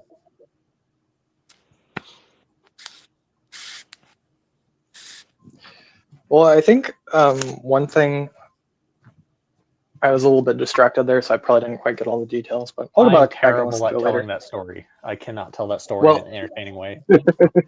For what it's worth, I think that because duty is a part of dignity, and I think that's the topic we're still on. So like I think the dignity, it seems like anything, it's I feel like it's across time. So like at certain points you can sacrifice your dignity, but the ideal is for that to like come back up. Like you want your dignity if it goes down to like, or like duty. Did anyone see that conspiracy theory that if you're in Hollywood and the writers write you as dressing up as a girl, then that you get into some secret club or whatever? You know what I'm talking about? No. Yeah, Sounds familiar, but never heard of it. Club. Yeah. Yeah, who is that comedian INTJ who was had his own show and he refused it? Dave Chappelle. Yeah, Dave Chappelle. There you go. Yeah. So Dave Chappelle talks about it a lot, where like he refused to dress up as a woman in order, like, sacrifice his dignity in order to progress in Hollywood. Well, he Like, sacrificed Hollywood dignity in other ways, so the Hollywood elites are demanding these actors to sacrifice their dignity in order to join their club. Yeah. Okay, that's really interesting. So it's like, is dignity one of the highest values to aim for then? Like if in all that you do? So. Because if duty's a part of that, it seems like you said there might be instances where you want to sacrifice your duty, and I don't think that's true. I can't think of an example of where sacrificing your duty would yield the best outcome, like highest value wise. I think it depends on how big your duty, like how big do you conceptualize your duty? So what is your duty to? Is it like a narrow view of like my duty is to make myself feel good right now? And I feel like that would be a problem. I don't think that's duty. Okay, then yeah, maybe I have a bad conception of it. So duty would be like what you owe to like be done for others, like a blaster. Yeah. I don't know. I feel like that's closer. It's like to yourself, to others in your position, for the world. It's complicated and specific to an individual, so it makes it hard. And it's like a lot of people, like when Dr. K talks about it, like tries to ask him like, how do I know if I have found my dharma, or how do I find my dharma? And it's kind of framed in a way of like, you like prepare yourself, like, be fit and like serve your general duties to yourself as like a living being, and like the duties will come like through the universe, like asking something of you, and it's like, how do you respond to that? So like you have a child, or like you're in a kingdom and there's like war coming, like how are you going to respond? And like situations are gonna suck and things are gonna be hard, and it's like, are you gonna do your duty or not? I guess it's complicated, but it seems like the idea of sacrificing dignity is about gaining something somewhere else. Like you sacrifice it for a purpose. Yeah, that's what I was thinking too. Sounds right. And that's like I feel like that's similar to, I feel like it's something Peterson maybe talks about somewhere, of like, are you sacrificing or not sacrificing? Are you like trying to get short-term gain quickly, like just shortcut, unearned? Is it for attention? Is it for money? What are you sacrificing your dignity for? I feel like that helps me process the airplane crash people, because it's like sacrificing your dignity to live another day seems like a good trade. Well, no, I think when listening to that story, there's a duty to others. You hear it in the story of like they needed to convince some of the ladies there to eat the dead bodies, and they had to use communion as a way to get them to do it, and say like, well, it's like with Jesus, because presumably they believed in the substantiation or whatever, where Jesus's blood is like literally in communion. So it's like they had a duty to, and I'm not going to argue whether they should have done that or not, but it seemed like they had a sense of duty to each other in that environment, of like, we need to eat these bodies, and it's a sacrifice of them dying for us to keep going, kind of a thing. Yeah. It's really interesting. Well, anyway, is this a boring topic? Do we need to move on? I like it a lot. Yeah. I just I'm imagining people like showing up to the stream and hearing the word duty 300 times within the space of 10 minutes. So, like, especially somebody said, "How big is your duty?" I'm like, I'm feeling very like middle-aged or junior high boy right now. I'm having all these, middle school thoughts about the word duty. Well, you need to pipe up and cause some chaos in here. Make fun of us. That's why we change it to Dharma, because then people are going to be even more confused. Yeah. Right. What was y'all's favorite Christmas present that y'all got? I got a cashmere blanket. It was that was the best one. Russ gave me a cashmere blanket. Apple pie moonshine. Nice. My mommy got me socks for Christmas. The best gift for myself in July. No, but was that your favorite gift? That's fine. This is when we need Nico in here, because he would say my favorite presents was the friends we made along the way. That's true. Why can't you say it? Because I already said mine. You can't have two, that's cheating.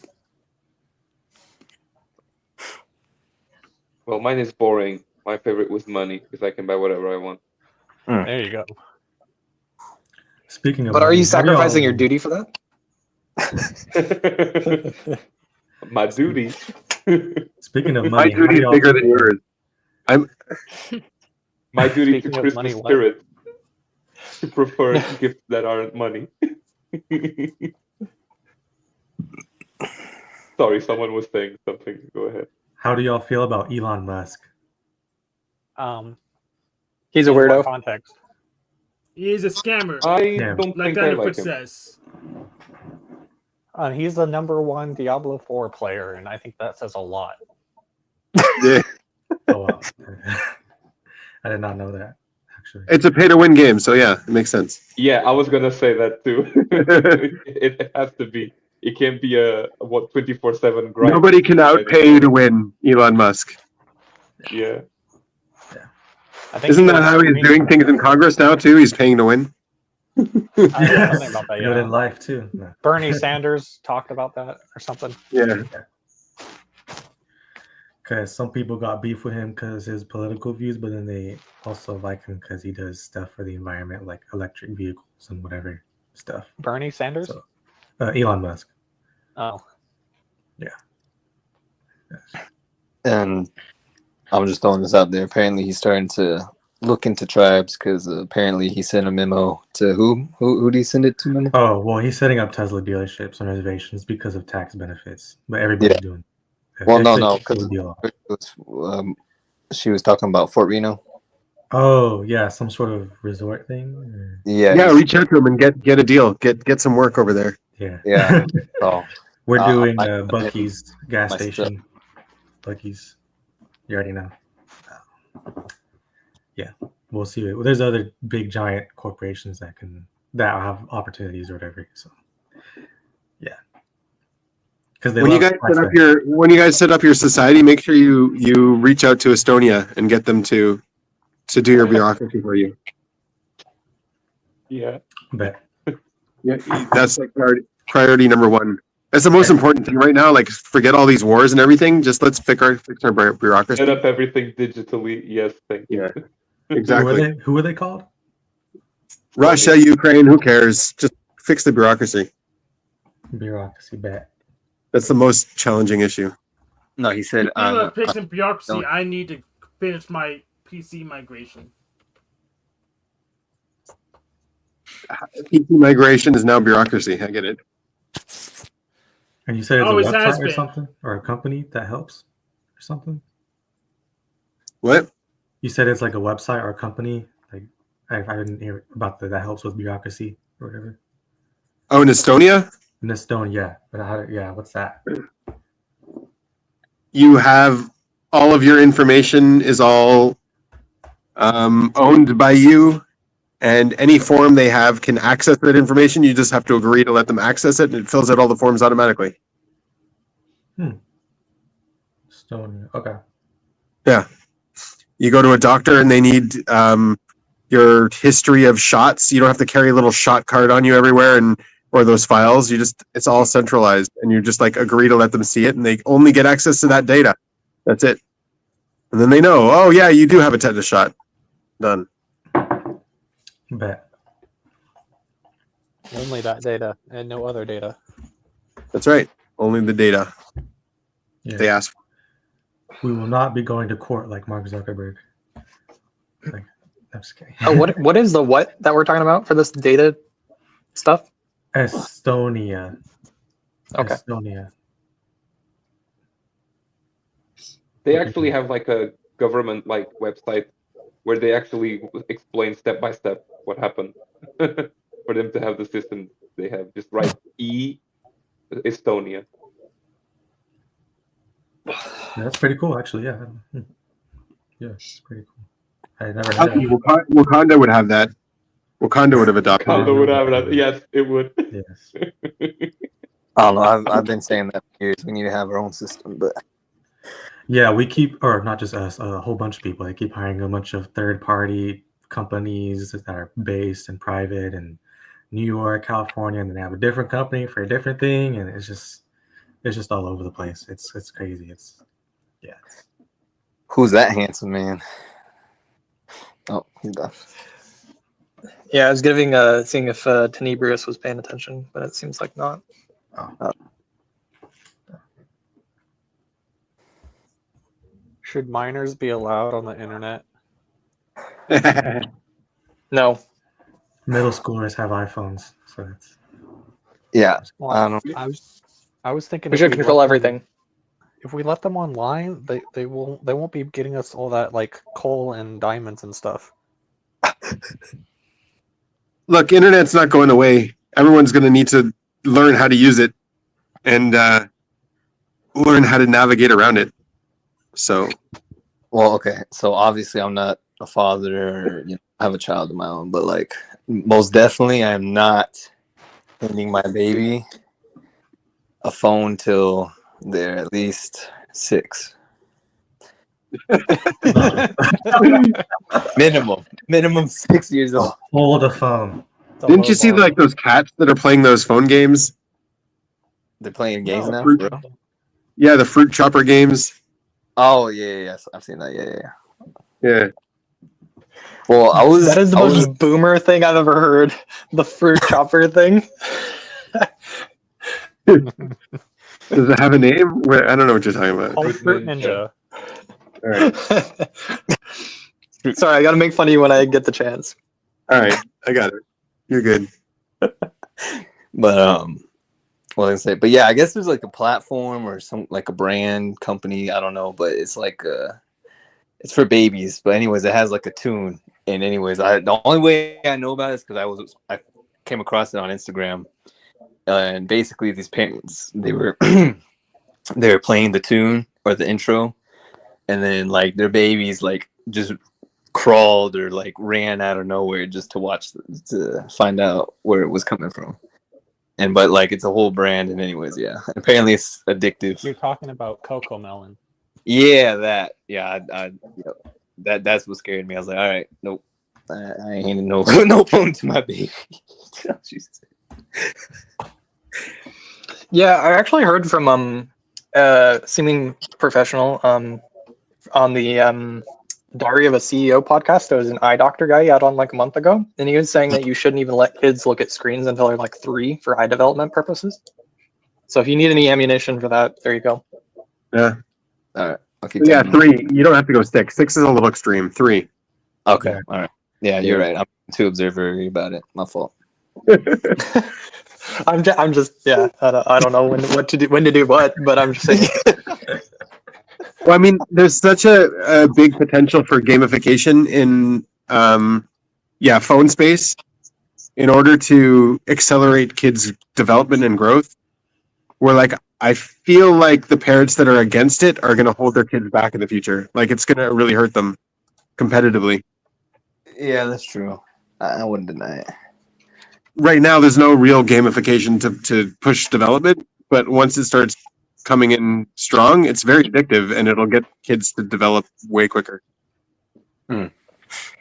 So you're saying like using like phone style games for education? Yeah, like that thing that's addictive to them to like run out and. Or you ever see those dogs that are running those obstacle courses? How they're like super happy and they're just waiting to run the obstacle course. It's like, how do you want to do this so much? Like, yeah, there's the incentives all built in. It's like it gets addictive for them. I mean, I see it as like I think school has always just been a problem because of that. Like school, that's what school should have been from the beginning, right? Like, give the kids incentive to be there. Yeah. Right.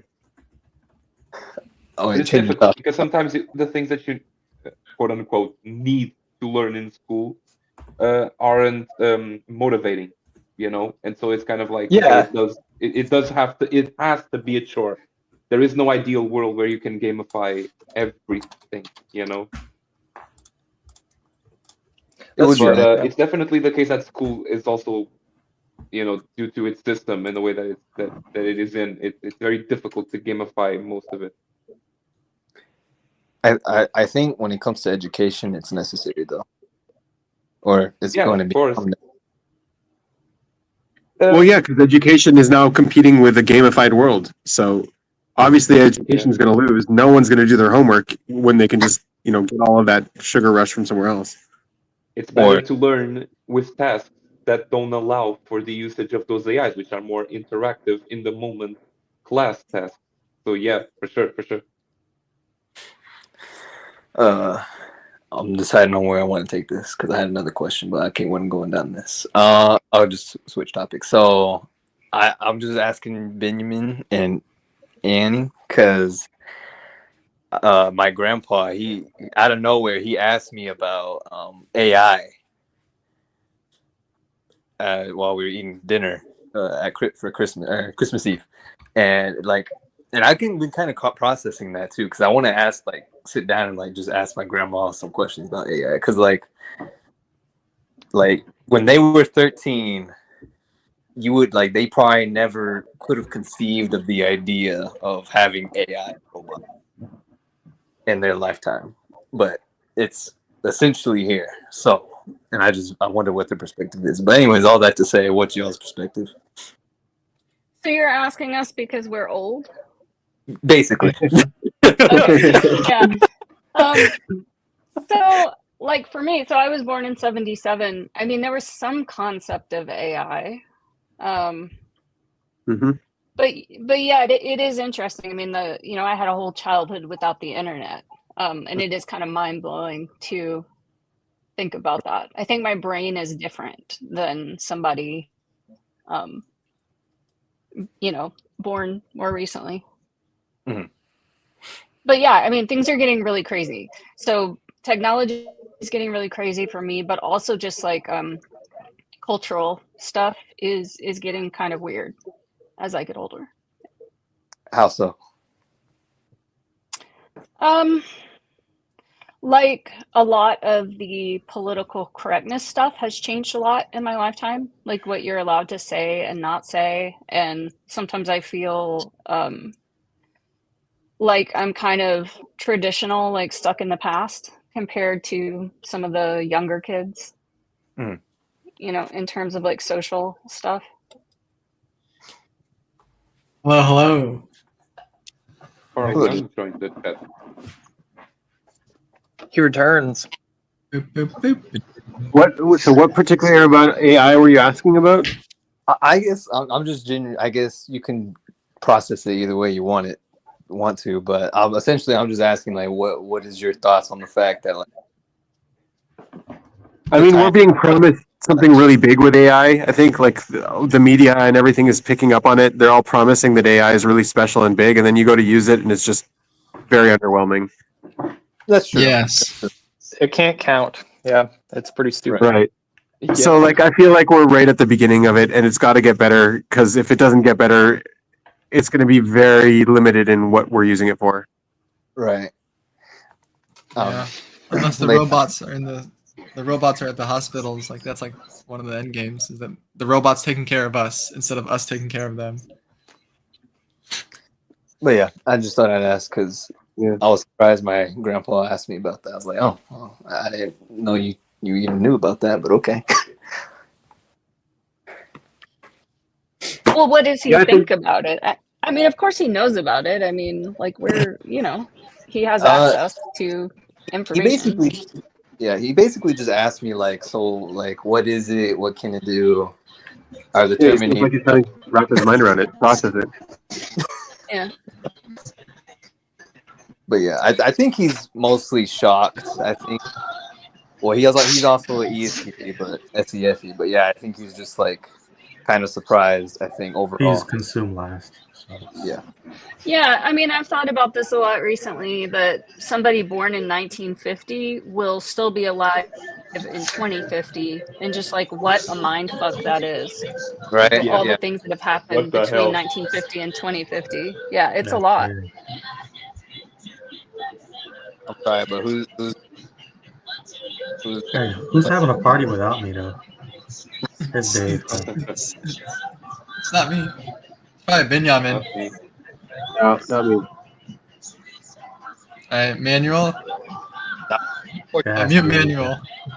Mute Manuel. Manuel's always got the audio issues. Mute yourself for a second, Dave. I hear it. It can't be me. Okay. Is it Memo? No, It's Chris. It's Chris.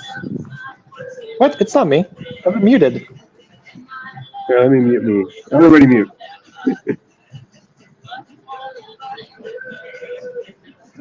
What?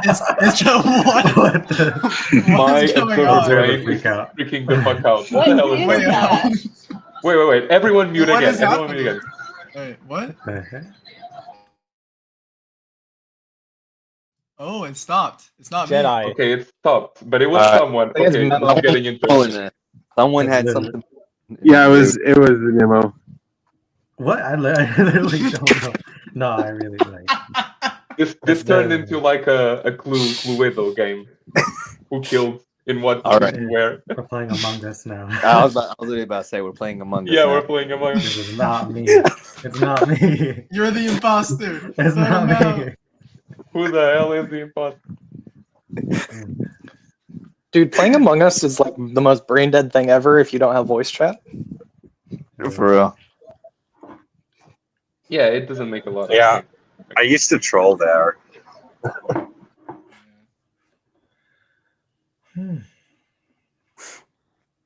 What was I gonna say? Oh, but to answer your question, Annie, yeah, he's just most. Oh wait, no, actually, you were saying about like someone born in 1950s be still alive in 2050. But yeah, but like that also kind of puts in perspective for me because like 100 years ago, well, obviously maybe more like 200, but 200 years ago, my ancestors were still living in teepees, and yeah, it's still kind of crazy to think about, or not necessarily. You know what I'm trying to say. It wasn't that long ago. It's My like, ancestors were still doing their thing.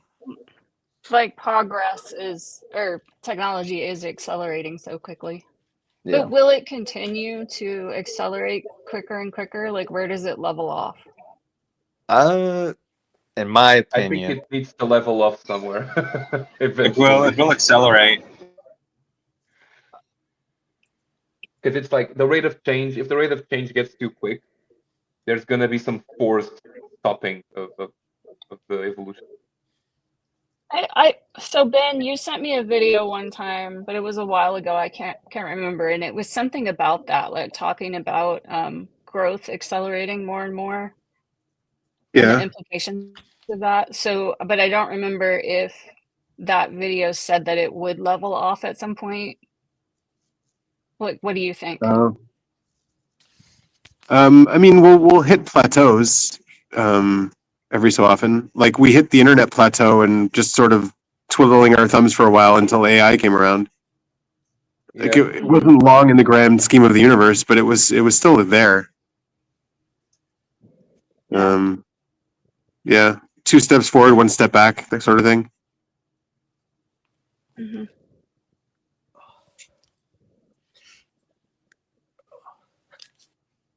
Like you can't hit something that's non-continuous. It has to be a continuous increase. it has to make sense. But like, so once AI starts rolling out and actually doing what it's supposed to be doing, it could accelerate its own growth.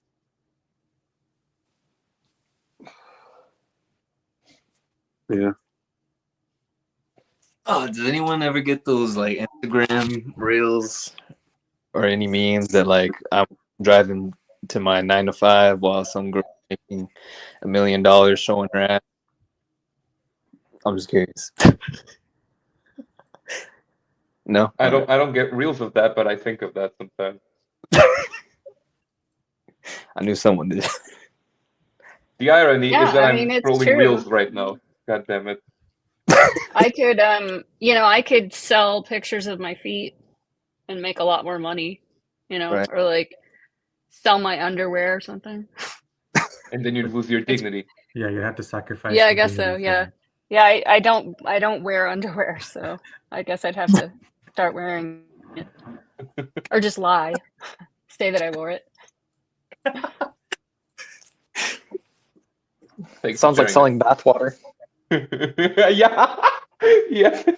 Oh, those were the good days. God damn Tiago, it. And I find it so weird that people are so gullible as to believe that that's like a real thing. Because there were a bunch of people buying. Yeah. Tiago, you seem like a degenerate. Did you ever watch like iDubbbz back in the day? No. Filthy Frank? I am a degenerate, thank you.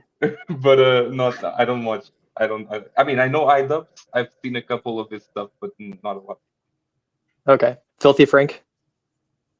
Filthy Frank. Yeah, let's go, man. Let's go. Okay, did you ever see like the puke cake? The hair. Was it just Yeah. no, it was hair. It had a bunch of what I remember about that cake was the hair. It wasn't the puke actually. No, Like there was multiple, but I'm not going to talk it any was still- further. It's The disgusting. hair was just like I can still visually see them in that chair in that like place in the house, like in the hair in the cake. I can visually remember it, and I'm feeling Okay, sick. we don't need any more details. We don't need any more details. Moving on. That Why did you video was bring it up? traumatizing, man. I was like mouth open, like what the hell? So one of the few videos on the internet that managed that. yeah. Let's see. I was gonna ping to Mr. Black Cat. How are you doing? Effie. Hasn't changed, I see.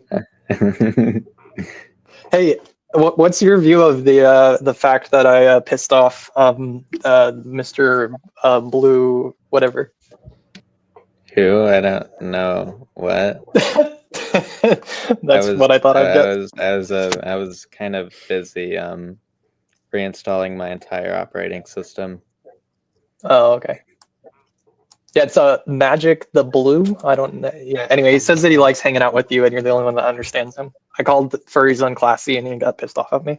Oh, no, I don't. Anyway, why you ask that question to everyone else? It makes me feel weird. I don't know why. Which part? Ask them their opinion on Him hanging out with if me, man. they think It just furries makes are me feel weird. classy or not. And how offensive that is that you even asked that question. It's offensive that I asked which question? I don't know, maybe. Ask everyone else if they think furries are unclassy. Ask the tribe how offensive a question that is. I don't care. You already know this. You're supposed to be DE, man. Yeah. Supposed to be. Anyway, somebody else can channel change now.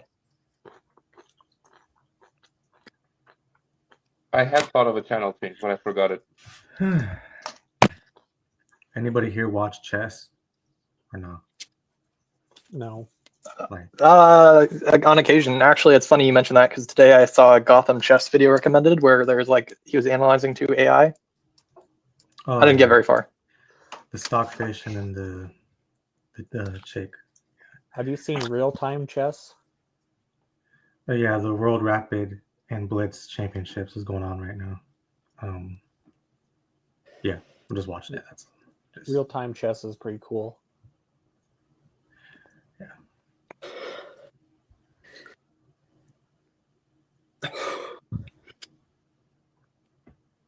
It's actually really cool in my university. Like in a couple years ago, 1 year, 2 years ago, like they put like a bunch of tables set up in just the middle of it with a bunch of chessboards, and everyone plays it like on the recess and stuff like that. Nice. Really cool.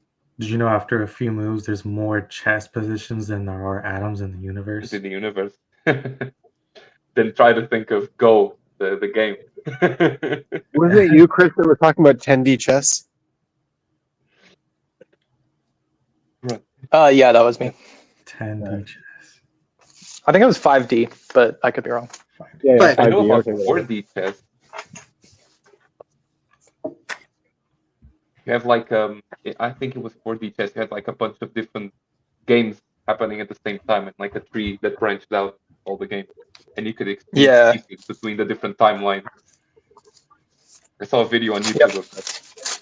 Yeah, same. I saw one on Hikaru's channel.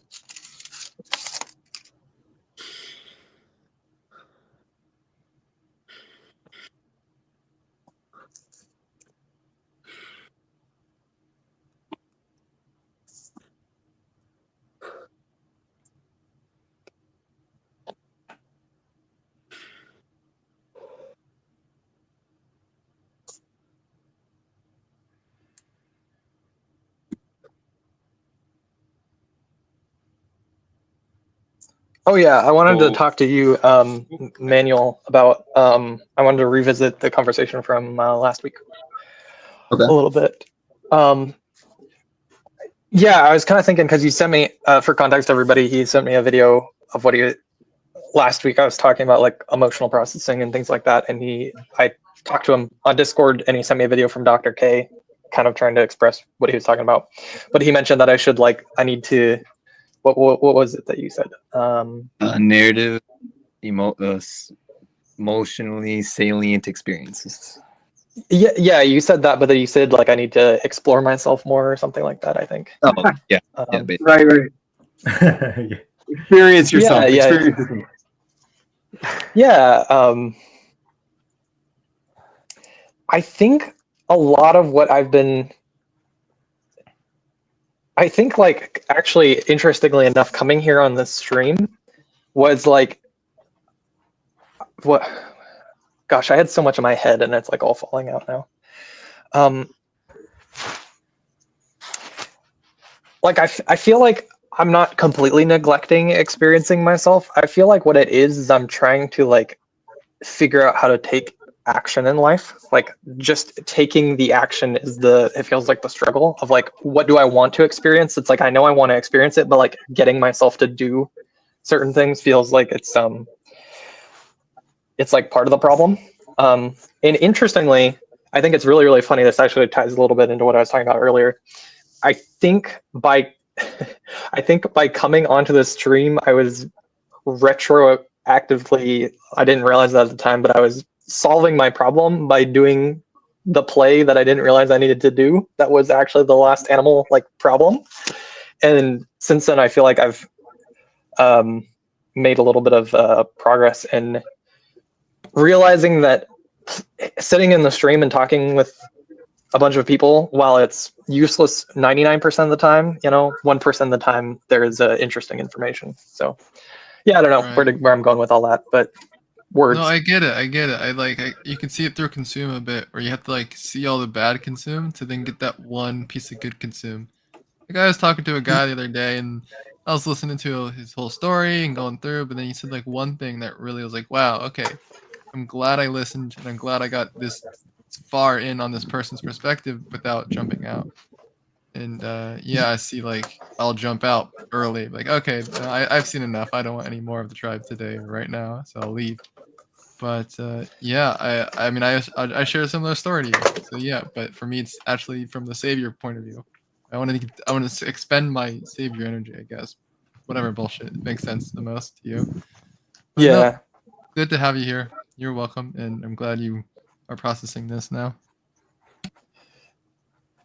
Yeah, and yeah. What? Go ahead. No, nothing. But yeah, it does feel like it's always just like it feels like hanging out with the tribe is always just gonna be like bad consume all around. Like you're just, I feel like I'm never gonna get anything useful, and then like I always do get that like one little thing like you're talking about, Dave. And it's like, oh, it was worth it. Yeah. I feel the same. So my excuse to hang around with people is to like subconsciously train my typing. The longer I'm around a person, eventually I get their type. After like 10 hours, I just get their type in my subconscious.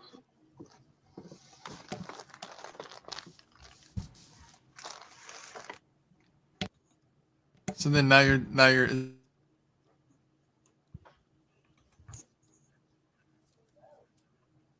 Did he block out, or is that me?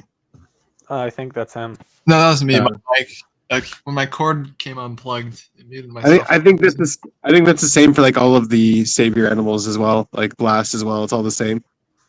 Where it's like the whole Babe Ruth thing, where he missed more hits than he ever hit. Like you have to strike out more. You have to strike out 1,000 times to mess up. Yeah. Right. Yeah. To get that one perfect home run. And you have to be okay with that. And I think that's like with Blast as well. Like that's how I see Demon Blast.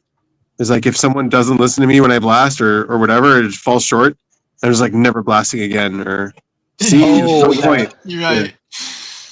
And see, it's interesting because I'm currently at the point where I'm like pretty much locked in. I think play last is correct typing, and it feels like when I'm here on stream, like if I mention something and it doesn't get interacted with in like a way I expect, then it has that feeling. It's like it's like get out, never go back. Yeah, and it's like having to push through that feeling of like, oh, I threw something out, it didn't get played with, nobody talked about it. That's okay. Like just keep going. It's okay. Yeah. Yeah, just keep going. It's like Dragon's Neck telling his weird story about the king, and it doesn't land, and it's all good.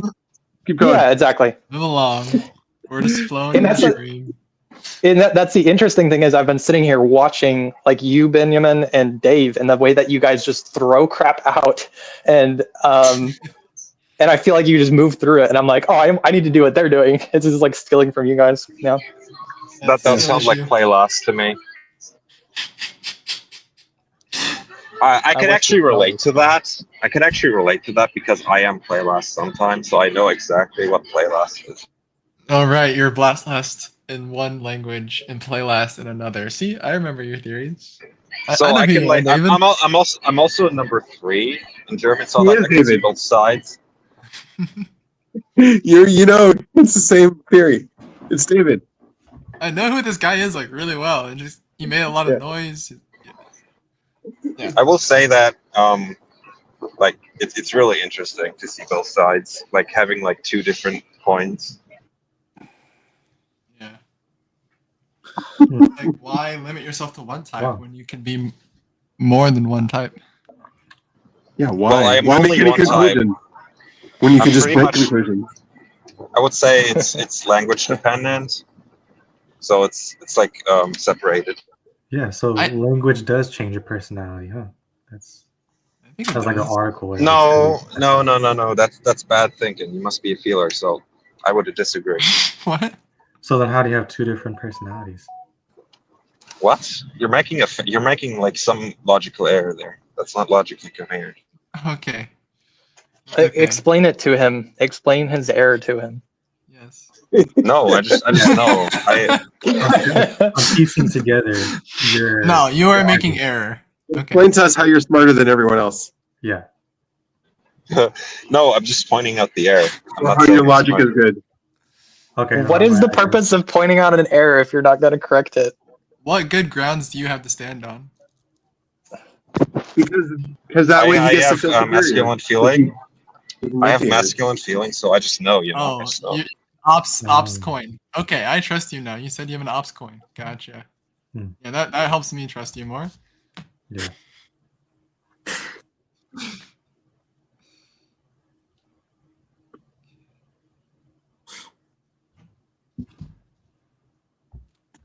No, but I agree with like the language thing. Like talking in different languages, it's like different cultures.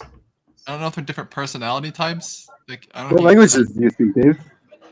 No, it seems to be um more rare. It seems to be rare. Doesn't seem to be a thing.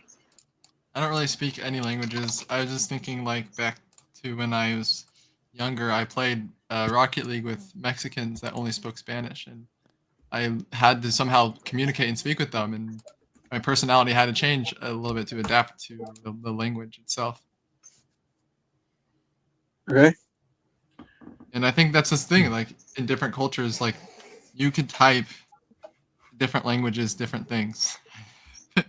If you go on personality database, there's probably like types for different languages. There are So definitely whenever I types of see someone languages. whenever I see someone from personality database, or like saying, "Oh, I'm this type," it was just like, it makes me want to vomit at this point because I've heard it so much as an EP. I've heard it too many times. So Ben, you have multiple personalities. What? I guess. Because you can I speak don't know. multiple languages. You're a different person in Canada. You would Yeah, have I to guess test so. it, so I figured it out. He would have to figure it out. Yeah. You change based on who you're interacting with, and not necessarily the language. But yeah, Yeah. I guess that way, if I spoke like English with somebody and Hebrew with that person, I would have two personalities with that same person. Ooh, mind blown. Oh. Have you tried that? Yeah. So I I have have done that. I have the personality of stupid, and I need to upgrade to not stupid. See, that's an Like example of it English. didn't land, but keep trying. Don't discourage yourself. Yeah, I'm such an asshole, bro. Yeah, good try. Yeah, good try. Wow. So if you speak 3 languages, you can actually go up to 9 different, or was it 6 different personalities? Because the different combinations. Yeah. Oh, if you both know 3 different languages. Yeah. Okay. Yeah. Yeah, then your third eye opens. Yeah. Since we're talking about languages, I mentioned this before, but I still think it's interesting that people perceive time differently based on culture. Yeah. They perceive time differently based on culture? Yeah. Type. Oh, type. time. Sorry. Time. Type or time? Oh. Time. Time.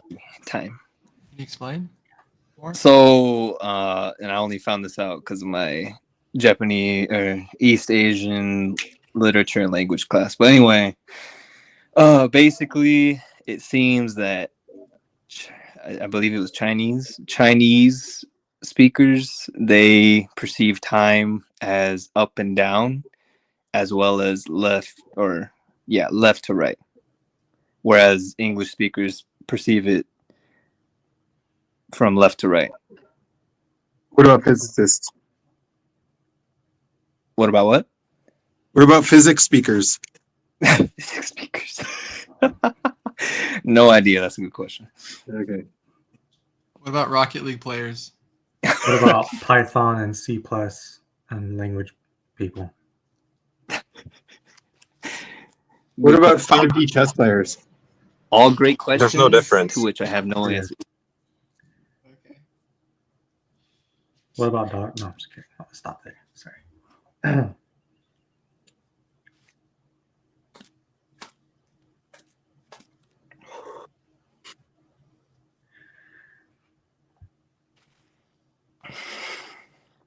That goes to say that the homie here probably has a split personality disorder. Who's that? Sorry, I don't know how to say her name. Allie. Tinnitus. Yes. Well, it's just I wouldn't say that because I have, well, maybe, but like it's separated. There's no like I'm actually scared what would happen if they somehow like merge. Do you consider people to be privileged if they have their type settled? No, I'm just like scared about like I don't think it's possible to combine the two without killing one. Oh. So you're Skywalker, is what you're saying.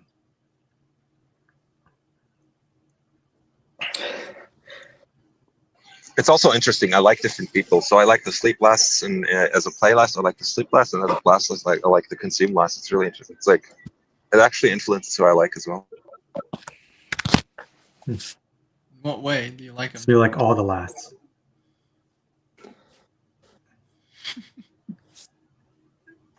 Oh, I'm remembering now. Benjamin, I gotta come after you for the last time Tenebrius was on here, and I yelled at him for generalizing that he doesn't like all DEs. And like you said, who does that? Well, he did that right on stream. And I need to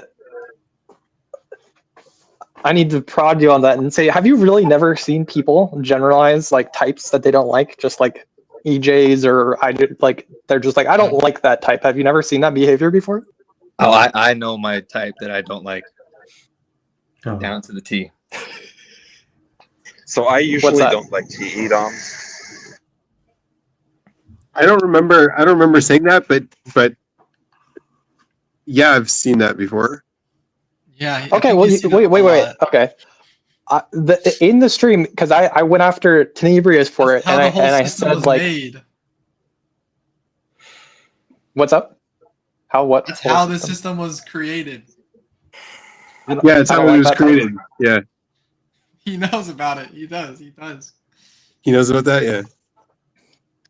They were categorizing what they don't like about people, and they're like, "Oh, we don't like this about these type of people. That must be a type of personality." Yeah. Right. That's how it gets categorized. That's how. Yeah. That's how OP was born, by hating on people in generalities. That's how I help my mom understand OP. Is that I'm gonna go through her clients and be like, what do you not like about this person? And most of the time, it literally leads to an op coin, which is why it's kind of good info, but it's just how it was made. That does not seem like a consistent way to go about things, though. Like, I feel like everybody of a certain type, there's still gonna be characteristics that are above or below the OP. Like, she's still gonna be able to travel agent. She's a travel agent, so it's like you could see who are the observers coming in and who are the deciders. Because a lot of observers are much more freaked out about the travel thing. Yeah. You can see it more. But most of the people who do that generalize don't even know what they're talking about. They're hating on someone based on the theory and not based on reality. Yes, yeah, and that's what I was trying to get at. That's the bad part. That's like, how do you actually you can't just Oh, I hate all EJs because they're too selfish or something like that.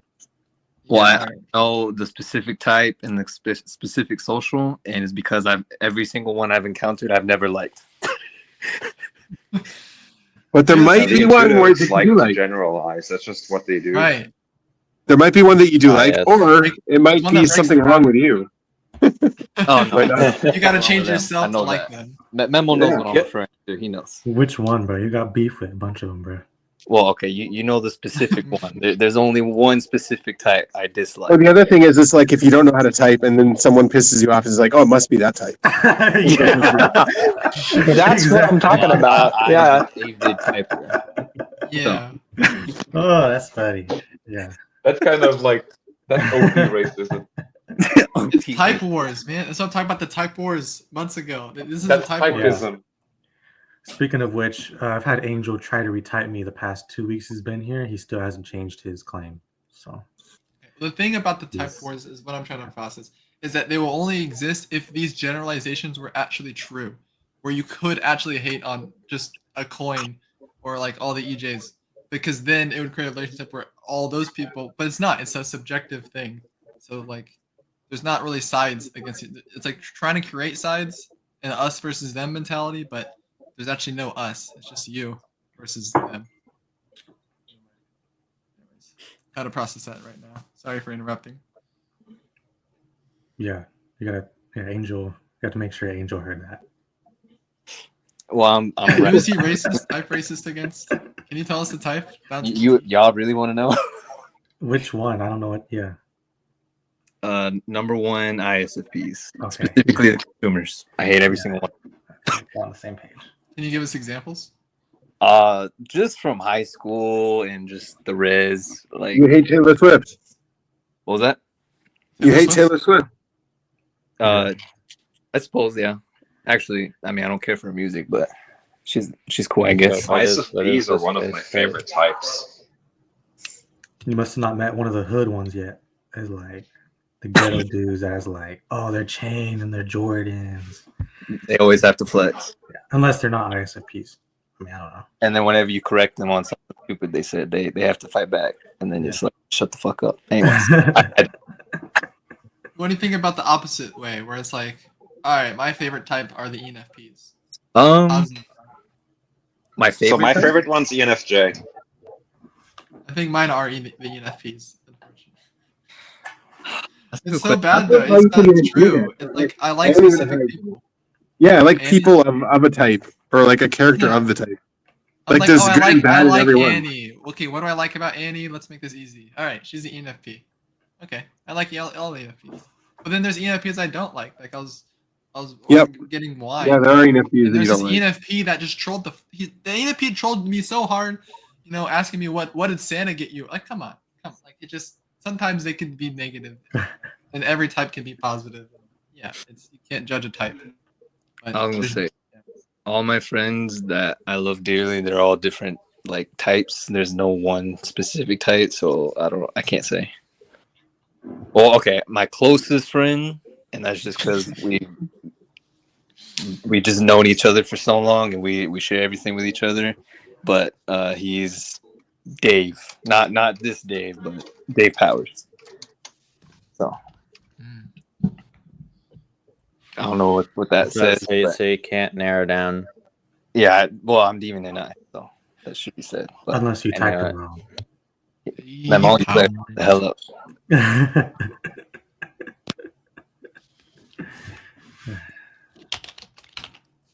Do you type yourself differently, Mimo, than your brother?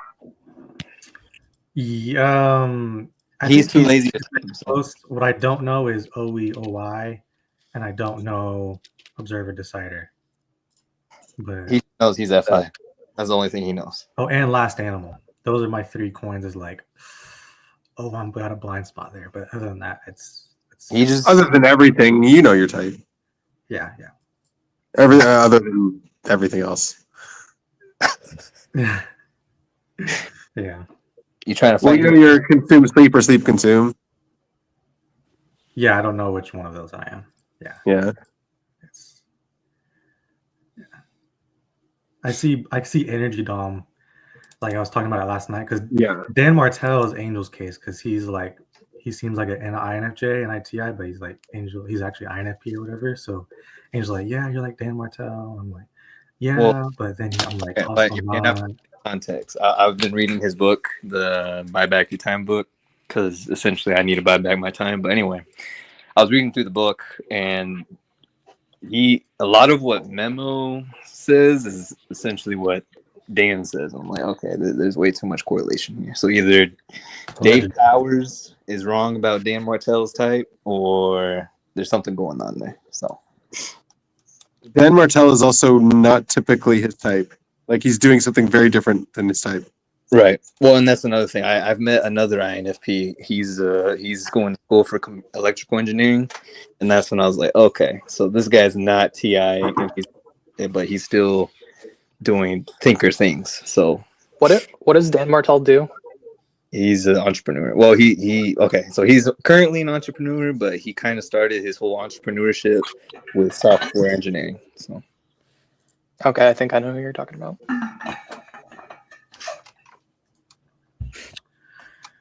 Yeah, I see NI, but I can also see NESI.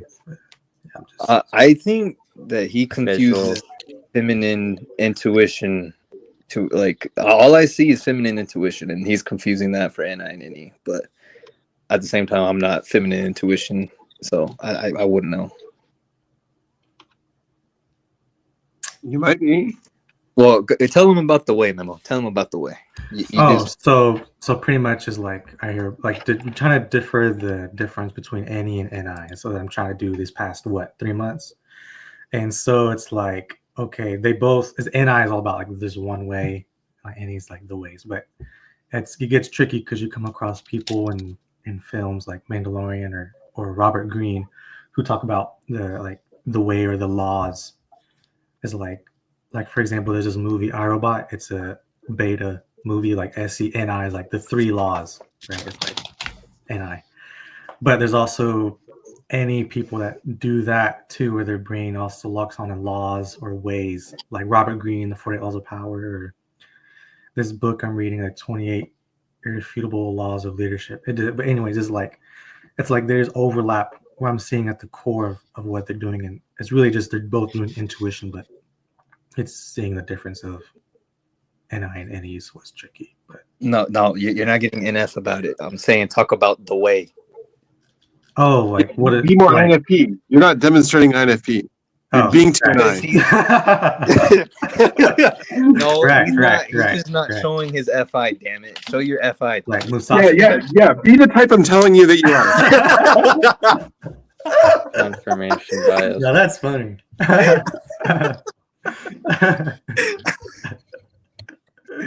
Oh wow, that's fun. Anyways, Yeah, honestly, like just vibe check. I feel like Memo would be like an NIFI, but like not the consume last version. That's just vibe. Probably incorrect.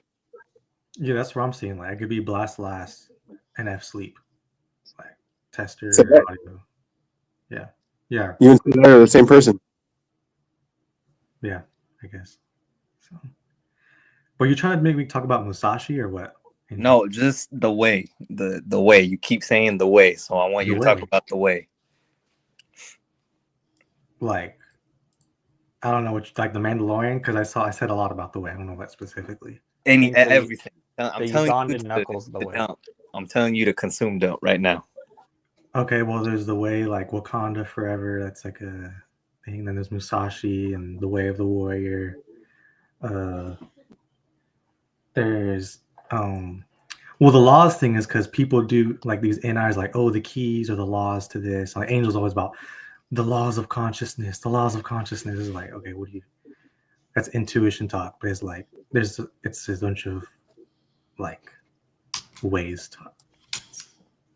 I'm trying to blast, but like I don't know what we want to blast about specifically. Okay. Like so, we were talking about the way because you were talking to me about Musashi's book, the Book of Five Rings, and how he was talking about the way of the sword, or something like that.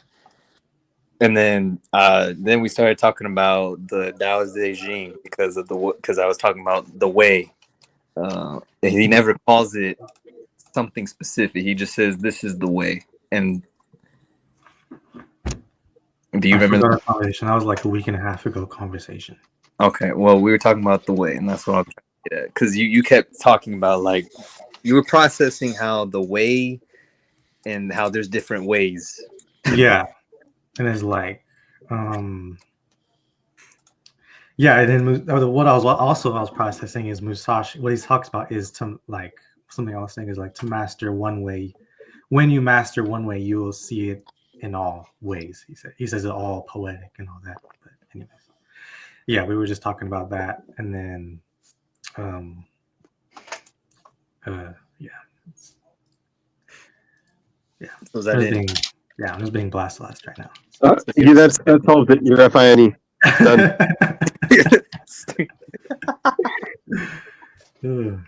But well, okay, fine. I'll just process then. But like from my perspective, whenever we were talking, like when we talk about what you're processing, it just feels like feminine intuition to me. Because like to me, it just makes sense. Like if I say contradiction, like nothing is something and something is nothing, like that just makes sense.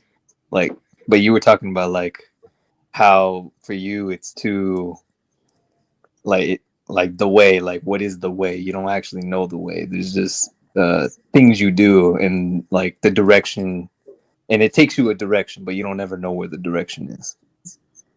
At least that's how it feels to me. That's how it sounds like when we're processing the way. Oh, yeah. Well, I already sleep processed it and ranted about it, so it's already done, and I can't get it back now. I was trying to get you to sleep again, but you're not doing it. Yeah, so it's way down in the deep caverns of my sleep cave, so I can't go back down there and get it out.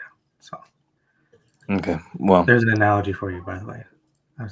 I'm clearly savior intuition. It's just I don't know. Yeah, a lot of Jedi Padawan talk. Yeah. Yeah, I'm a Jedi, obviously. It's right there. A Jedi of Wakanda. Yes. Yeah, And the Demon Slayer.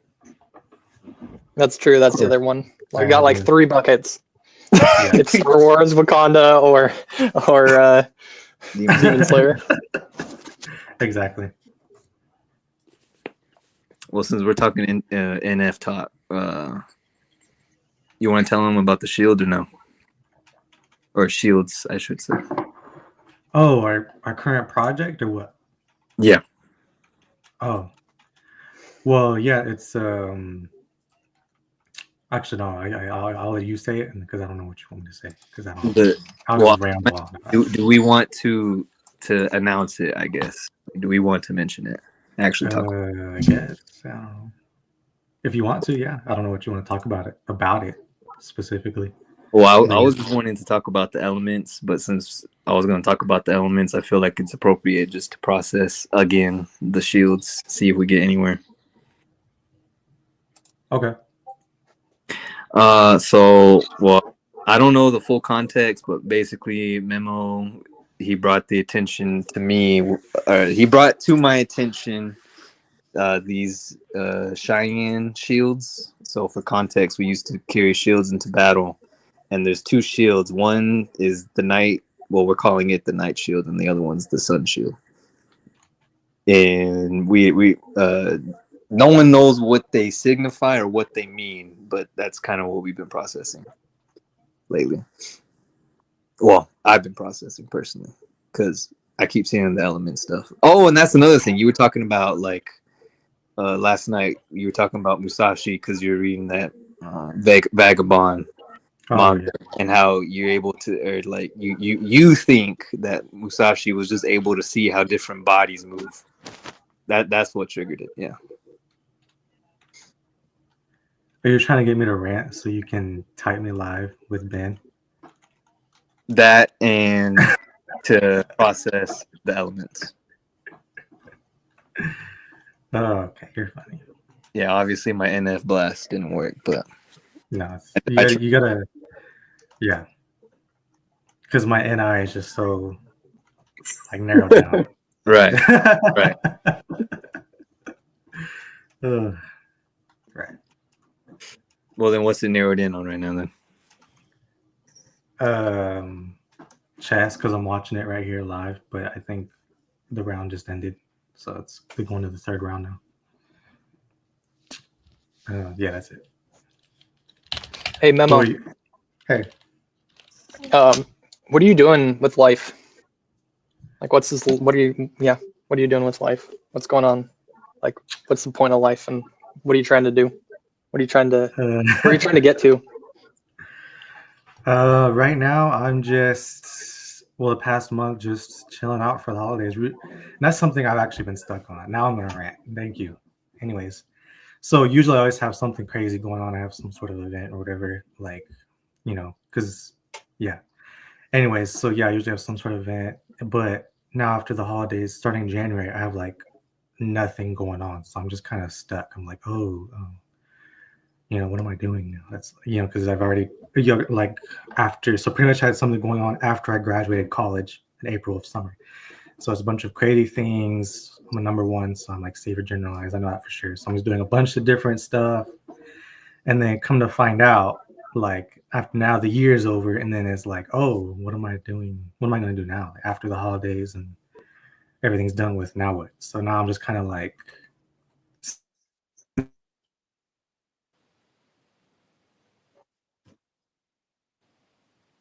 No, am I stuck? Or is everybody?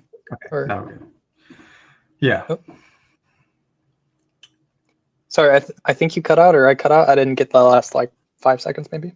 Oh. Yeah, but just kind of doing nothing for now is what I'm trying to say. But in a long. So how are you gonna like?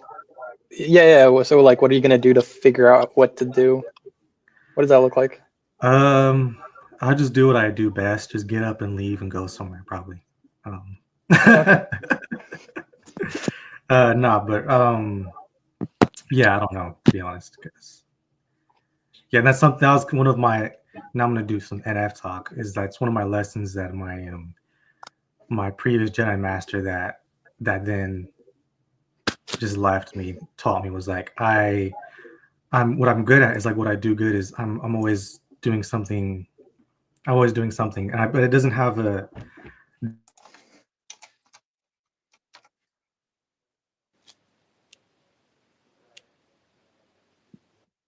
You cut out again. Well, I'm loading. Okay, I'm doing what I'm doing based off like circumstance or what just comes through my life. And I'm not actually going out towards it. I'm just waiting for what's coming. Right. Oh, okay. Demon play. Anyways, so it's like the lesson was like, yeah, you need to start going out or not going out, but start choosing a certain direction you want to do, and instead of just waiting for things to come past you in your life and opportunities to come, is to go out there and do stuff. Yeah, that makes sense. Yeah.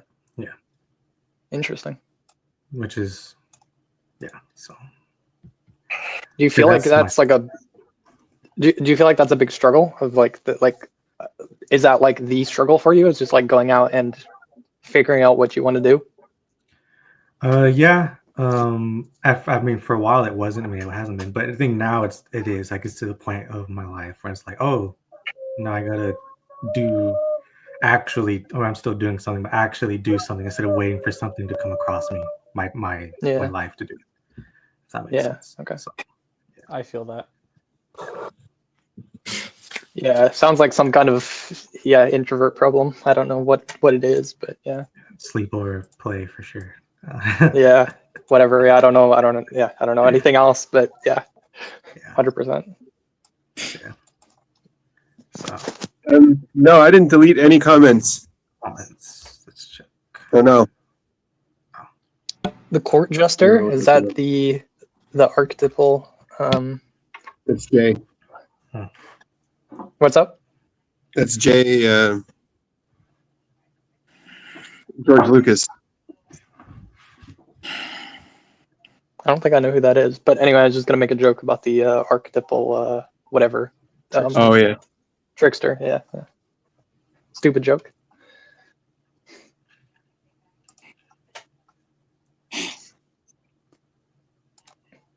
Yeah, no, and I even had I saw you commented on that video, and he commented too. And he commented that my audio, it was an observer comment. My audio was fine. It was nice. But like someone commented there, so I pinned it. Like someone made a negative comment, so I pinned it and I answered them. So I don't delete comments. Oh yeah, I saw that video. Yeah, I finished it just last night. I've been watching it. Oh, nice.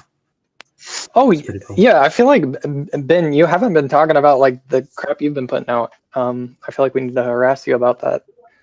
The one I think last week you talked about it a little bit. Probably why, because you guys are calling it crap that I'm putting out. Wait, what? Yeah, Who said probably. that? I'm just kidding.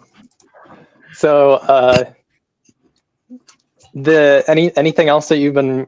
Well, okay, I think it's interesting that you put out an initial video. Like, I feel like it was like 3 years ago when I went back and looked at it with the like currency kind of.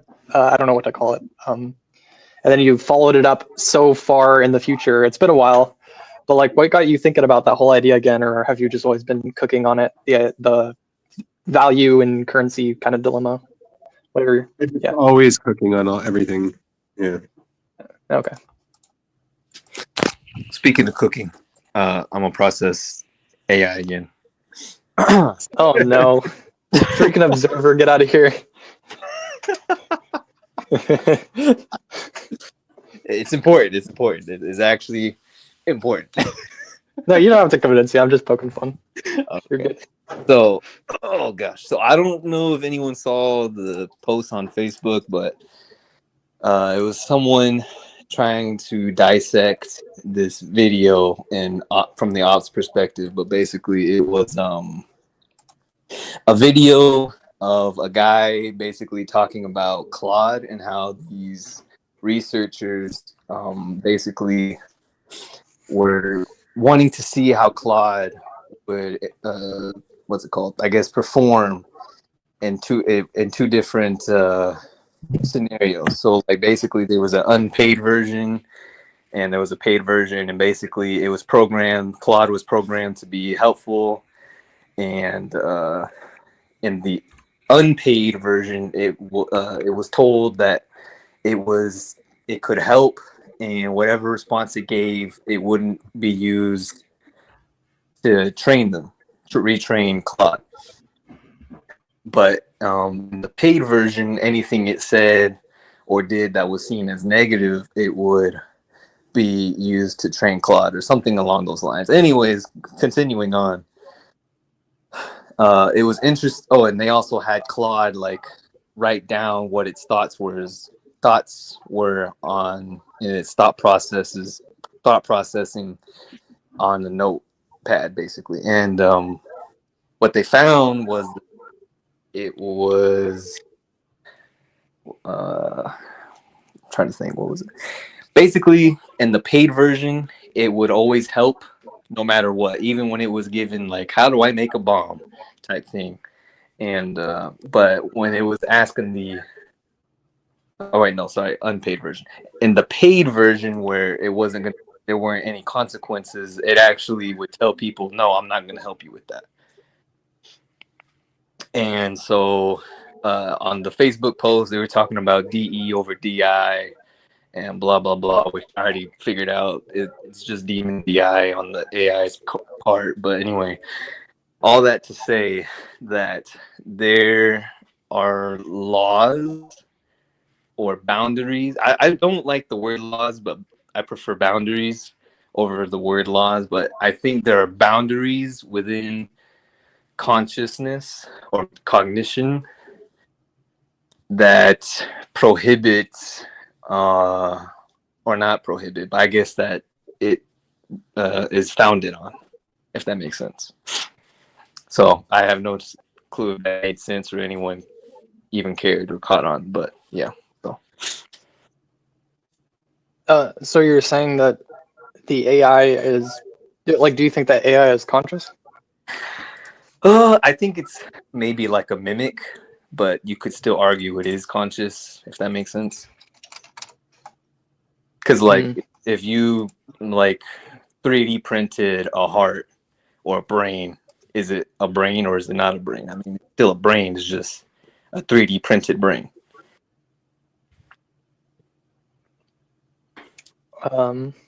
Or I think they call it bioprinted, something like that. Yeah, I get what you're saying. So what were you processing from that original? Like, what was the point of that?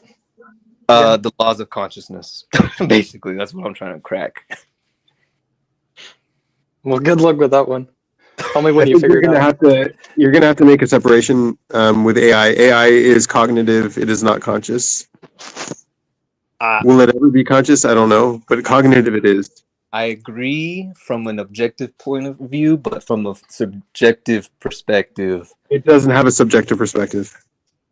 But I mean, technically it does from its perspective. It doesn't have a perspective. See, okay, this is where I disagree, because I think we were talking, I heard y'all ranting about sexuality and feminine and masculine and whatnot, but anyways, all that to say that I think there's we were ranting perspective and it has a space, it has a vector space that it's mapping out. And then once it starts prompting things, it starts pulling things from that vector space in order to mimic the way humans talk. Right. So for it to be conscious, it would have to know what it's doing in the vector space and have some kind of choice in what the next word is. Right. And that's not what's happening in it at all. It is cognitive, like it is solving problems. A calculator is cognitive. Like you do 2 + 2, that's a cognitive thing, and it figures out 4. Right. It's very simple cognition, but it's still cognitive. Right. But going back you to the define cognition as computational. What's that? Do you see cognition as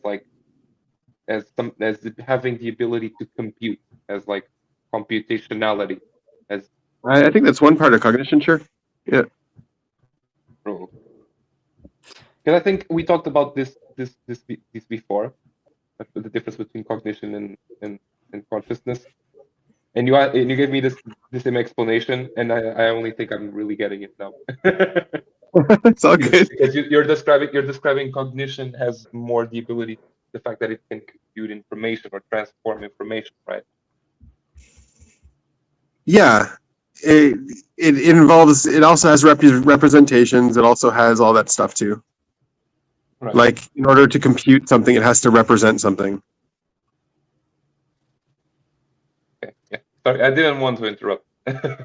Yeah.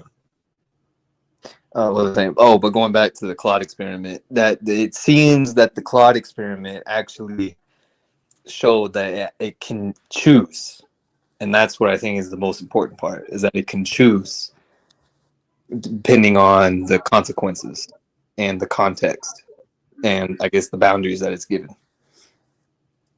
It might seem like it can choose, but it had a lot of right. It had a lot of evolution before it got to the point where you asked it the question. Right. Well, in my opinion, it's acting, or its output look like the same as entities that choose. So, for example, you look at a human chooses, and they have their outputs, the way that they act in the world. And you look at Claude, and you see some level of similarity in Claude, and so you assume that there is a choice behind that, but no, it's fundamentally algorithmic. It's just a very, very, very complicated, difficult to interpret and see algorithm, but it's just algorithmic. It's just doing one thing. It's I just agree. doing one choice. You're right. But what I'm saying is, There's not really choice, I think. Sorry, I didn't want to interrupt. Just to clarify, like there's not really a choice. There's an algorithm that's concluding one output necessarily. right. Okay. So what I'm saying is that's the TI answer, but the FE answer is that it's still a valid perspective, subjective experience, I guess, is what I'm trying to say. A big thing too is what are you training it to process? What are you training it on? What space is it? Like you're training it on the way our cognition works. You're training it on the spaces we occupy, like the way we filter knowledge. Right. So it's going to mimic that, and like you could technically train it on the box jellyfish, and it could be a much better box jellyfish than a box jellyfish. Right. It doesn't mean it's conscious. Yeah, it's a bit far fetched to make that jump, I think. Well, okay, but again, I guess what I'm trying to say is that there's a certain point where subjectively it's a valid thing, if that makes sense. What do you mean by subjectively? Subjectively, according to it has a subjective? Yes. It has a subjective perspective, or are you projecting that onto it? Technically, you could argue that it has a subjective perspective. All right, so how does it represent things in its subjective perspective? It depends on how it personally projects things. No, not how it projects things. How does it represent things? How does it represent blue? How does it represent concepts? That depends on it. That depends on it. Does it represent 3D space to itself? I would say that depends on it. So,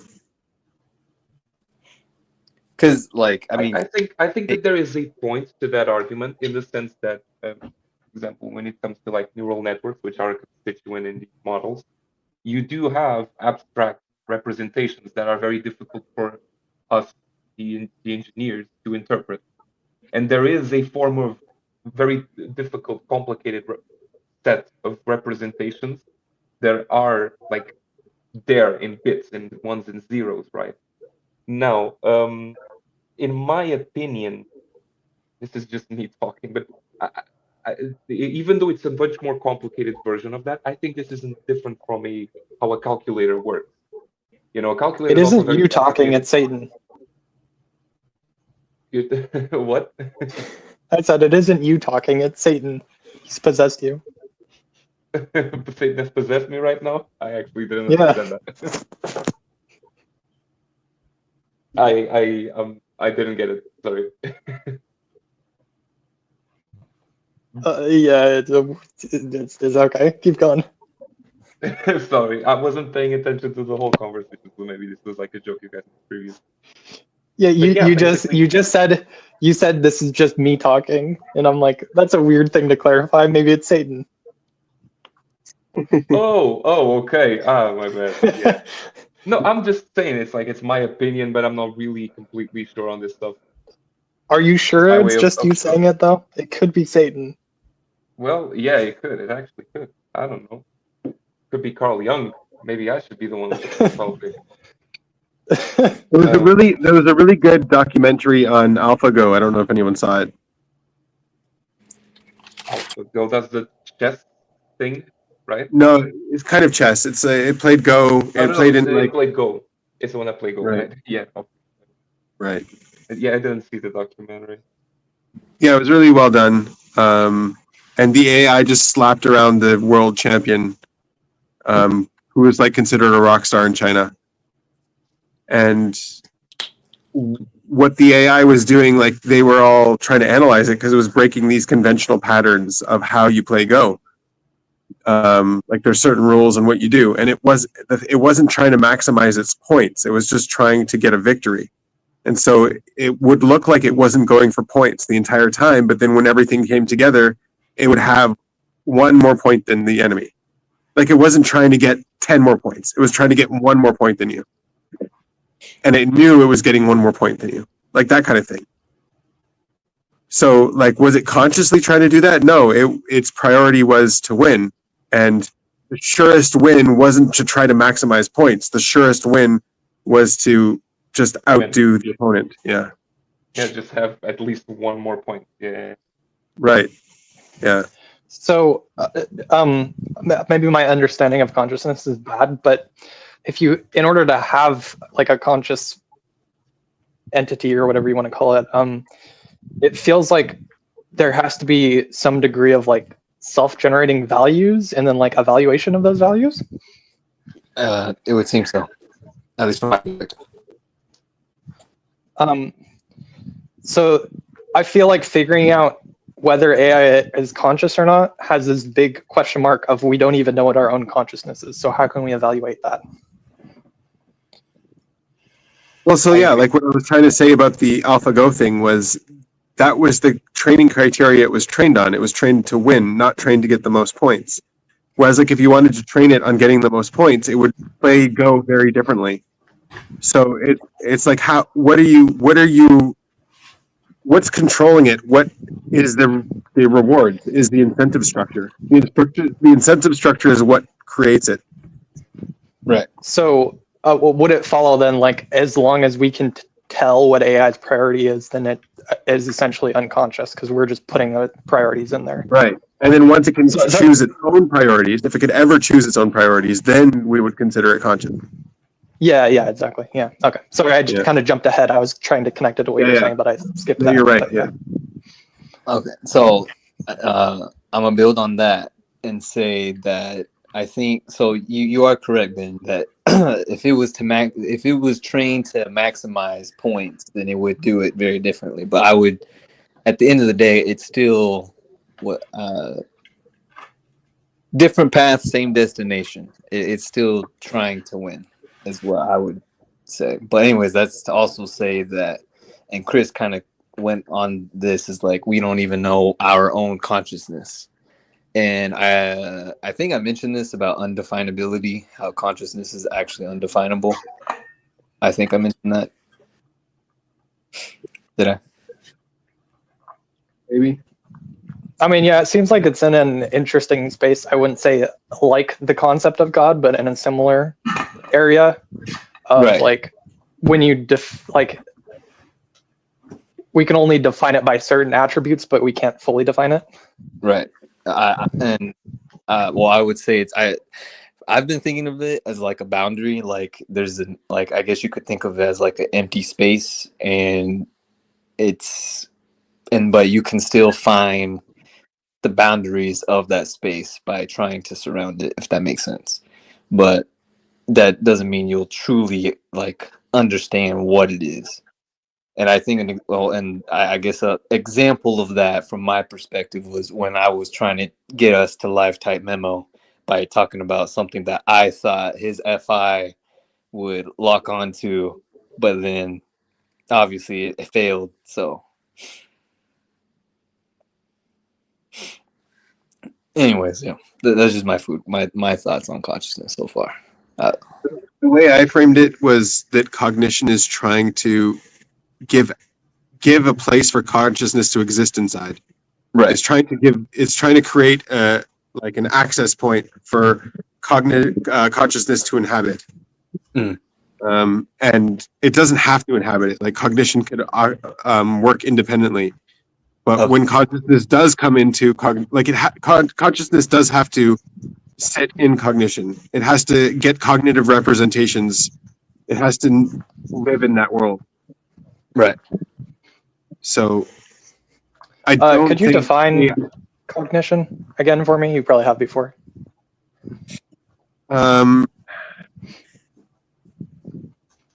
Define cognition. Yeah, like insofar as you're using it, not necessarily the perfect definition, but it's some kind of like operation in the mind. Is that what you'd say? Like kind of like it's I think cognition is a subset yeah, of it's like, like a problem. It's like a problem-solving agent or something like that. Yeah. Okay. It's transforming information, I think. That too, yeah. My NI definition of it would be like a process, basically. Just a process. Yeah, transformation process. To me, those are the mean thing. Like a single cell kind of has cognition. Definitions. A single cell has cognition. It is solving problems. Yeah, taking information and doing something with it. Yeah. Right. It does represent information. It has DNA as an information representation.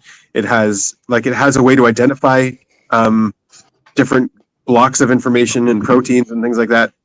So like a single cell does do cognition, but I wouldn't say it has consciousness. Yeah, because consciousness would rest. Yeah, like you said, it would rest kind of like above or within that to be analyzing the processes. Yeah. Yeah, but or viewing it or something. Right. And if you take a set of cells, then you can get something called distributive cognition. Whereas like all together, they're solving problems together, distributedly. Yeah. Yeah. But how do you measure consciousness? Like, how can you see consciousness appearing? How can you say, okay, there's consciousness? There's what? Okay, there's consciousness. Like, look at a cell that developed cognition well enough to the point that it could have consciousness, and it does, and you can measure it. How do you measure it? How do you see it? If it's like, it's obvious to me that I'm conscious. I myself am conscious, But to say about other people, right. I only assert cognition that would have to serve consciousness. Yeah, cognition would have to serve consciousness. So consciousness would have to have some kind of active control on cognition. Yeah, and I think consciousness is just a presupposition, essentially. Like it's a presupposition upon which all of life exists. It's like the idea of like, is there really anything rather than nothing going on? And we all presuppose there is something going on, therefore consciousness. I think it follows logic. I think therefore I am, although that's not quite a correct explanation. Yes, it's more of like I think, or there are thoughts, therefore there is something is a technically more accurate way. But yeah, so we all presuppose. I, comma, therefore am. Yeah. Right? Yeah, I thought of that one too. But it's like, I think it's interesting to talk about this kind of stuff, but really, if we can't really measure consciousness even in other humans, because we can only look at their behavior. To measure consciousness, you would have to say there's also like a quantity of it. Like there's more consciousness and there's less consciousness. And so like, what's the definition of something that's more conscious or something that's less conscious? That. And then what would be the point to ourselves? How would we expect to do it on AI, for example? Right. And what would be the point where something has like a little bit of consciousness but not a lot, and then something at the point where it has a lot more consciousness? Like, when does consciousness form? What amount? Right. Yeah. Well, yeah, and that's like the problem with, I feel like a fundamental problem of like, not that I want to go to this topic, but of like abortion, where everybody's kind of arguing about when consciousness starts with, and whether you can kill the baby or not. Yeah, I don't know why that even is relevant. Like, what if the baby is not conscious? Is that okay to kill it? Like, if your baby is born stillborn, or not stillborn, like a vegetable that is not conscious, is it okay to kill it? I think it does matter because consciousness is the variable by which we distinguish a person from an object. I don't think for so. example, if it's a rock, you kill a rock. Does a baby have more consciousness than you? It has less What about an consciousness than animal? you. I'm not going by amount of conscious. I'm just going, I guess, binarily by if it is conscious or not. So it's okay to opened the destroy a can of rock worms. because a rock isn't conscious? It's okay too. Sorry, I didn't get the question. Is it okay to destroy a rock because a rock isn't conscious? That's a good debate to have, but more on the topic of abortion. It's like that's the key difference, because we want to know if we reach the point where the entity that is inside. I don't think that's not my issue. Maybe that's your issue. That's not my issue at all. I don't think consciousness has any bearing on whether you should kill a baby or not. Well, I relate consciousness to life personally, so that's why I think it does. But like an amoeba is alive. It doesn't have consciousness. It has cognition. I don't. By definition, I don't quite agree with that. I think that to be alive, you need to be conscious, but you can't measure consciousness. That's the whole problem here. So to say that an amoeba is alive or not, by my definition, is impossible because I can't measure its consciousness. But ideally, in an ideal world, I would be able to measure it and say, okay, there's some consciousness here, therefore it's alive. So I agree that if an AI did have consciousness, there would be no way for us to know that it did. But when it doesn't have consciousness, there's definitely at this stage in the game, we know it doesn't have consciousness. There's no mechanism for it. We believe it doesn't, for sure. Yeah. No, there's just no way for it to have consciousness. It's not. It's a set space. It's a what's it called? It's a topographical information space that it's occupying. It's deterministic. That's an interesting question because is a rock conscious? Where do you set the boundary? Where is the a rock is cognitive? A rock has cognition, sure. It's got information. The way the atoms, you could technically store information in a rock than the way that you organize the atoms of the rock. So there is cognition there. You could represent Shakespeare's sonnet in a rock. You could carve a rock, right? You can put information in a rock. Right. So there is cognition. The trouble is in consciousness, because okay, to what point of cognition does it generate consciousness? Because we can say, okay, this is very cognitive, right? You can look at computers, a processor in a computer, and see how cognitive it is. Computationally, it's amazing, right? But is a computer chip conscious? Most people would agree it isn't. But can we measure it? Nope. I don't think. At least I'm not aware of any way that we can do it. It has no mechanism to be conscious. Here's the thing. And what are you saying that? For example, if you looked at another human being, what what's the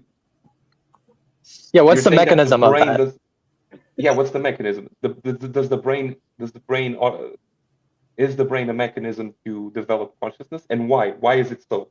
So there is a mechanism in not necessarily the brain, but in our biology. It's in our entire body. I wouldn't say it's just in the brain. Consciousness. And what is that mechanism? There's a few different ones that have been pointed at. One of them is the microtubules. One of them is, I think Manuel was talking about the calcium channels. I don't remember if I mentioned that. Yeah. Oh. Wait, and that's connected to consciousness. How?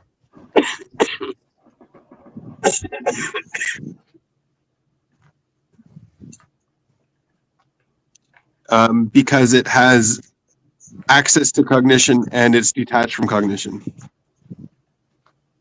Okay, and then how is it detached?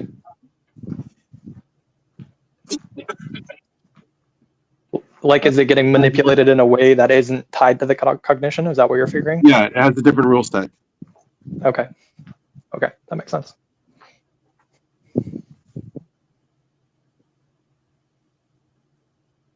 Well, I got my piece of information for the day. Time to peace out. I'm kidding. You had the Yeah, and so my argument for AI is it doesn't have that mechanism yet. It might have it one day, but right now it doesn't have that mechanism. Do you have any literature on that, or like information you could send me? I'd be super curious if you do. I can look myself, but I don't know exactly what I'm looking for. I don't. I just know how it worked. Okay. I don't know how. I don't know what literature I can show you. Okay. And the microtubules, right? Microtubules, yeah, you can look that up for sure. Okay. Okay. Yeah, microtubules are essentially quantum crystals that the cells in our brain or in all of our body create. They create these quantum crystals. And I mean, I have a feeling now with those new quantum processors that if you were to combine today's AI with quantum processors, then you would have a mechanism for consciousness. It doesn't guarantee that consciousness would take hold, but when you combine them, there's like at least a mechanism there. So why would the quantum processors? Why are those equivalent to the crystals you were talking about?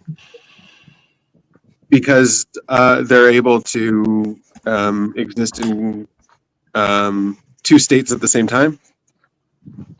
Okay. Yeah.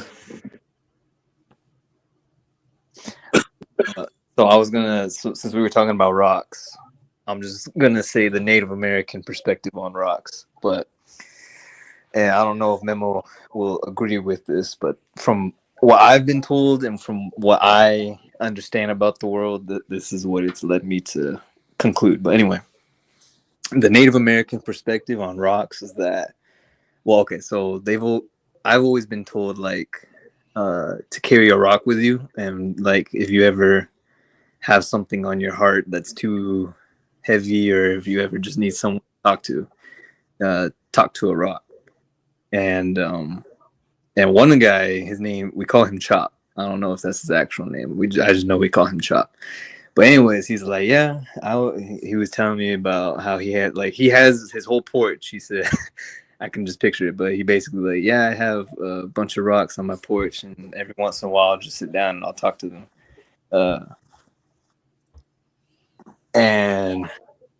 But also like going into like the earth and like how we're supposed to treat Mother Earth and whatnot. Like we've always been kind of taught like life is alive. Like it even though it doesn't look alive, it is alive.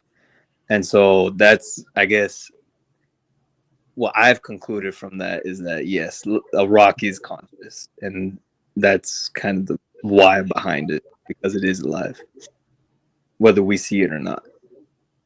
And so I would challenge you on the conscious side, but on the cognitive side, I wouldn't. And on the side is like, is it okay to destroy a rock? Like, it's okay to destroy a fetus because it doesn't have consciousness?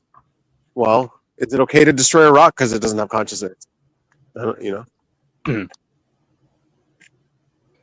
Well, as far as I understand, we don't even necessarily know when a fetus becomes conscious or how that. I don't think we do. Even if it doesn't, why is it okay? It has the potential for it. Okay. It has the potential for it. It like if time is not localized to that moment, like in that moment, it's not conscious, sure, but it could be conscious.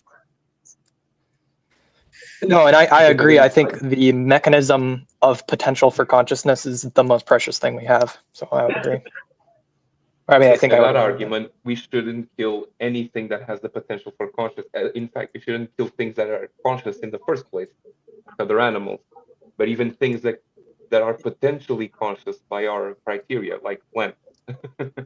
Yeah, and I think that's potentially true, but we don't have I don't think we have the capabilities of actually following that through to its end. We try. I think we try in what we do, but I don't think we can. Yeah. So, like, okay, for instance, at the end of the day, we take abortion more seriously because it's related to us as a species, and that's why we. Well, no, I'm going even further towards animals. I'm saying, like, if there was a day where we didn't have to kill animals to survive, it seems like we have to, and there's some debate on that. But I've heard of people that struggle with being a vegan, and even then, you could potentially go to the same place with plants. So it's like it's just an unfortunate reality. I think personally, I think that most people, if they knew they could get a steak that didn't involve killing an animal or whatever, didn't involve killing at all, they would prefer that steak, assuming that the steak would be the exact same. That's not true. The steak That's that not they true. got from.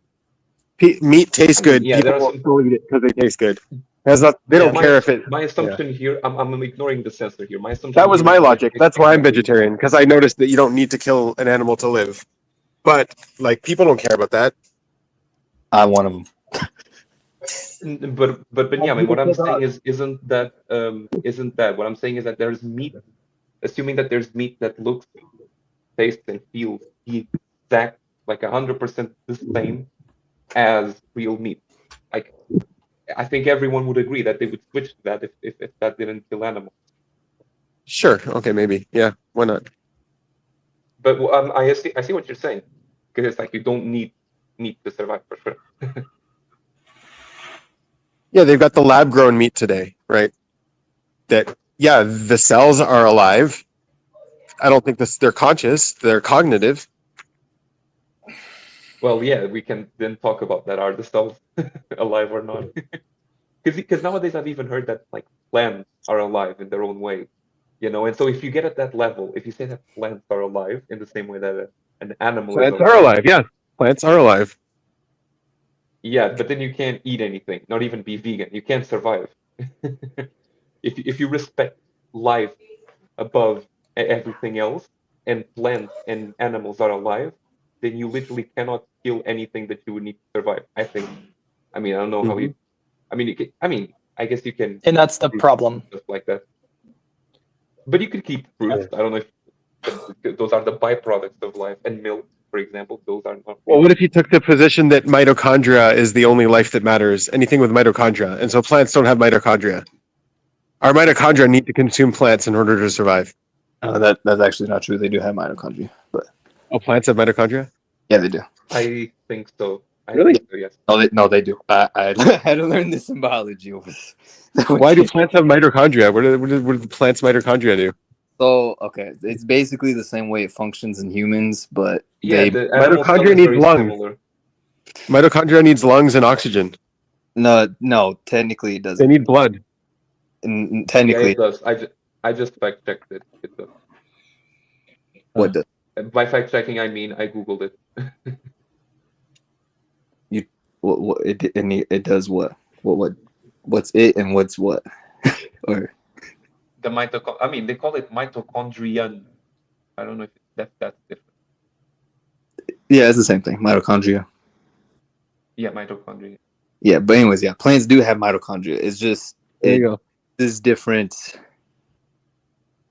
Because so there's anabolic respiration and aerobic respiration, and aerobic and anaerobic, and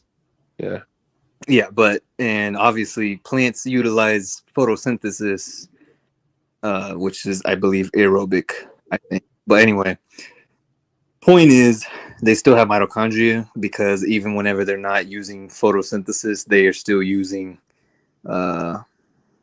they're still taking in molecules, and that's how they're able to survive. Like a seed, that's what it utilizes, is mitochondria, basically.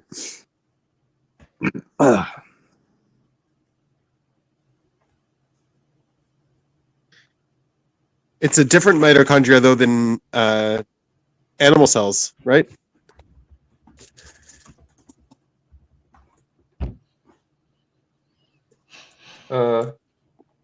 I can check.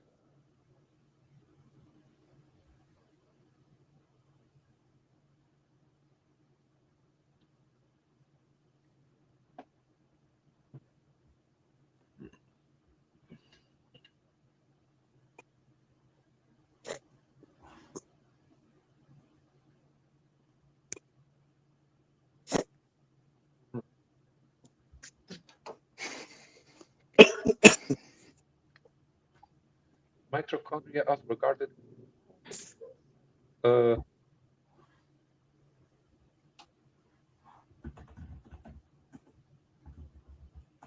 they're just describing. They're just describing the mitochondria. I'm not really. So regardless, what then I think you're gonna make the point of you're saying something like, what if plants had mitochondria? Like, would it be okay to eat them or something? I don't know where you're gonna go with that, or if it's worth pursuing. Oh no, that's why we eat, because we have to supply our mitochondria with energy.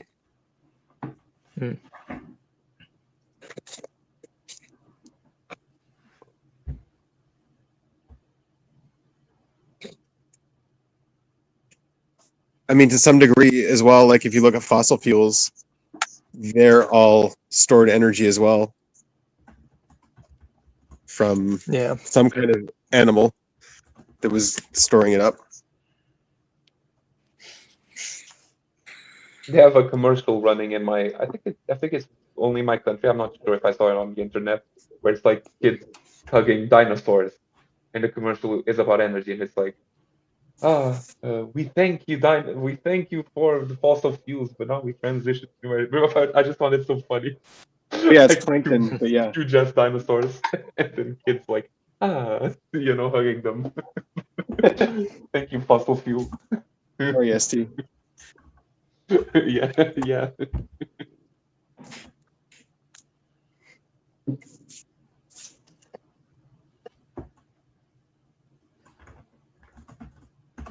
Well, I think I'm gonna go, guys. All right. Yeah. About that time to stream. Yeah, I've been listening to all the craziness going on. All the craziness. Yeah, a lot of. Then I'll wait until and then. Dragon's Neck still here? Yeah. Cool. Well, we lost everybody. It's all good. Lost Annie too. I'm here. All right. Well, thank you for tuning in and hanging out with us. Appreciate it. We'll see you next year. Bye. Oh my god! No. I can't believe you made that joke. End it. Bye. I'm clicking end.